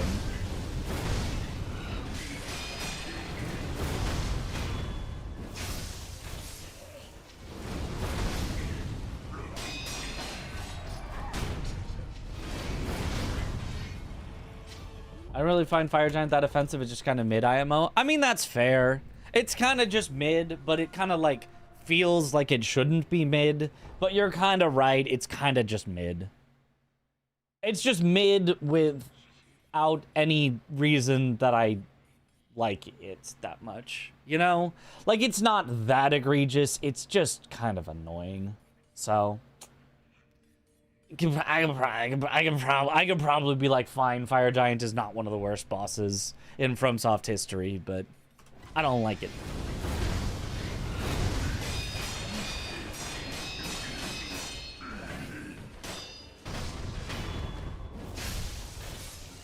What about Crucible Duo? Oh, man, I hate Crucible Duo. I hate Crucible Duo so much. But at least they're, like, just optional in a little catacomb, and you can kind of ignore them and not do them. But Elden Stars is genuinely awful, yeah.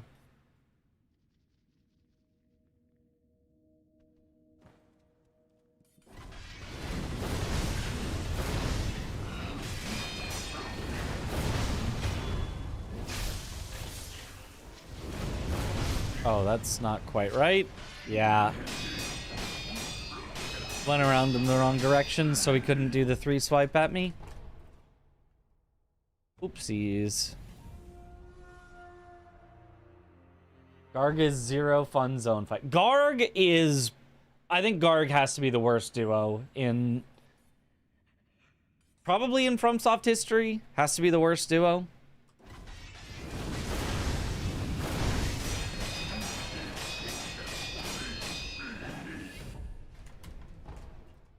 For, like, duos specifically.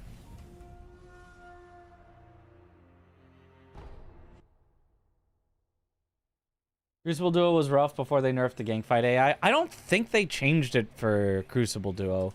At least in Randomizer, it feels like they still always both attack at you. That didn't quite work.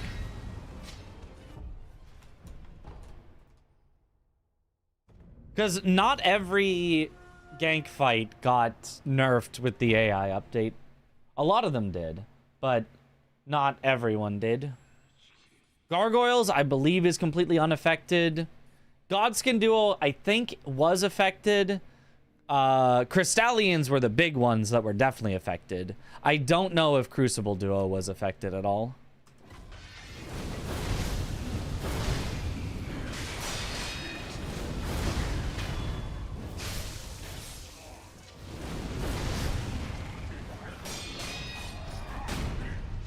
Bought them fairly recently, and holy crap, they don't back off ever. Yeah. Consort, Valiant Gargs, and Gideon are by far the worst boss in Elden Ring for you. Gideon sucks as well. Yeah, I hate Gideon. Crystallians just stand around now. Yep, and that's a lot better. Second one of the Crucible Knight, that one is no longer aggro to you, so the other will now lunge at you. Okay, yep. You thought you got a riposte? Nope.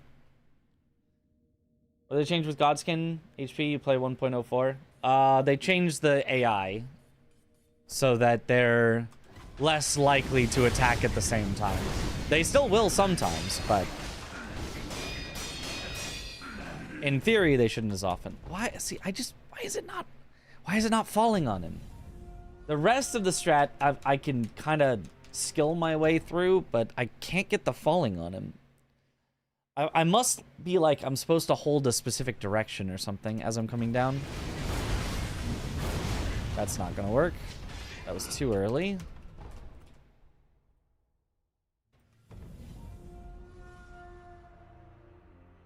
If you have sleeping you in anyway, sure. If you counter a boss perfectly with a thing that not everyone will have or think to try, yeah.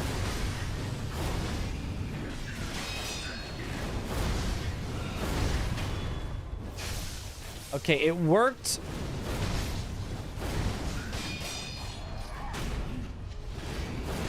Nice. Good backup.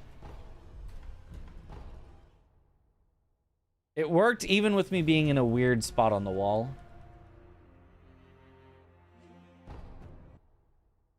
Why do you play a previous patch?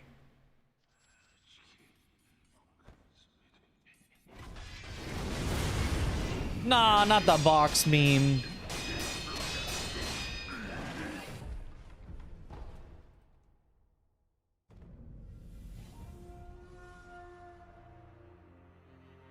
You don't know? The Yeah, I don't know either. Ape Duo really ain't that bad. Ape Duo is not bad at that bad at all. Yeah.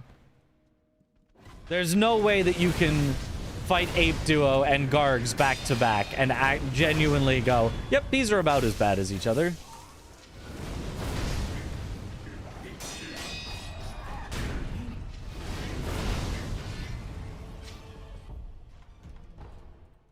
Like, compared to the average Sekiro boss, yeah, Ape Duo doesn't function very well compared to the average Sekiro boss.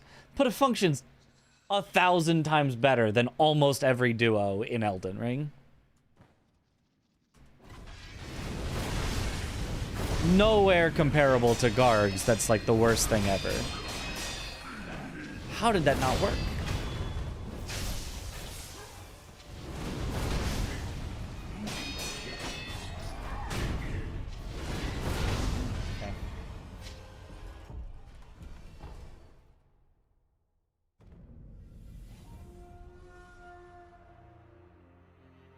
I think a bad boss in Sekiro, but only Ogre comes to mind. Headless. Headless sucks.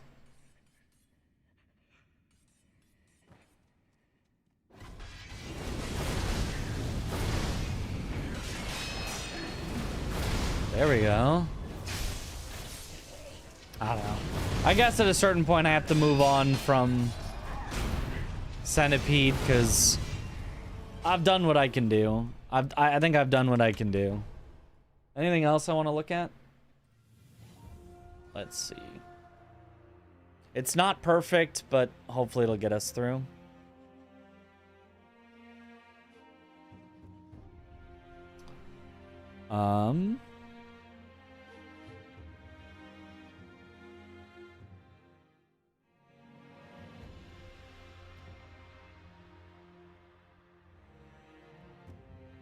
I think I'm happy. Let's try some runs.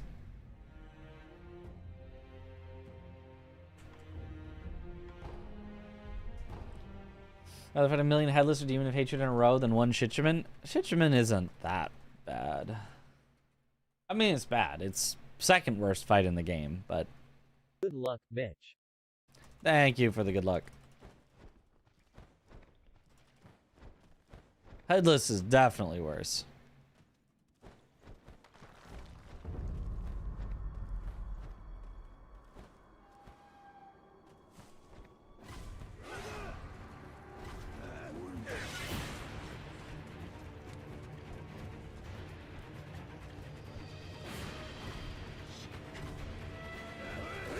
The slowing down stuff with Headless, yep.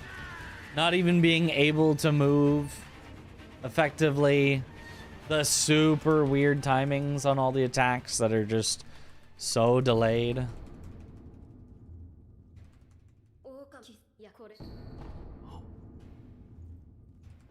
Like every other boss in Sekiro will make their timings intuitive. Like they'll follow through at a consistent pace. And Headless, they just don't.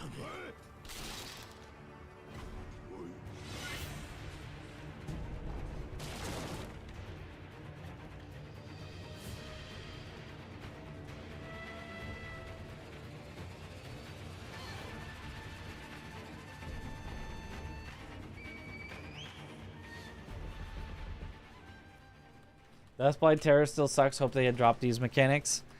Yeah. Or at least find something actually interesting to do with them.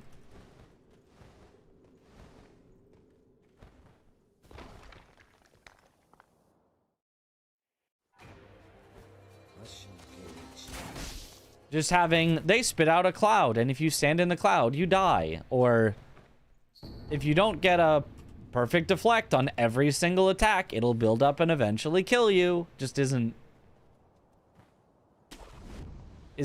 a good, you know, usage of the status. Doesn't really enhance the fights and make them a lot more fun.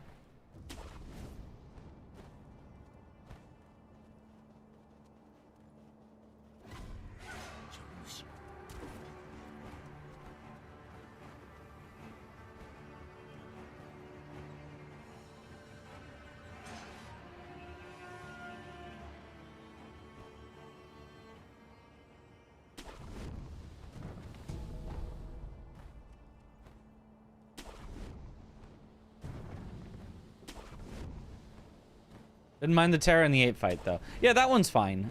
Just a, you know, get off me mechanic where the damage of it is intentionally lowered and instead there's the Deathblight buildup.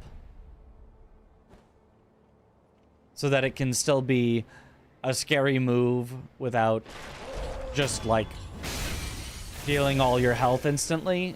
Works.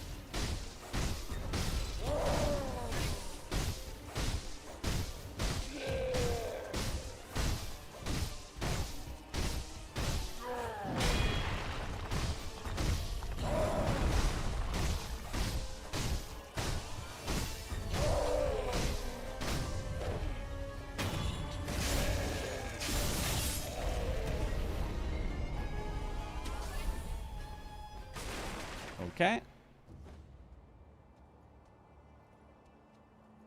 Ogre skip is a glitch. You can't skip required fog walls and bosses.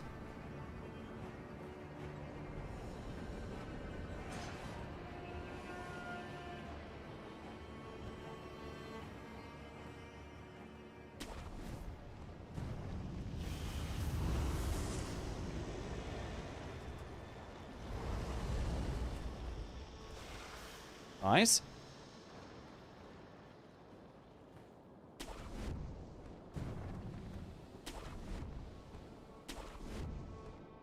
Why do you deflect that ogre head slam instead of dodging? Because it's faster.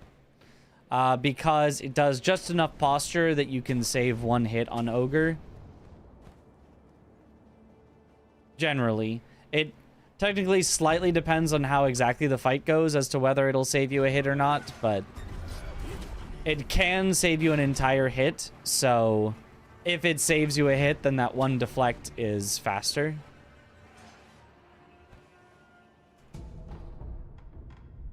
You actually do strafe it / dodge it.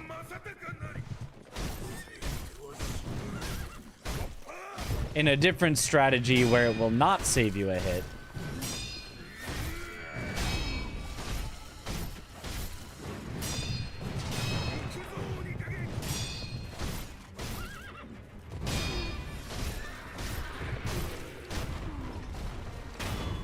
Nice.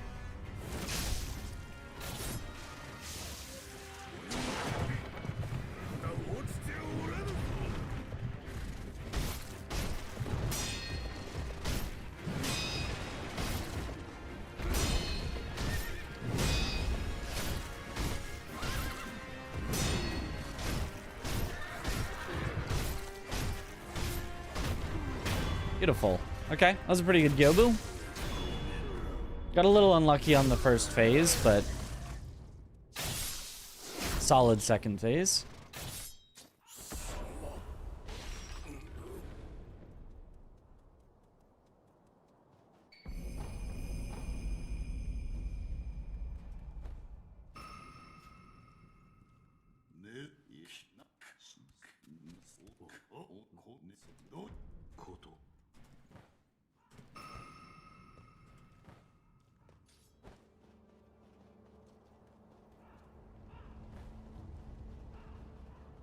Yes, skipping a fog wall and going out of bounds of the boss's arena is still a glitch. Even if you then kill the boss through an instant kill, that in itself would also be a glitch. You would be, in that case, double glitching. Nice. Almost golded. Didn't think it was technically out of bounds. It's not out of the entire bounds of the play area. It's out of bounds of the fog wall. There is a fog wall and you bypass the fog wall. So it is out of the bounds of the arena that the game puts you in.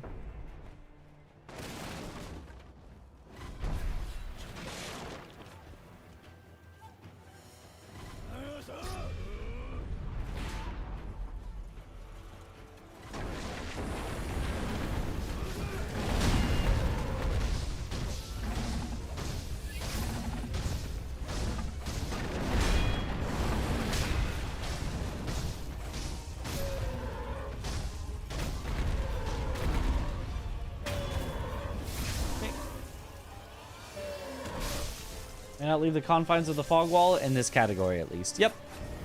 If you enter the fog wall, you either gotta win or lose. No skipping.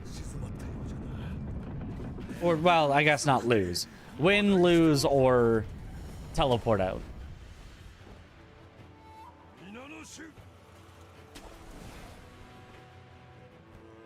But not skip.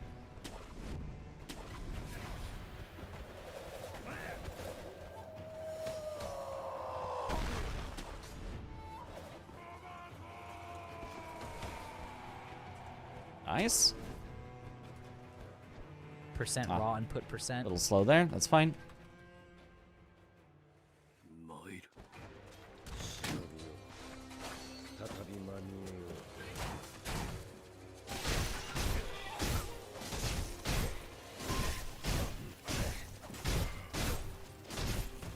Unlucky.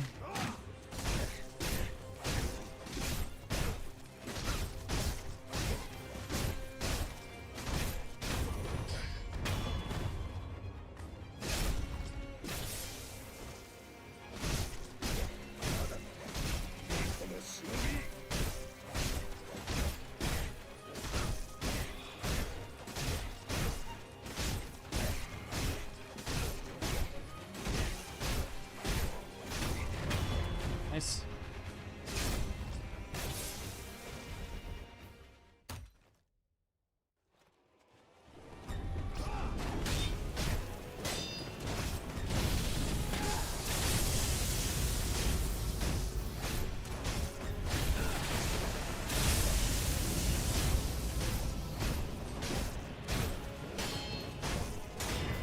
Okay, very nice. Final phase of Genny.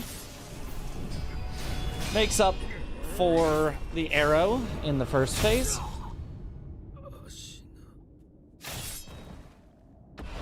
Would have been a gold if not for the arrow.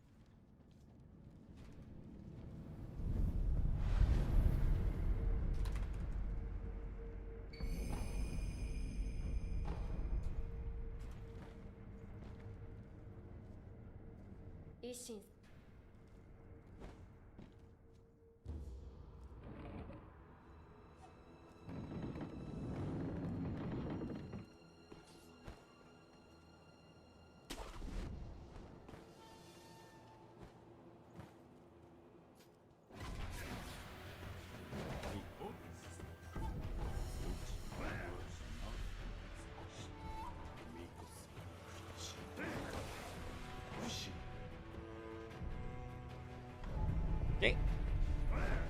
Not Golge.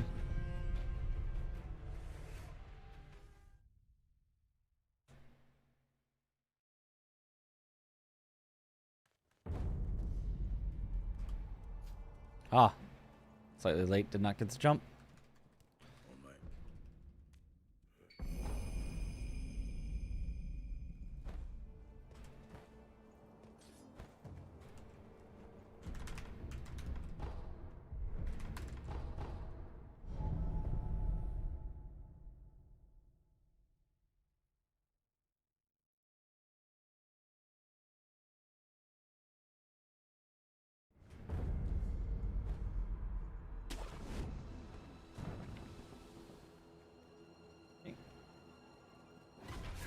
Get back into Portal speedrunning. It's so much fun you can never bring yourself to actually do it. Yeah, I've seen some speedruns. It looks fun. There's some crazy glitches you can do in that game.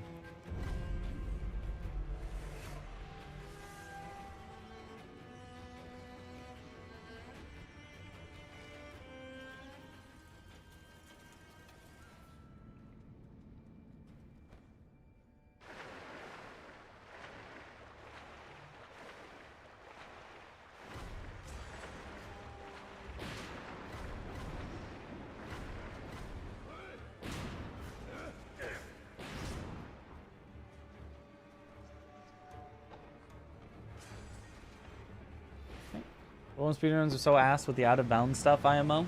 Well, then just do the no out of bounds category, right?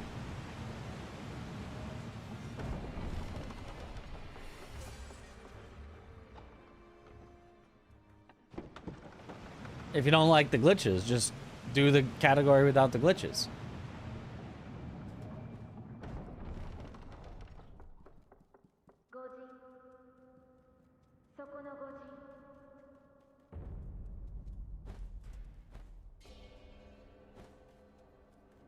Seems like a very solvable issue.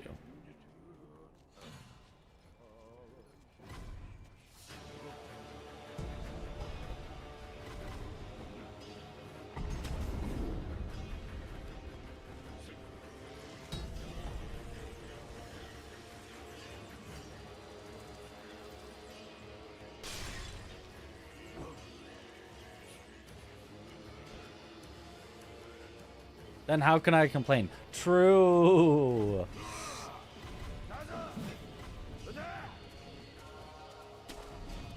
Why don't I play Bloodborne ever? Because it's not on PC. And it's really annoying to buy a PS5, buy a capture card, set up the capture card, set up my OBS to be able to display it, play on controller, gross, etc., etc.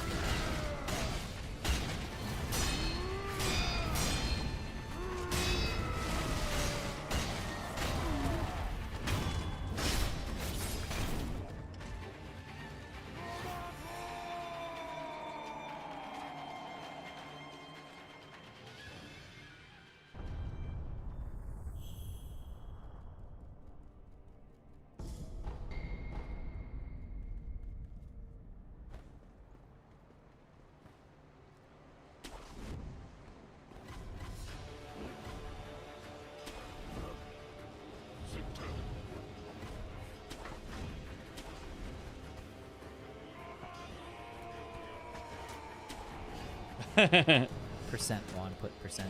Percent raw input percent. Just after the in-game Roberto.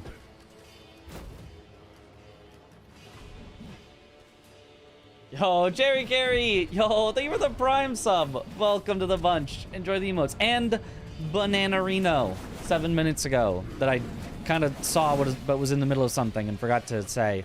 Thank you for the Prime sub. Welcome to the bunch. Enjoy the emotes.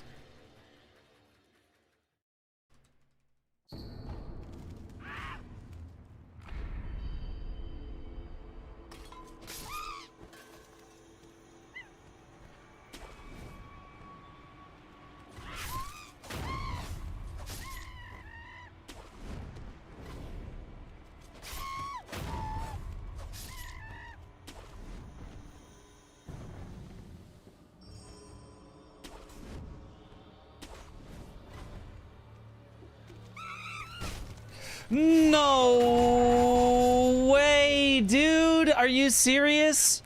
I was in the death blow animation for it.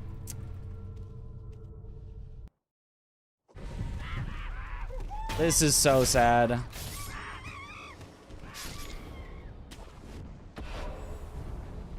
This is so sad.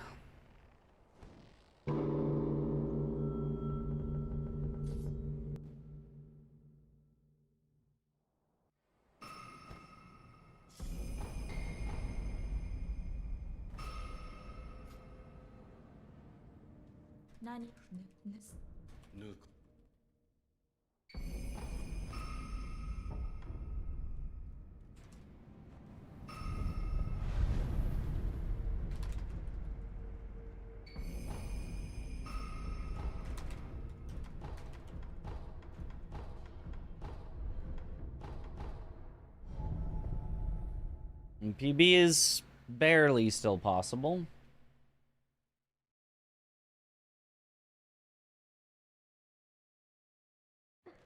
But very unlikely.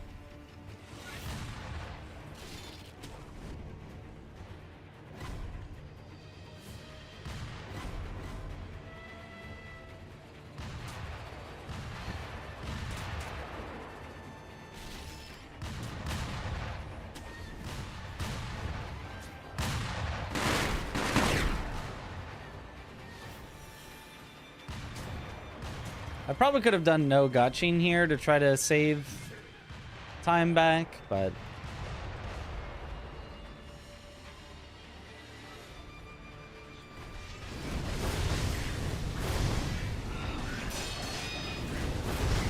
There we go, the practice pays off.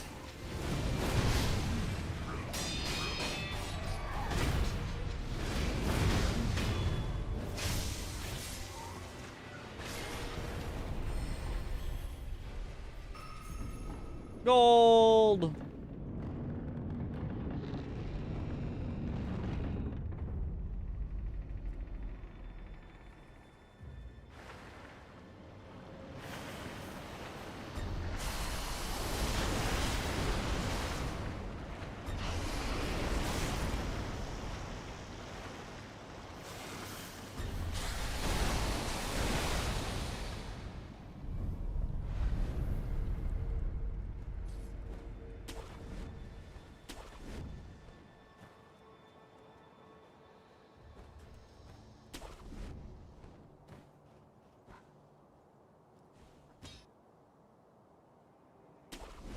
That was scary. I think if I jumped one frame earlier, I don't think I get that grapple at the bottom. Had to risk it, though. I mean, I didn't have to risk jumping that early, but I had to risk the grapple once I did.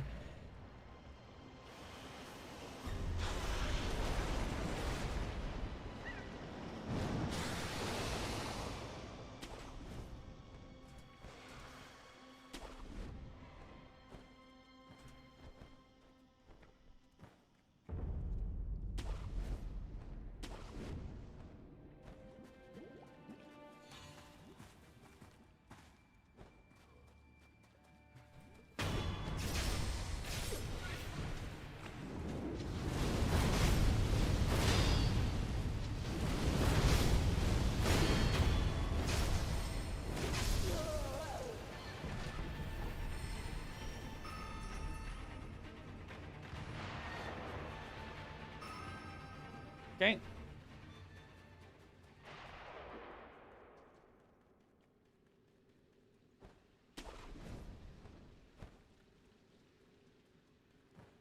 Saving time back.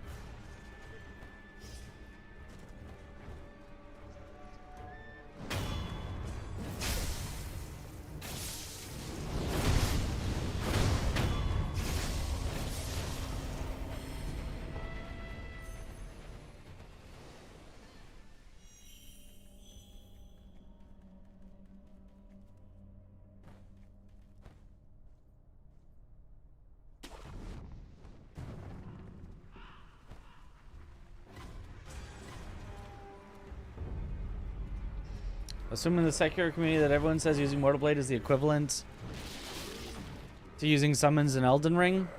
Not really. I mean, I'm sure you would find people that say that, but I would not say that that is an everyone thing.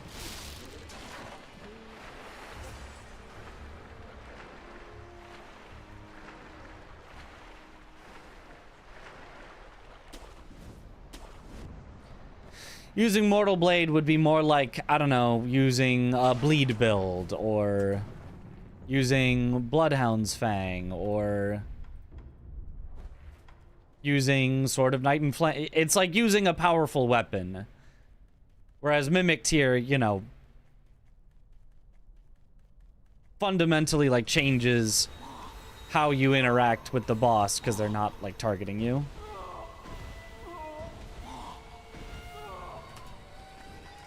So, It's a little different, but...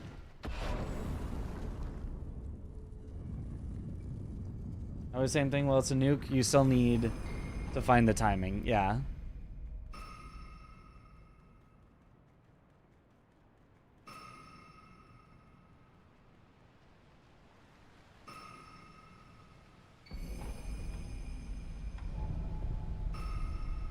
Wouldn't it be more like using an Ash of War? Yeah, but like a really powerful Ash of War. That's why I said like Sword of Night and Flame, which has a very powerful Ash of War.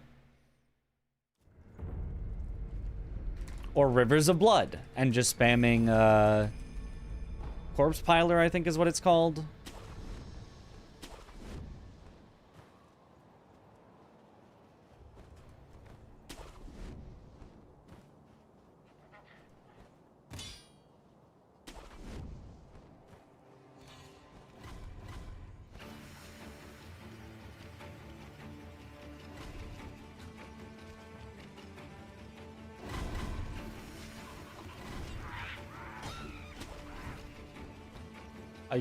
I'm sure certainly can still have people being like, it's cheating, but...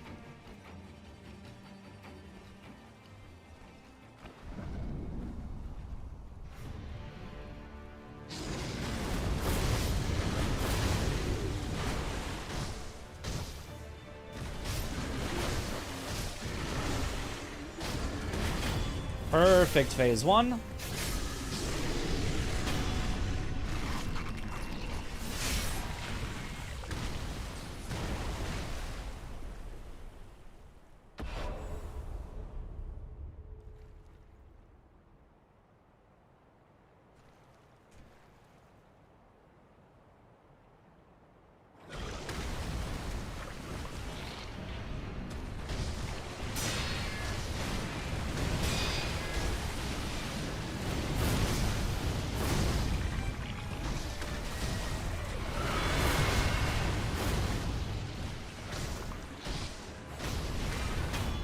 Okay, not great luck, but I did the thing. I did the thing that's the best I've ever done with that luck. Our practice paid off. I did the thing.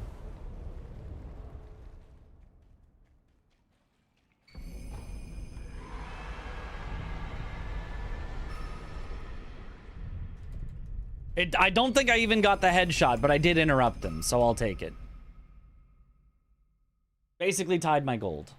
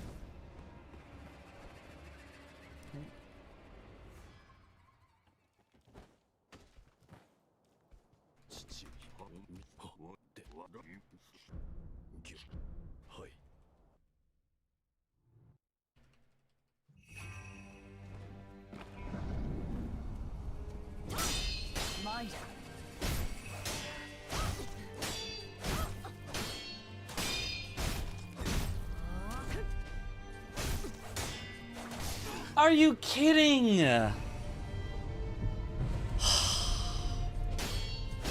She would just have the distance on me for no reason. Well, it's Jover.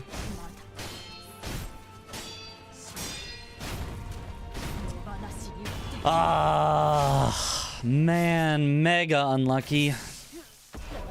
I just lost so much distance. There was nothing I could do. I had to let her attack at me, and then she did the worst follow-up of the grab. And then she somehow got enough distance on me that I just immediately still missed. That was so ass.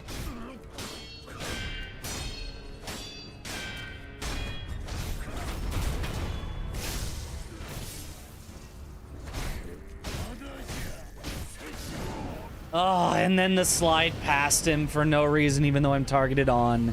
Yep.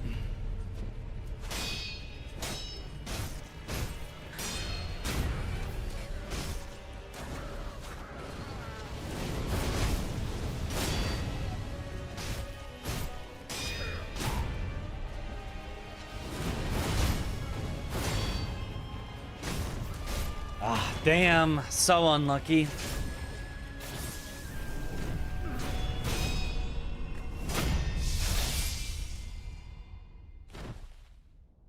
Sekiro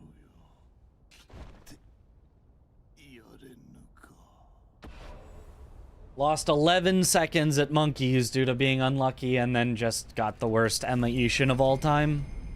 It is what it is.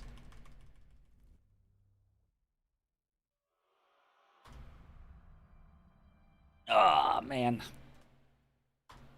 Close.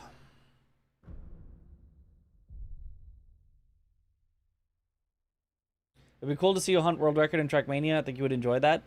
Oh, maybe. I played a little Trackmania. It was fun. It would take thousands of hours for me to be able to hunt world records in Trackmania. So, if you expect me to just go and hunt world records tomorrow, that would not happen. It would be, all right, guys, time for me to switch to being a full-time Trackmania streamer. And in 4 years, I'll go for some world records.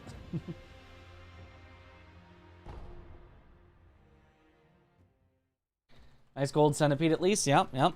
And almost a gold ape with the bad luck.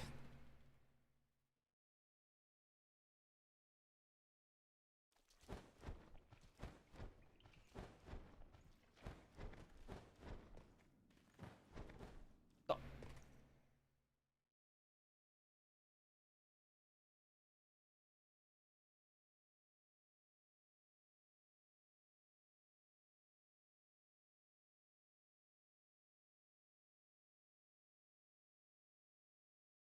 Hi there.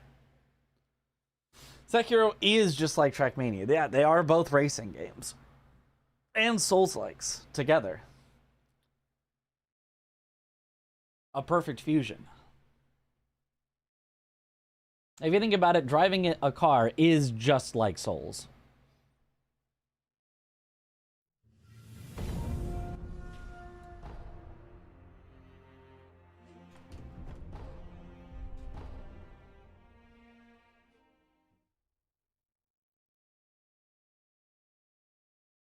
I'm considering just not doing the Emma dead angles. It just gets me killed so often. It just feels like for everyone else, she never backs off enough that they lose distance, but for me, it's every time. Every time I lose too much distance.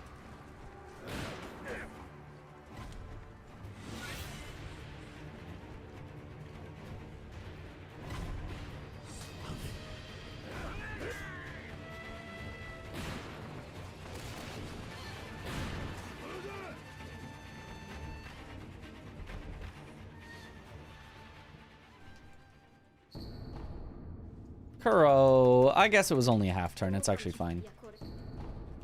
It's a half turn where he turned back immediately, so we shouldn't lose that much time.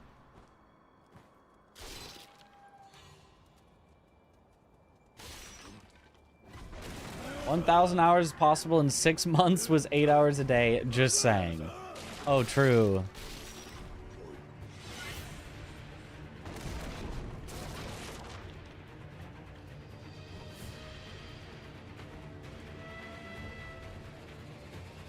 Let me just swap to only doing Trackmania. 8 hours a day for the next 6 months.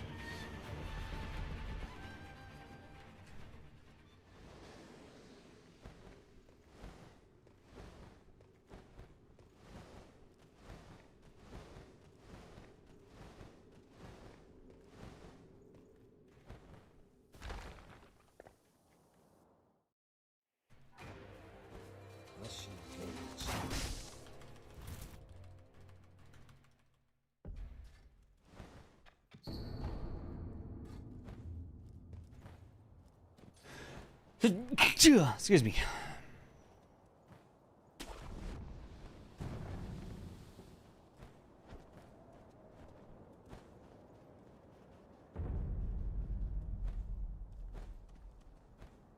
I don't know. It's fun to be good for a noob rather than bad for a pro.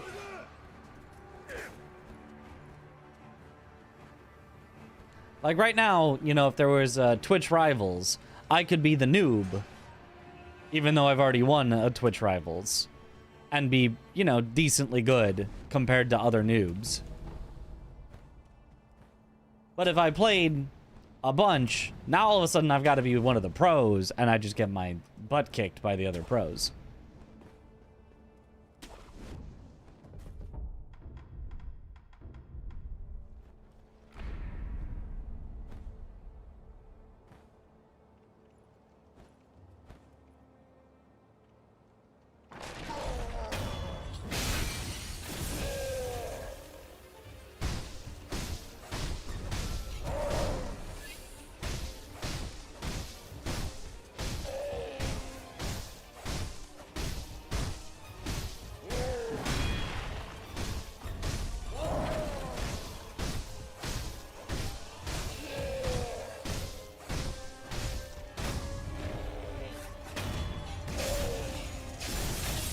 All right, have a good one, Tolnan.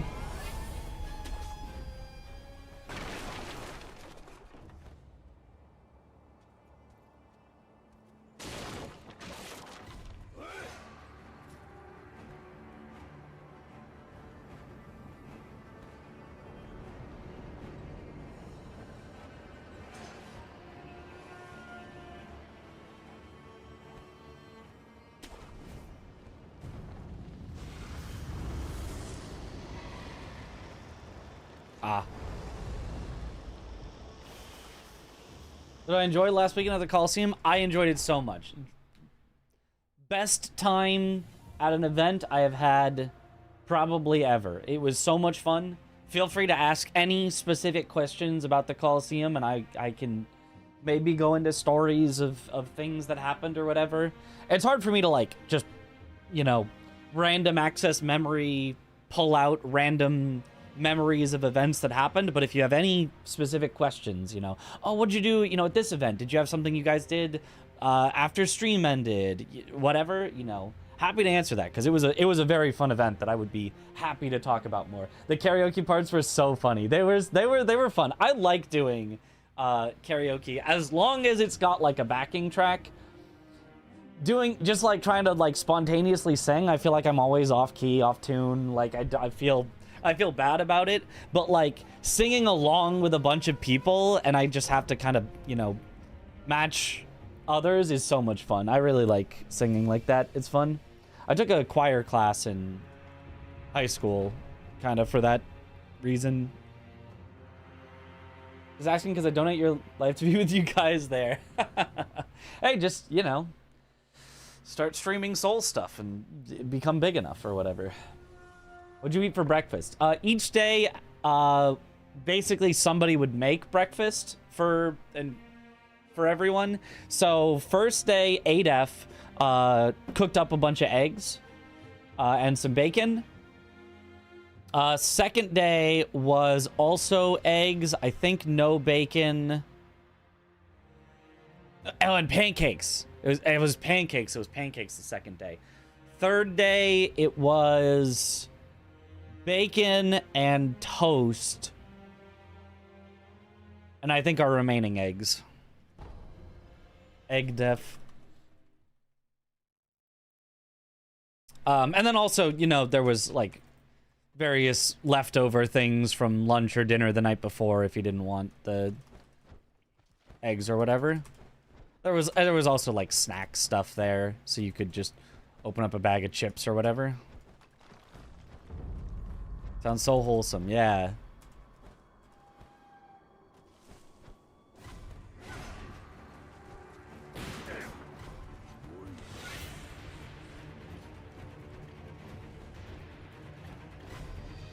Who did the shopping?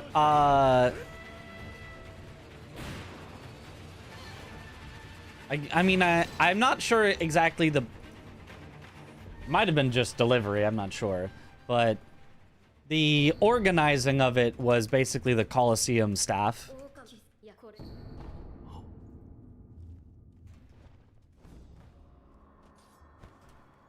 The organizing of it was, yeah, the Coliseum staff. There was catering for lunch and dinner each day as well.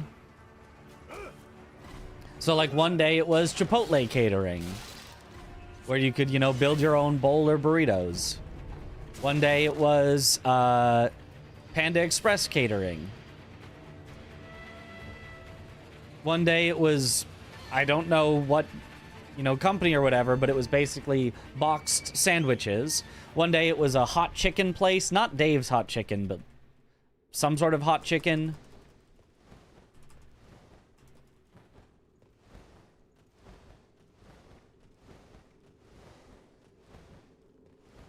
One day it was salads in a box. Chicken salads, which I was initially like, salad? Psh, I don't eat no salad, but I gave it a try, and honestly, with the dressing on it, it was pretty good, actually. I mean, a dressing and 1,000 croutons. Like, genuinely more croutons than pieces of lettuce, probably. You're like 20 people, right? I want to say 24. Yeah, somewhere around 20. Yo, what up, Ginger Gamer?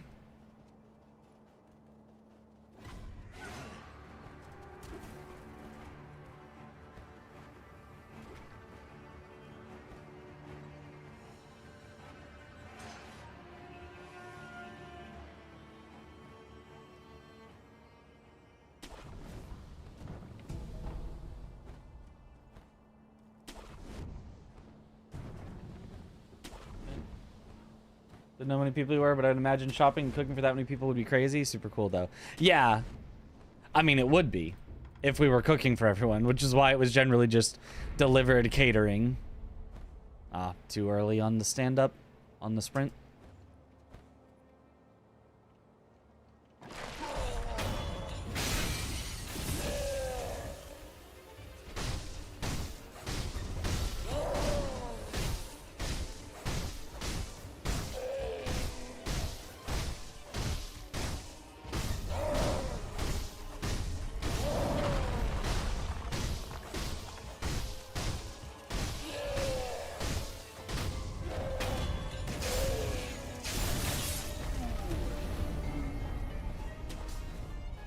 Nice.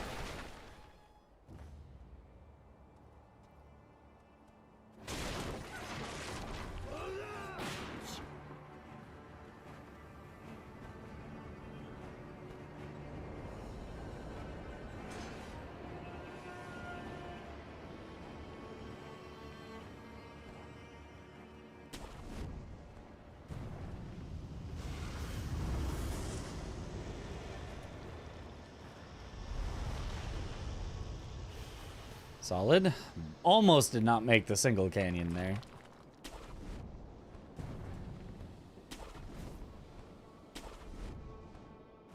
Who was the funniest person there? All right. Honest opinion. Full bias. I always think CJ is the funniest person.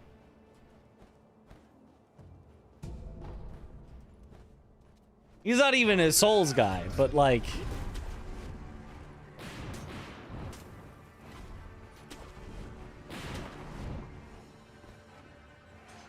He does love Sekiro, so, you know. Bonus points. Oh.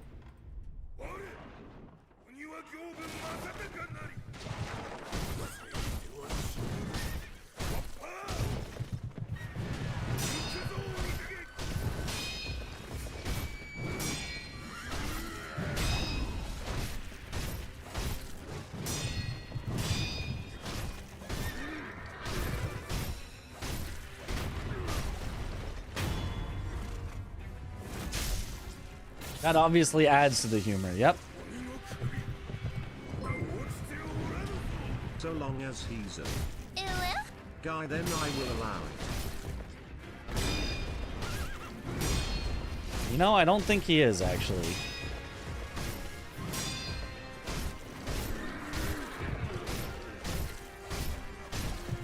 Oh, I tried for the headshot. Not the worst thing. Not the worst thing, honestly. Lenny was there as well. Insane lineup. Oh, Lenny was so funny, too. Oh my god, Lenny was so funny.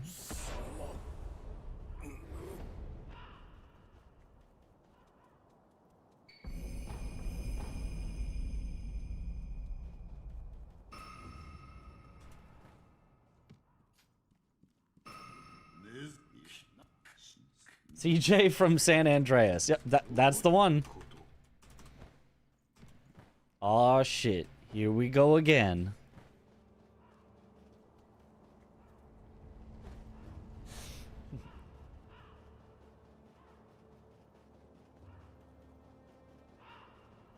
His first time in the US, and it had to be Utah. Okay.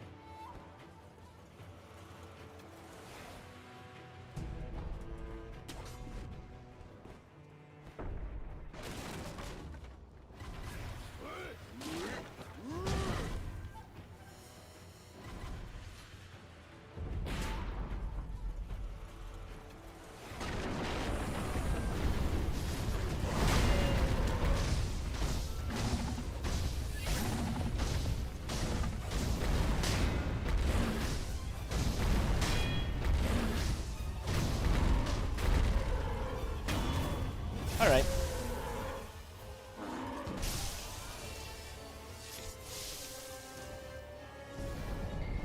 Had to do one extra attack there, but otherwise that was good.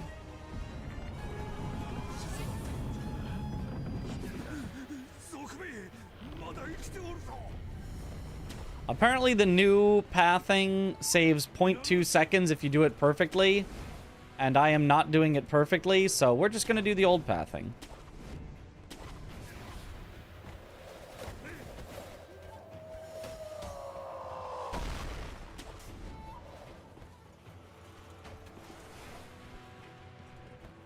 Nice.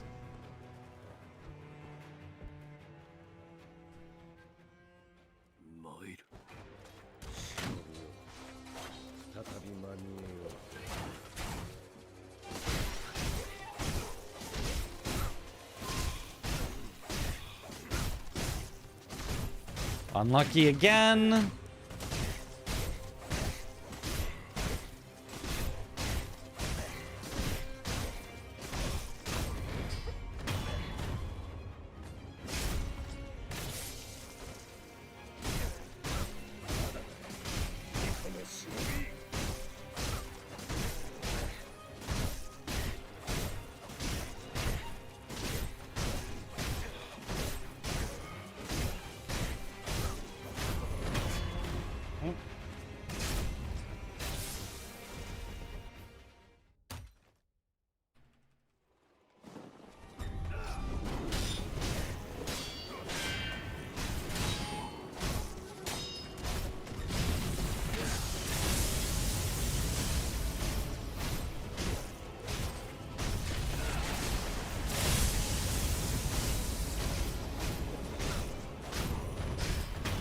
Okay, solid.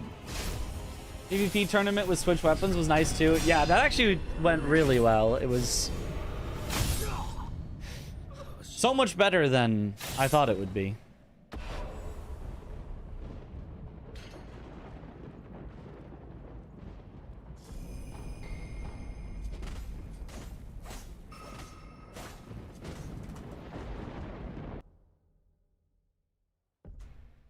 Nice, got the fast cutscene skip that doesn't matter.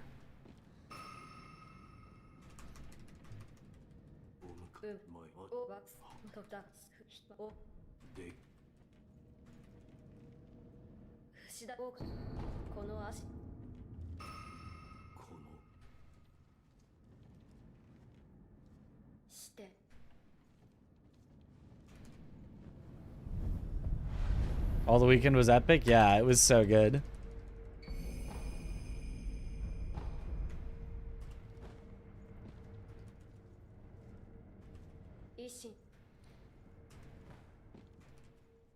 One of the main off-stream activities that everyone was doing was pickleball. But I kept, like, trying to be in every event. And then being tired at the end of stream and just going to bed. So I only played pickleball the final night before, you know, everyone left. First time playing pickleball that I can recall, but I've played some tennis before, so I actually did all right. Pickleball.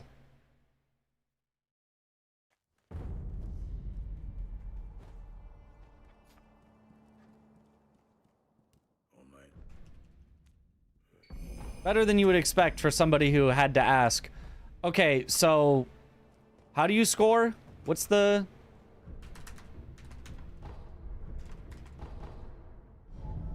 scoring? What's the rules about that line on the front that you can't cross?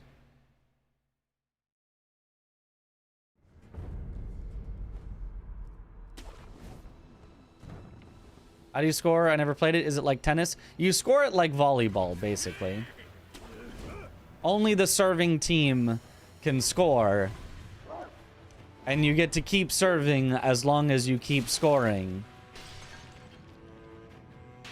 And then if you don't score, if the opponent wins, you know, the play, then it doesn't actually become their serve. It becomes your partner's serve. And then once while your partner's serving, the opponents, you know, win the score, then they get to serve twice.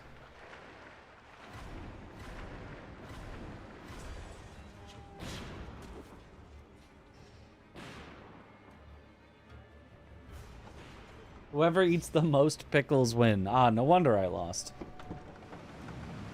Aye. In Germany, it would be Gherkinball.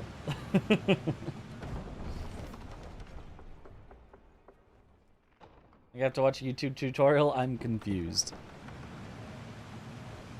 Yep.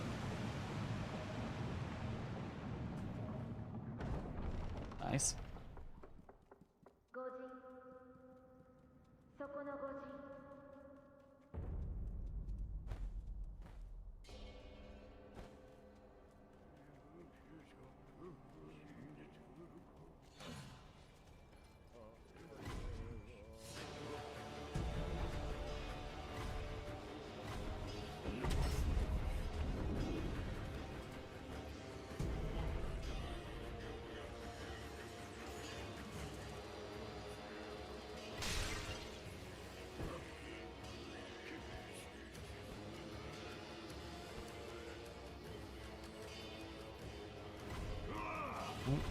Is it an official sport with tournaments, etc.? I think so. Did I jump into the pool? I actually never ended up going in the pool. I kind of wanted to, but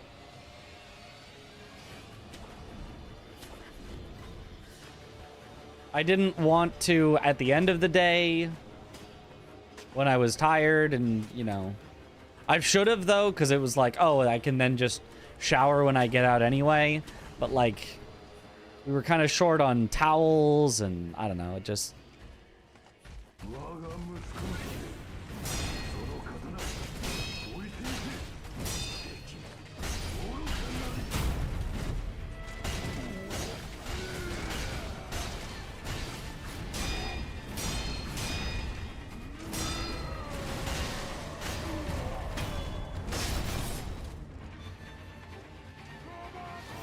Short on towels? Oh no. Yep.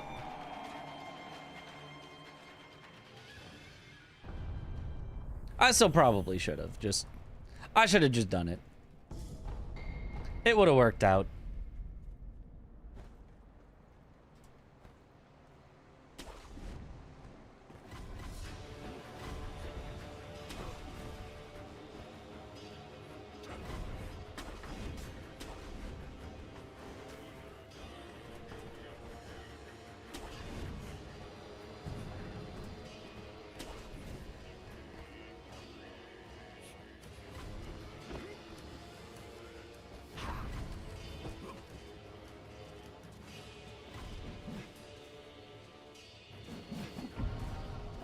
There's always next year.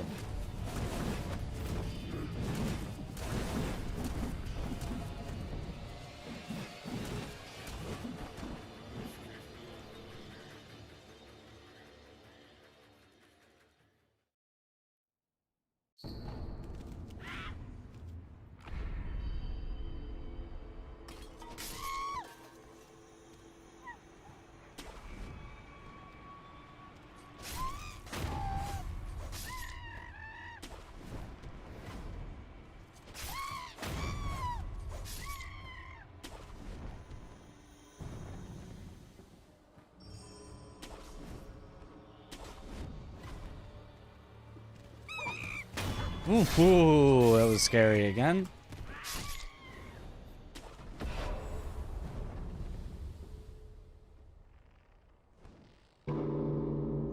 Let's let yourself air dry. I mean, the main thing is just like, you know, I would then go in and shower, which is like optimal.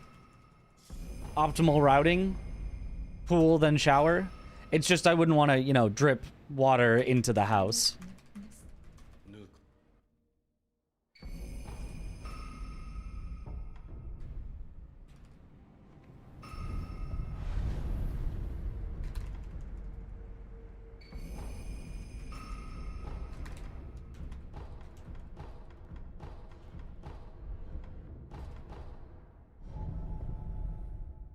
Gold.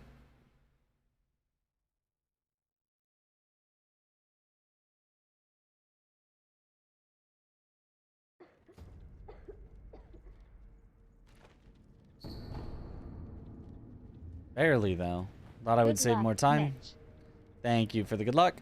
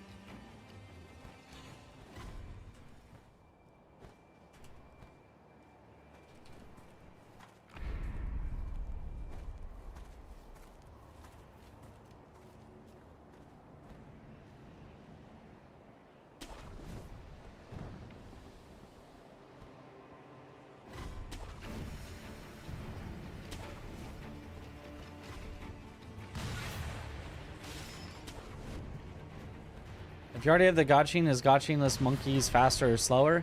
Faster. I believe. Or, sorry, it is faster to use the Gotching, is what I mean to say.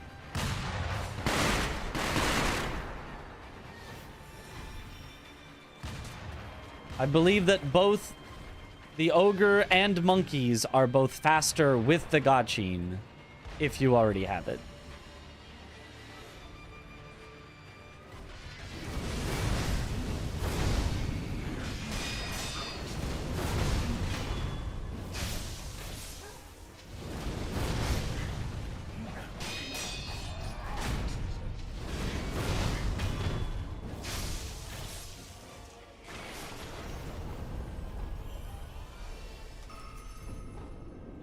Not bad.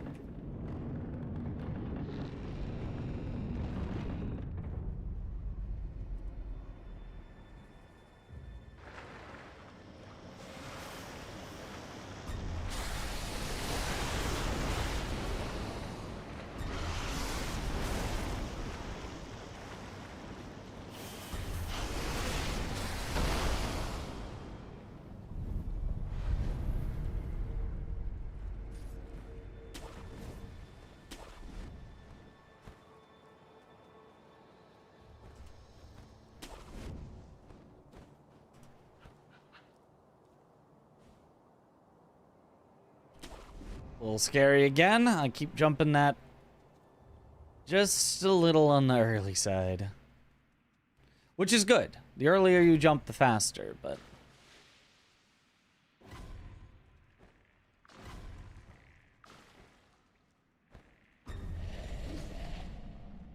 Got me a little scared.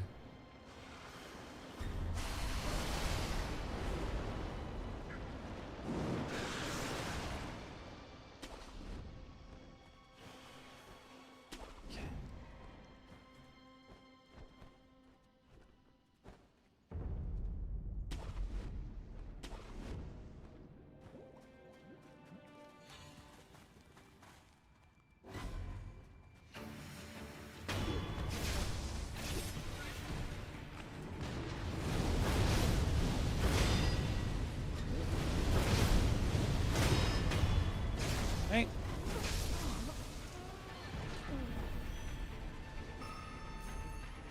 Little scary that the gunner saw me, but it's fine.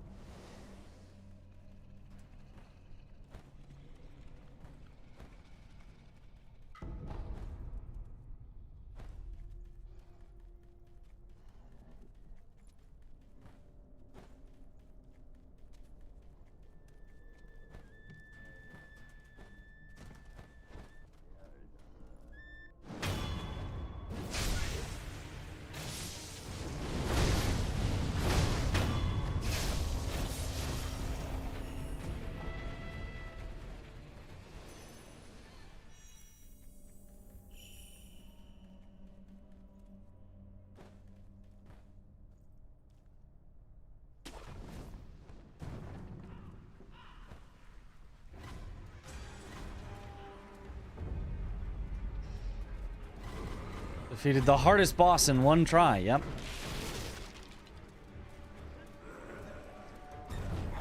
You know, sometimes to get a PB, you just gotta do the impossible. See the invisible. Row, fight the power.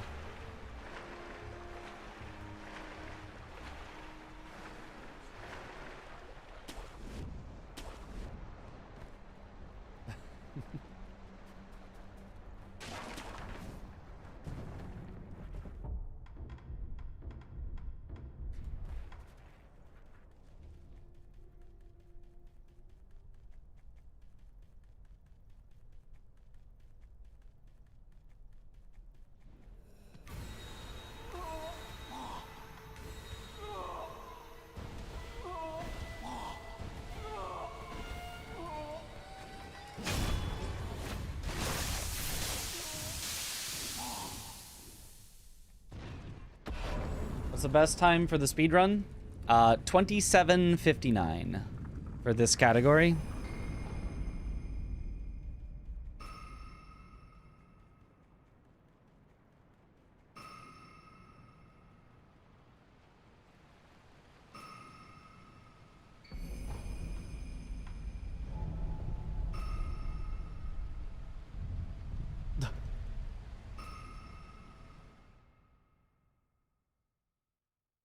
Gold.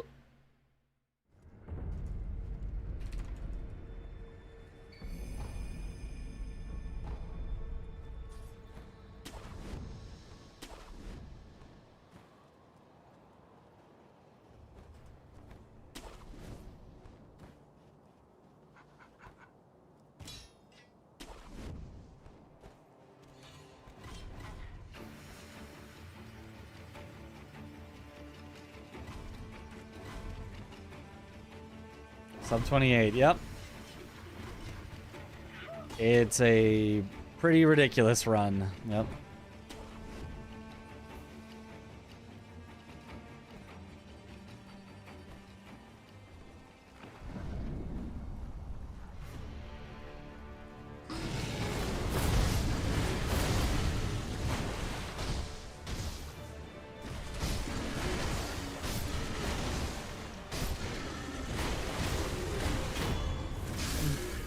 Not a perfect phase 1, but whatever, we'll take it.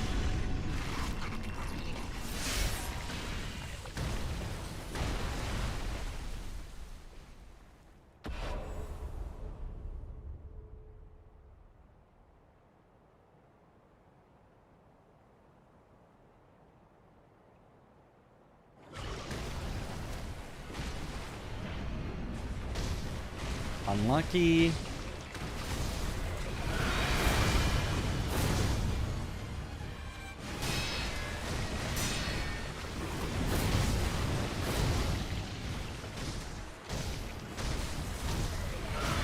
Yeah, really, really bad ape luck. Oh well. We are probably going to be in the red, barely.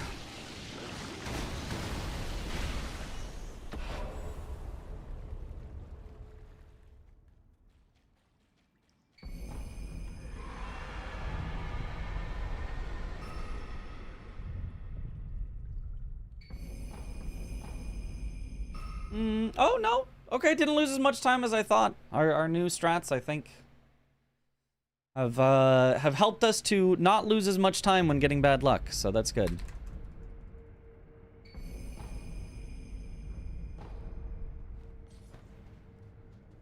I mean, also, just our gold is not that optimized for ape right now.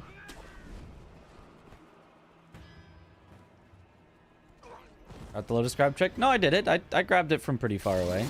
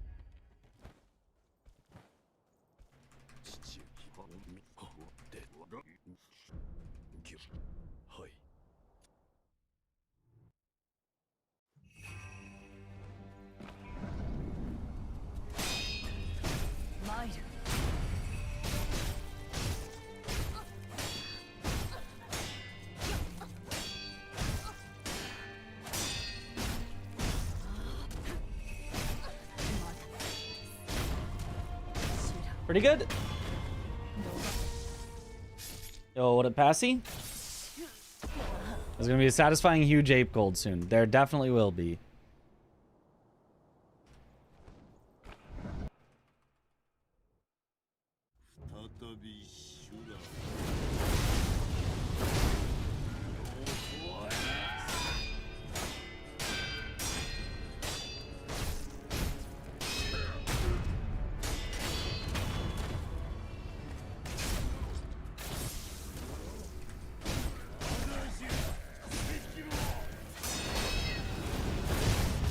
No way! I was so far out of the fire. No way! Are you kidding?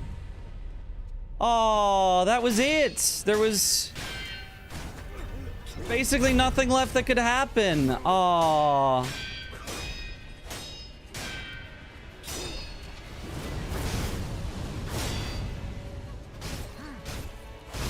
Yeah. Oh, I was so far out. I was like, oh, this is perfect. I got right into the sweet spot between them. Man, that sucks.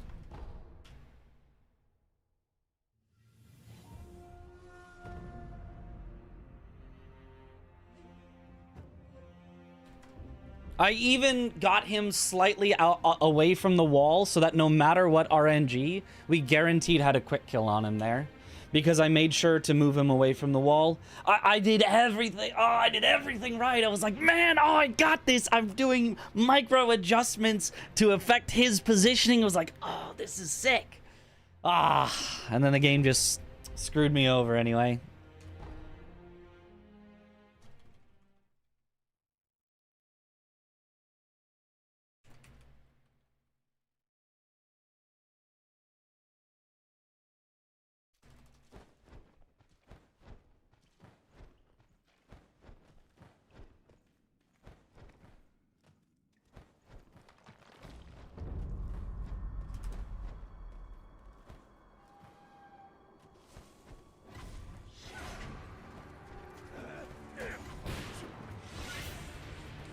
luck, bitch.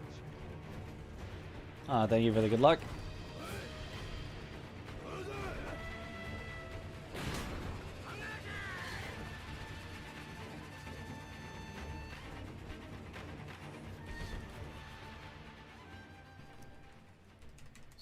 How does the current record shave off another minute? Is it just optimization? It's getting lucky on every boss, which in itself is like 20 seconds or something. Maybe more, honestly. It's a few strategies that I don't do, each of which saves like 2 seconds, but there's like 5-ish that I don't do, so that's like 10 seconds there.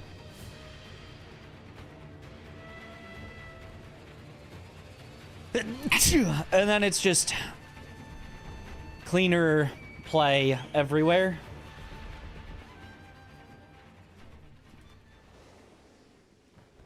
But it is all just like super minor stuff that there's no just, oh, just do this and I could save 30 more seconds. Like there's nothing like that.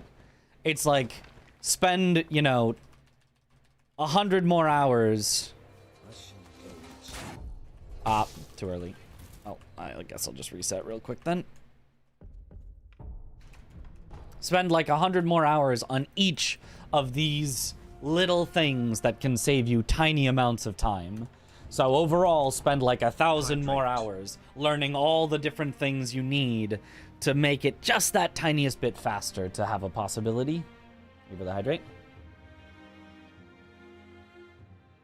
Yuruka's 180 skill terrifies you, yeah. Is this pre-recorded? Yes. I pre-recorded all these fails to play them. Are you chasing the world record? Nope. If I get within a minute of world record, I would be very, very happy with that.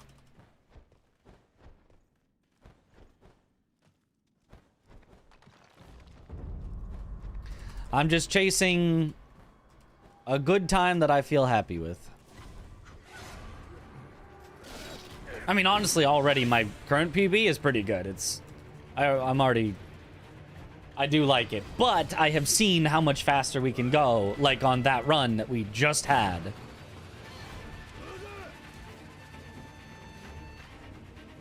That could have been something like a 29:10 if Ishin didn't, if the fire did not somehow clip me when I was so sure I was out of it.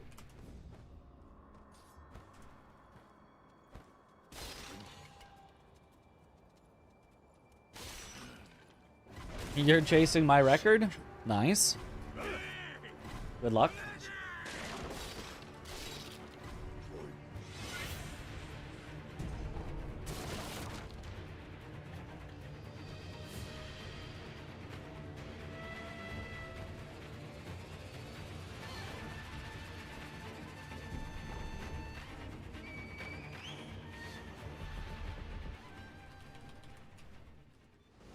Looks like the fire area effects expanded beyond the fire graphic. Looking at the replay frame by frame. Yes, and they do that. They do go a bit outside of the graphic. Just, I swear they do not go that far outside of the graphic.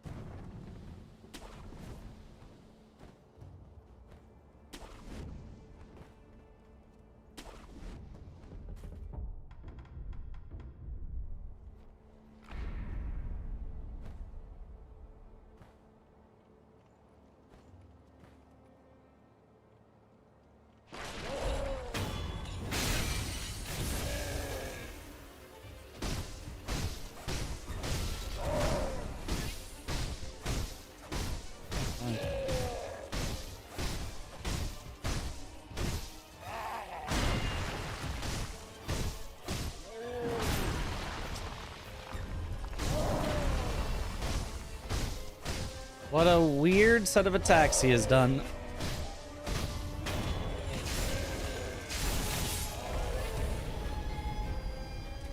That was very abnormal.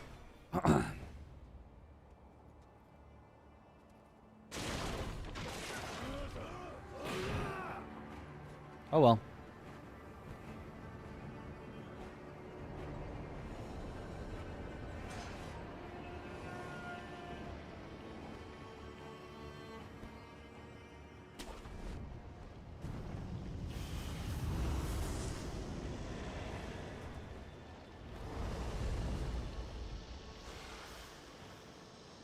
I knew this run would make it through Double Canyon. There's something about having a bad ogre that makes you have a good Double Canyon.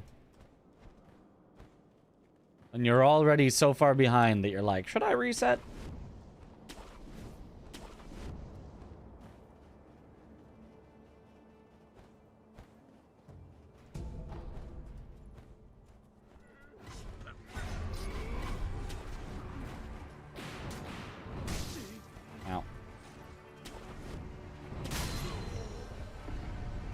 Well, I guess I will reset. I'm not sure I've ever been shot twice there before. I think that may be a first.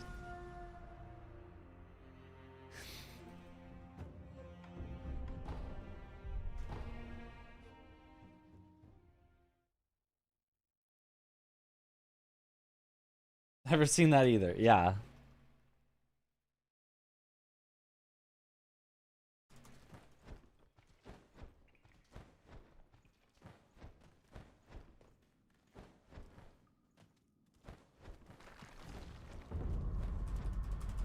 Yup, reset.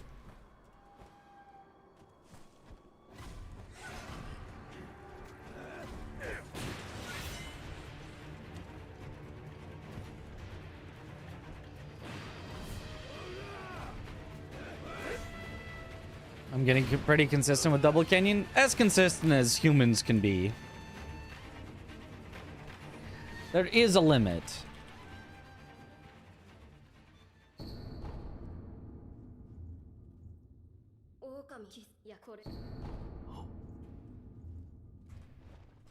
Even in Minecraft, where their ticks are once every 20 seconds instead of once every... Or sorry, not once every 20 seconds. 20 times every second instead of 60 times every second. So it's 3 times as lenient. There is still an upper limit to how consistent they can be. While being 3 times as lenient as what we have.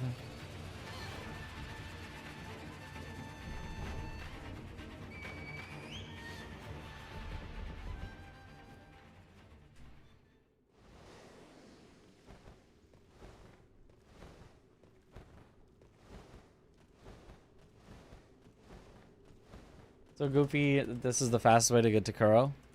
I mean, I feel like that just makes sense. What would be faster than going directly there?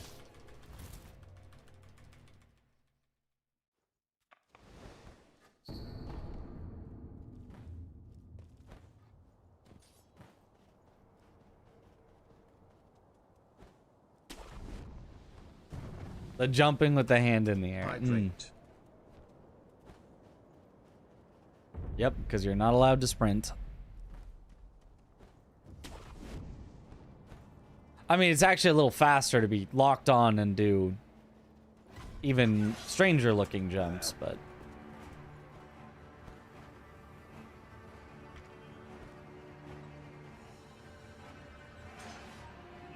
The hydrate came at a bad time. We're a little indisposed for a while.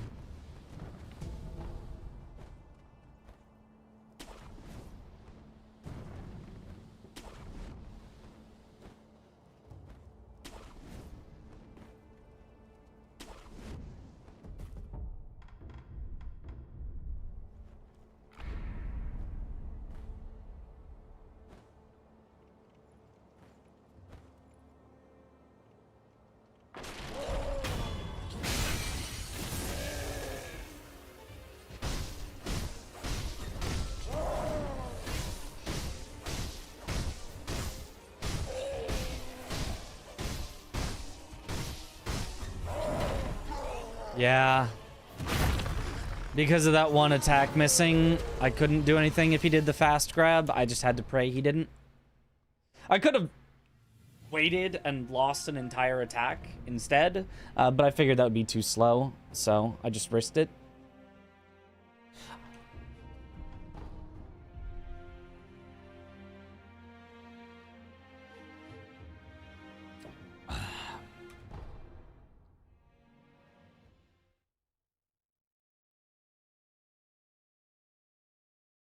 At some point during stream, so whenever is good. Well, I got it now.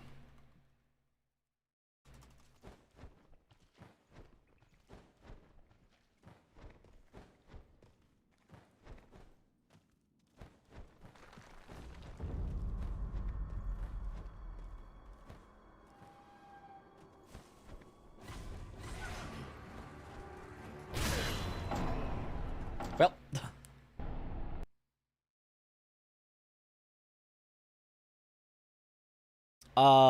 I'm gonna go to the bathroom real quick and then be right back. I think. Let me open up Sekiro so you guys have some theme music going on while now I'll be right back.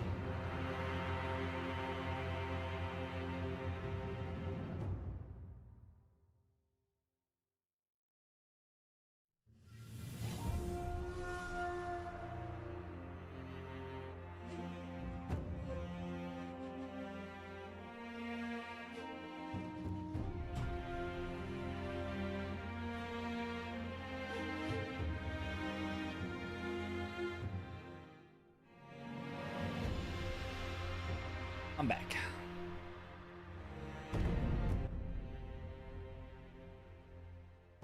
I have to say, but you're in charge while he's gone. Oh, of course. Yeah, that's a given.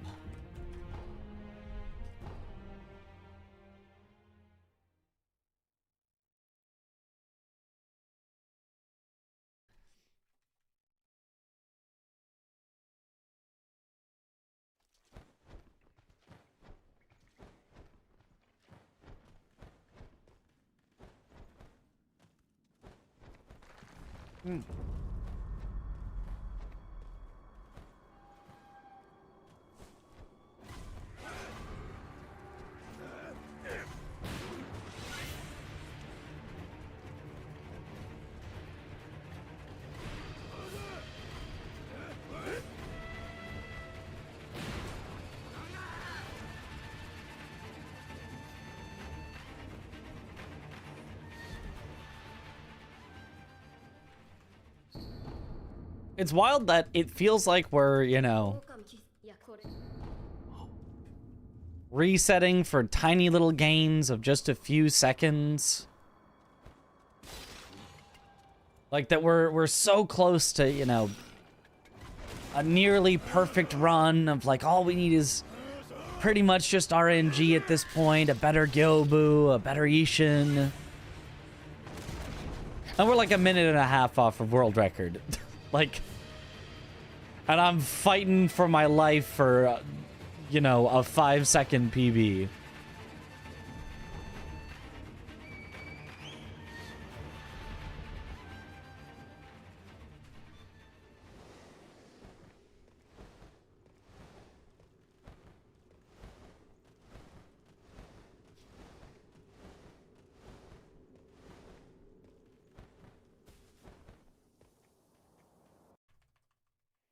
I don't think I've ever had a category this hard to get anywhere close to record.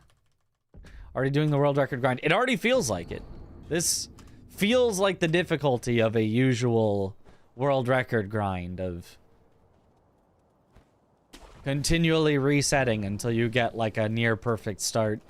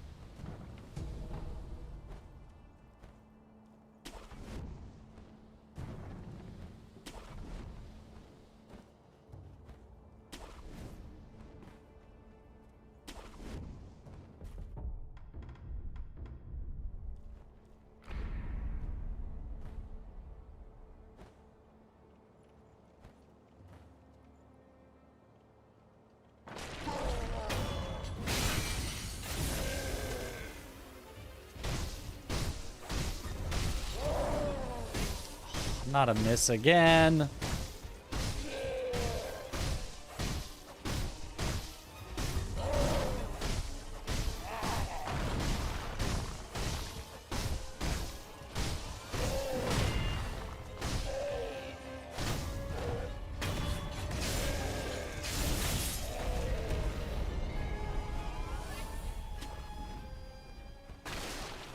Okay.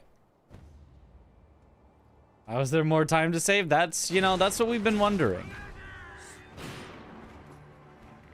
And, you know, I've asked around and had people look at my runs and go, okay, you know, there's like a half a second here that you could save. There's like 1 second here that you could save. There's no... there's no smoking gun 30 seconds we could save. It's hard. It's just optimal. Right, nice.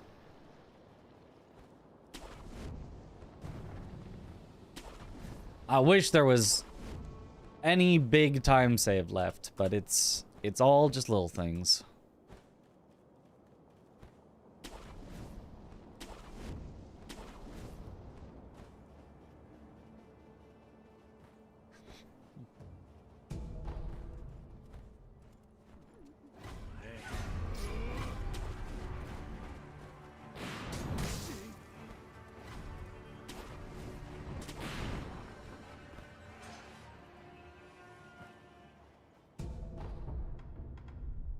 I mean, getting headshots on Gyobu would be quite helpful.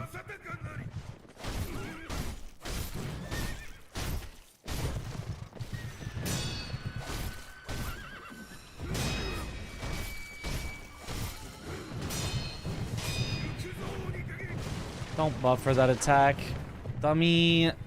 Alright, it's a reset.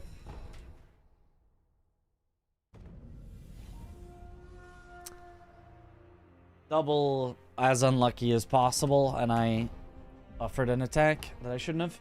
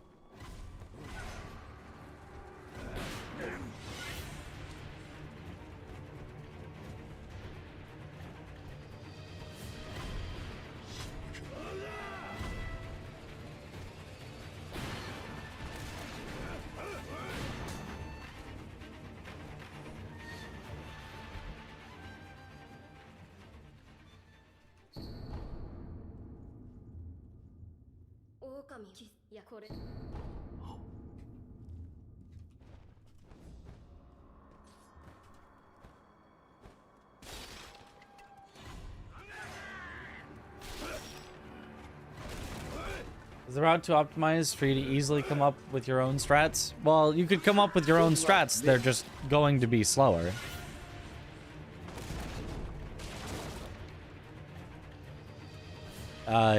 Finding your own strat that's faster is very unlikely.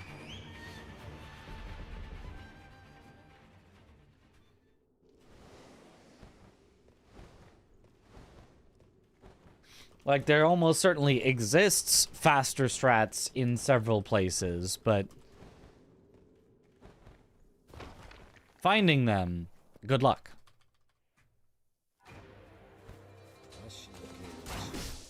Many have tried, and the current route is the result of hundreds of people all trying to find the fastest routes and comparing over 7 years at this point. So if you think you can find something better than what hundreds of people have found over 7 years of looking, you know, go for it.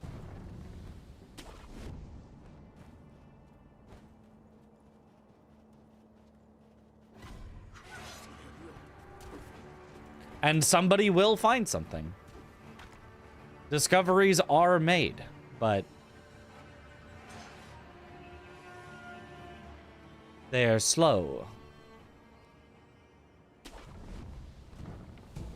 As the strategies are hard to find. It's a little weird.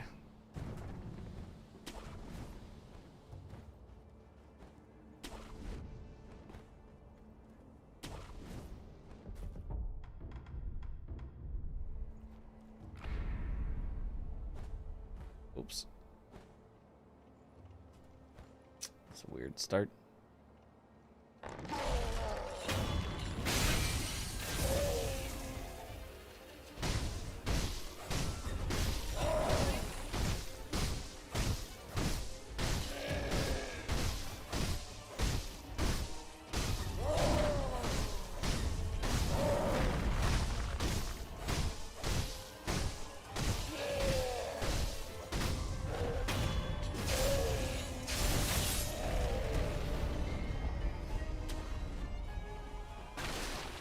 Okay, not bad.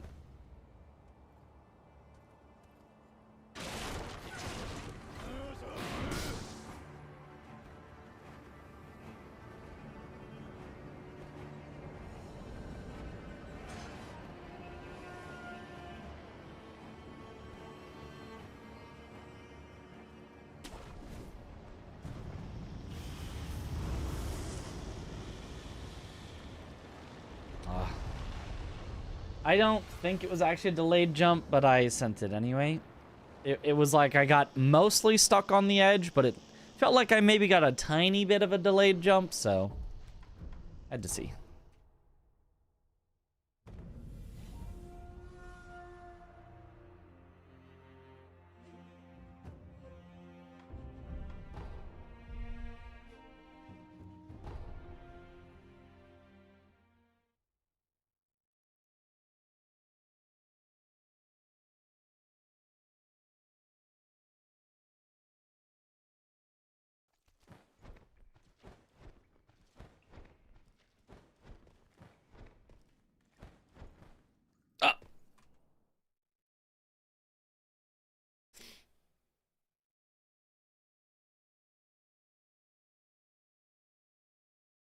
Discoveries are welcome because that refreshes the category. Yeah, everyone likes new finds, but they get harder and harder to find.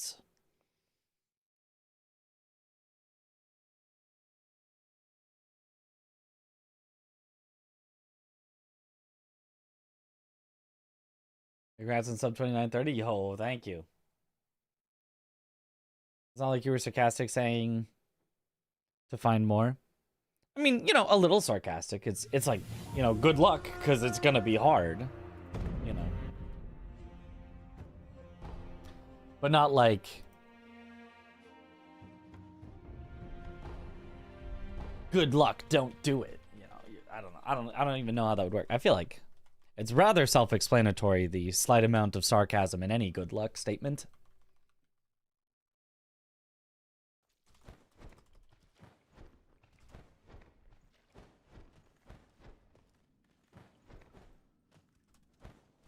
It's incredulous that you will, not incredulous that you should.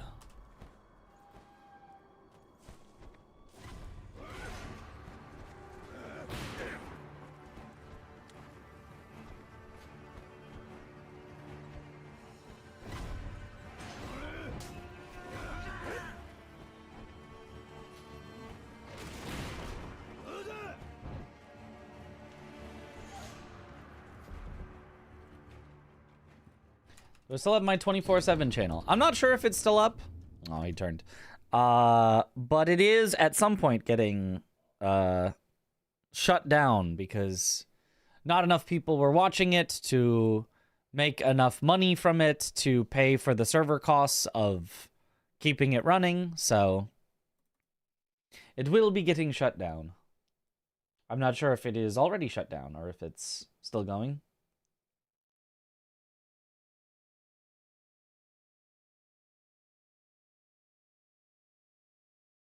What did 50 Cent do when he was hungry?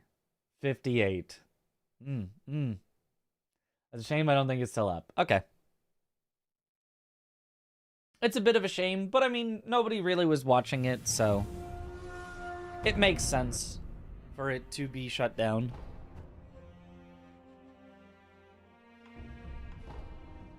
It was neat to have a 24/7 channel as like an idea, like, oh, that's kind of neat. But, you know, in execution, it did not capture the hearts of the people, so. No king rules forever, my son.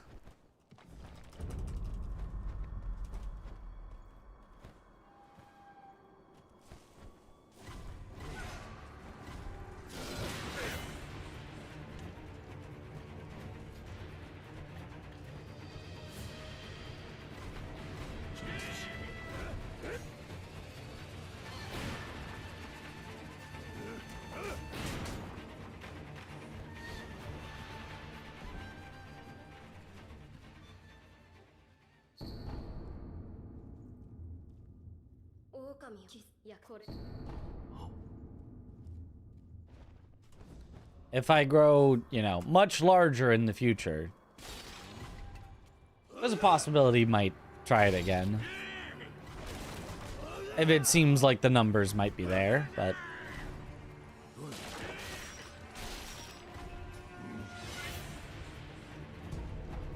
I don't think it's super likely.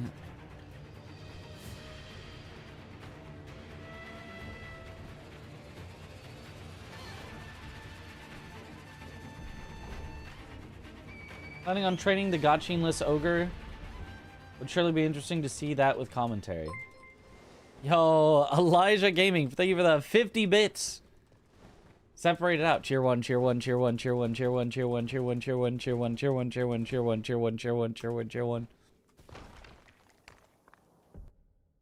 I don't think Gachinless Ogre is worth it for the times that I'm trying to get. If you do Gachinless Ogre, you also have to do Gachinless Monkey, pretty much. Otherwise, you're not really saving time not picking up the Gachin.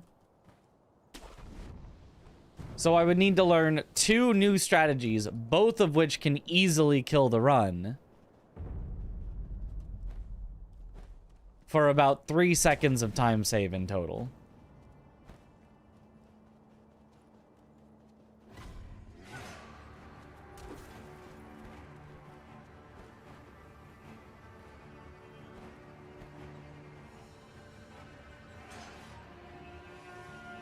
Like, it doesn't feel like 1.5 seconds is worth the number of runs I will lose to Gachinless Ogre. And it doesn't feel like 1.5 seconds is worth the amount of time I will lose to Gachinless Monkeys.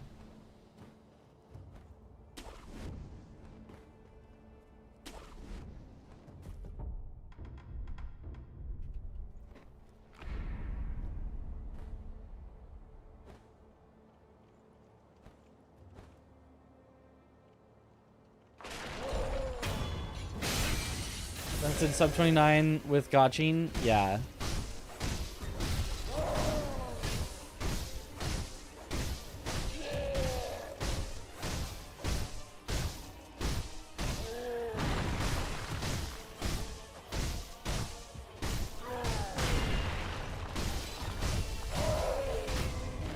No fear. I wonder if you look at all the sub 29s, I wonder if more of them use Gachin or more of them don't. Because there's certainly some percentage of them that will still use Gachin. If our PB was like 2902, where that 3 seconds really feels like it matters, maybe I'd learn it.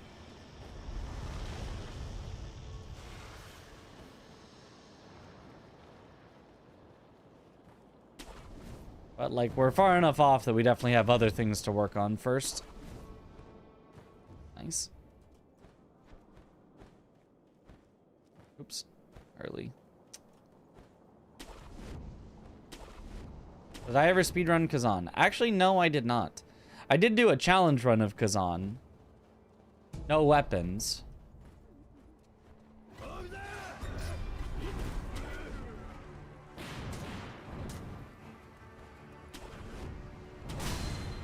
But I did not actually do a speed run.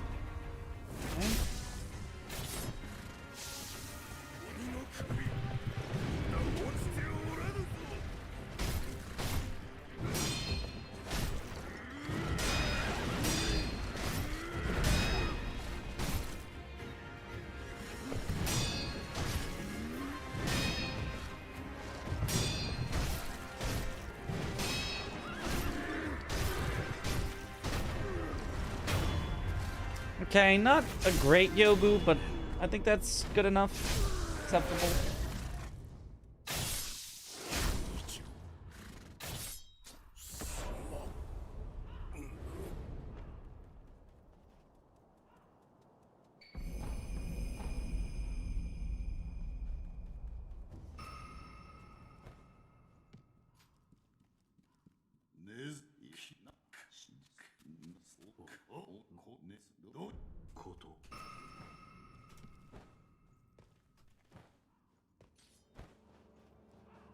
Since you played Sekiro, does the red sugar also increase posture damage when you deflect an attack? Yes. Yes, it does.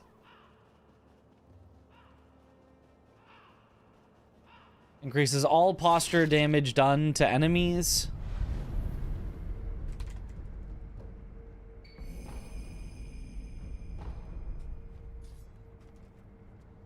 I believe from, like, all sources, including, you know, prosthetics and... I know it affects combat arts for sure. And then also the amount of health damage that you do, but by a lesser amount.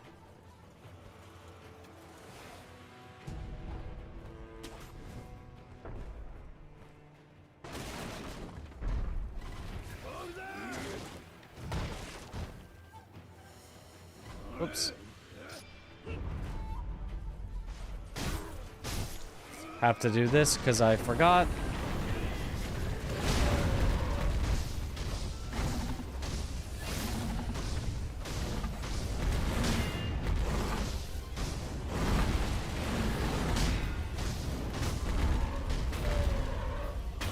Unfortunately, I think that's the slowest RNG on Bull, besides, like, really wacky stuff.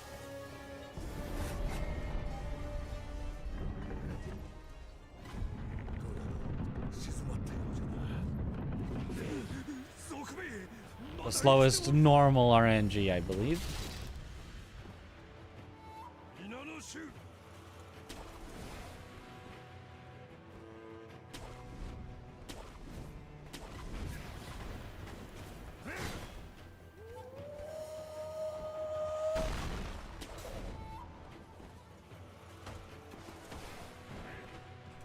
Nice.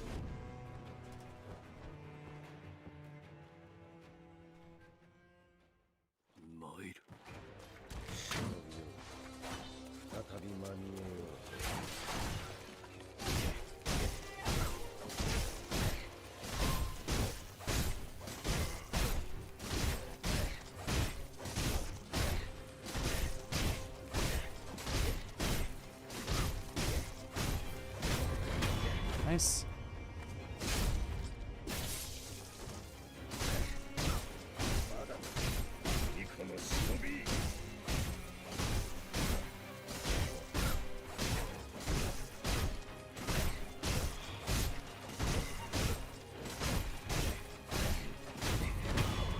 Well, it's pleasant to come across your streams of speedrunning Sekiro again. Let's go.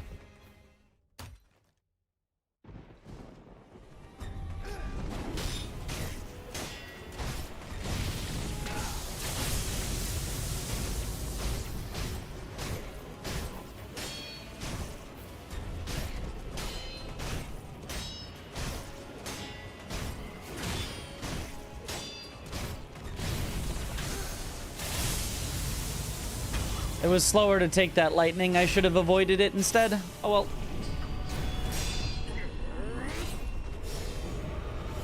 Oh. Yes. Very slow, Genny RNG. Oh well.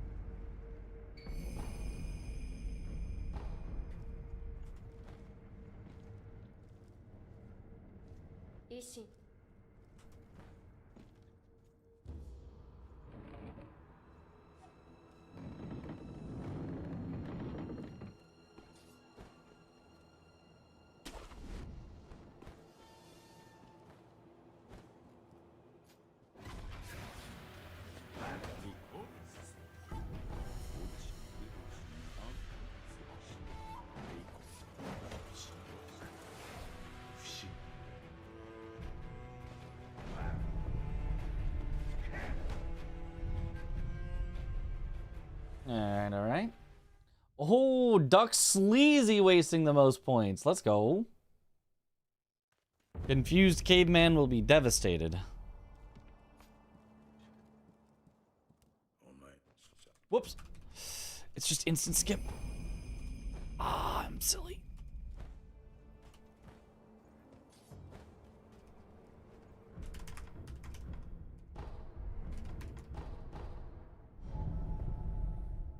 That's bad.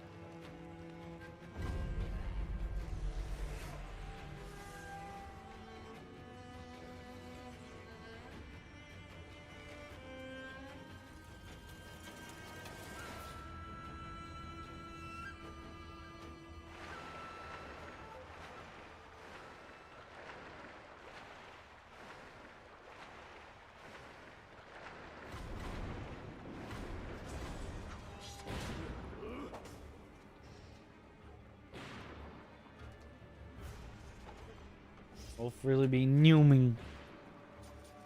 You do be fast.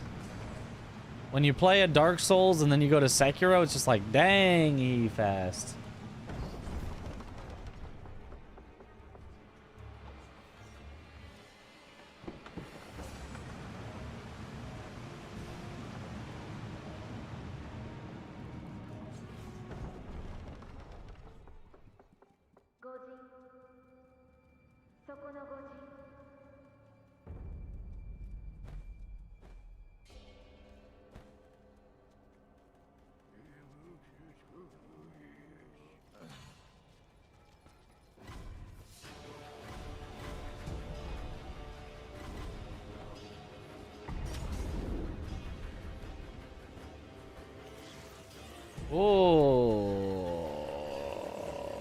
This is gonna be a disaster.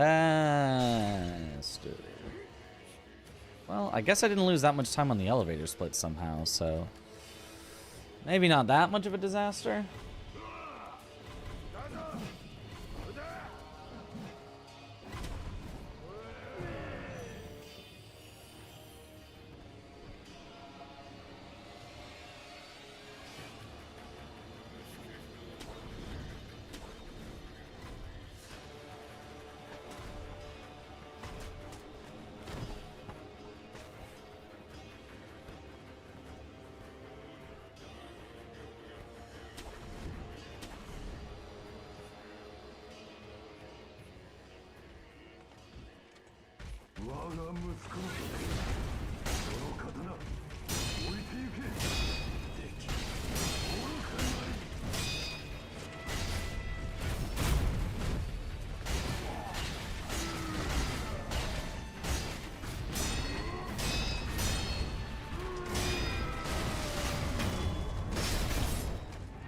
Okay.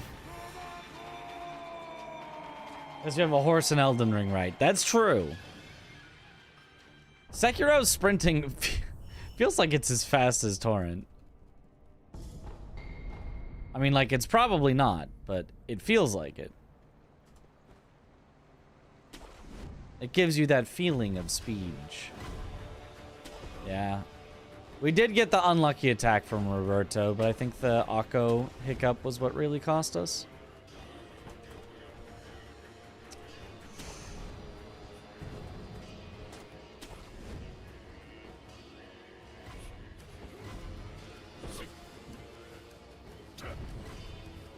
And that was also unfortunate. But it didn't let me grapple up right away.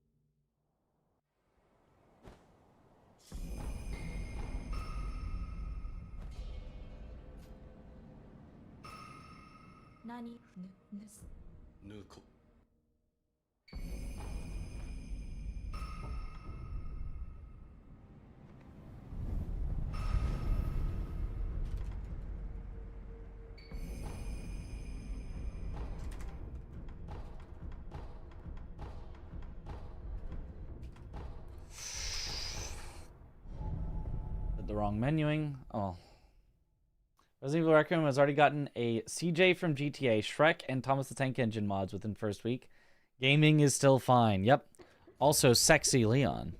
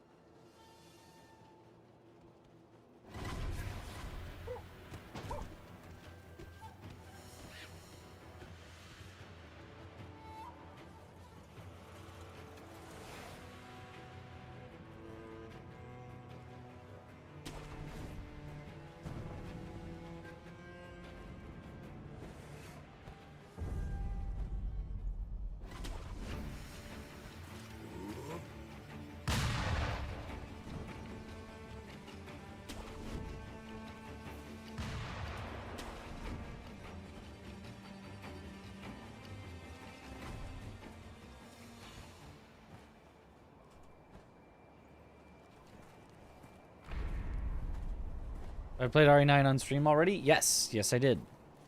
Played through the whole thing. The first 2 days, I was back from Kaizo Coliseum.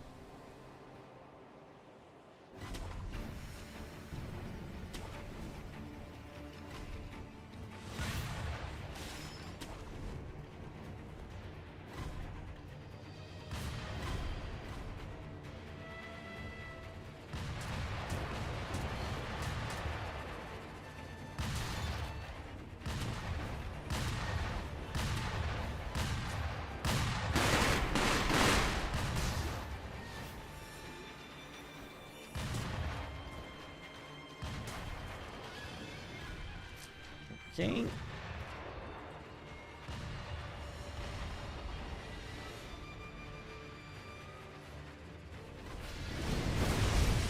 Oh, that's partial mortal draws. Yeah. Rip. That's a rip run.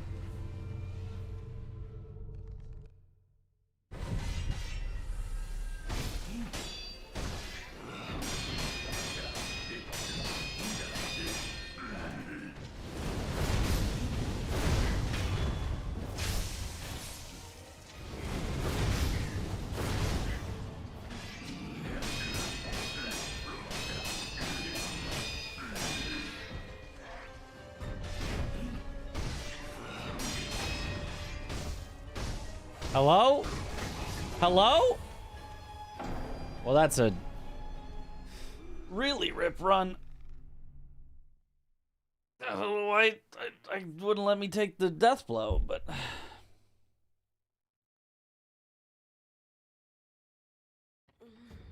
Oh, if these women eat and or smoke if they can see you being this far away while translucent. They're snipers. They're looking through their scopes. They got... And there's like a single bridge, like one bridge that they have that they're just watching through scopes. I feel like you'd notice. Even translucent, you'd be like, I see that guy.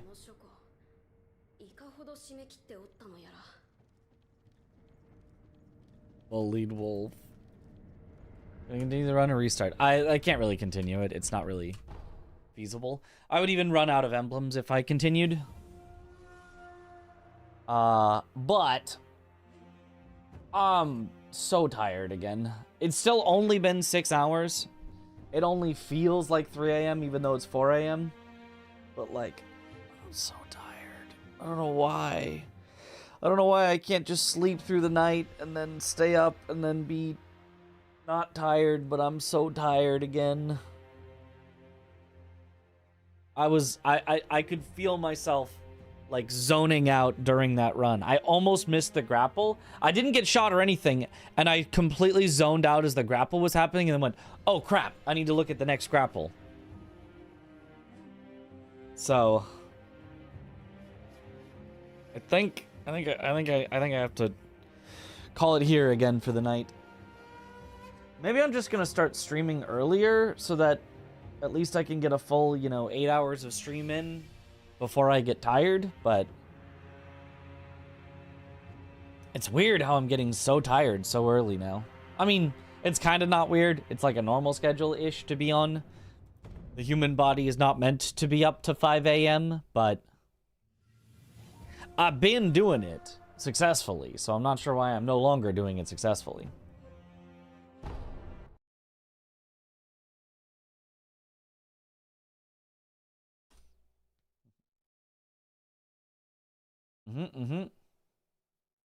Have a good eep. Thank you, thank you. Let's find... I suppose...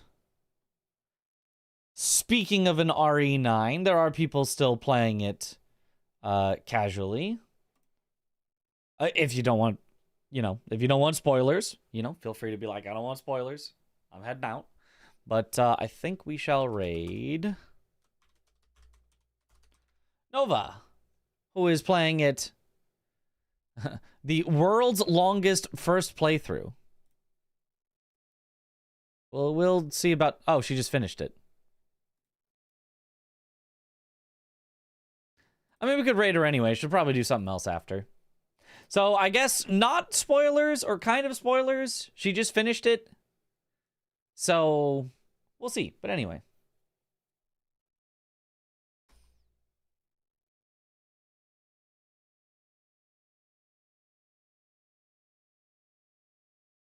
But yeah, thank you all for watching. Have a good night, or morning, or afternoon, or evening, wherever in the world you all happen to be. And I will see you all later. Have a good one, everyone. Bye-bye.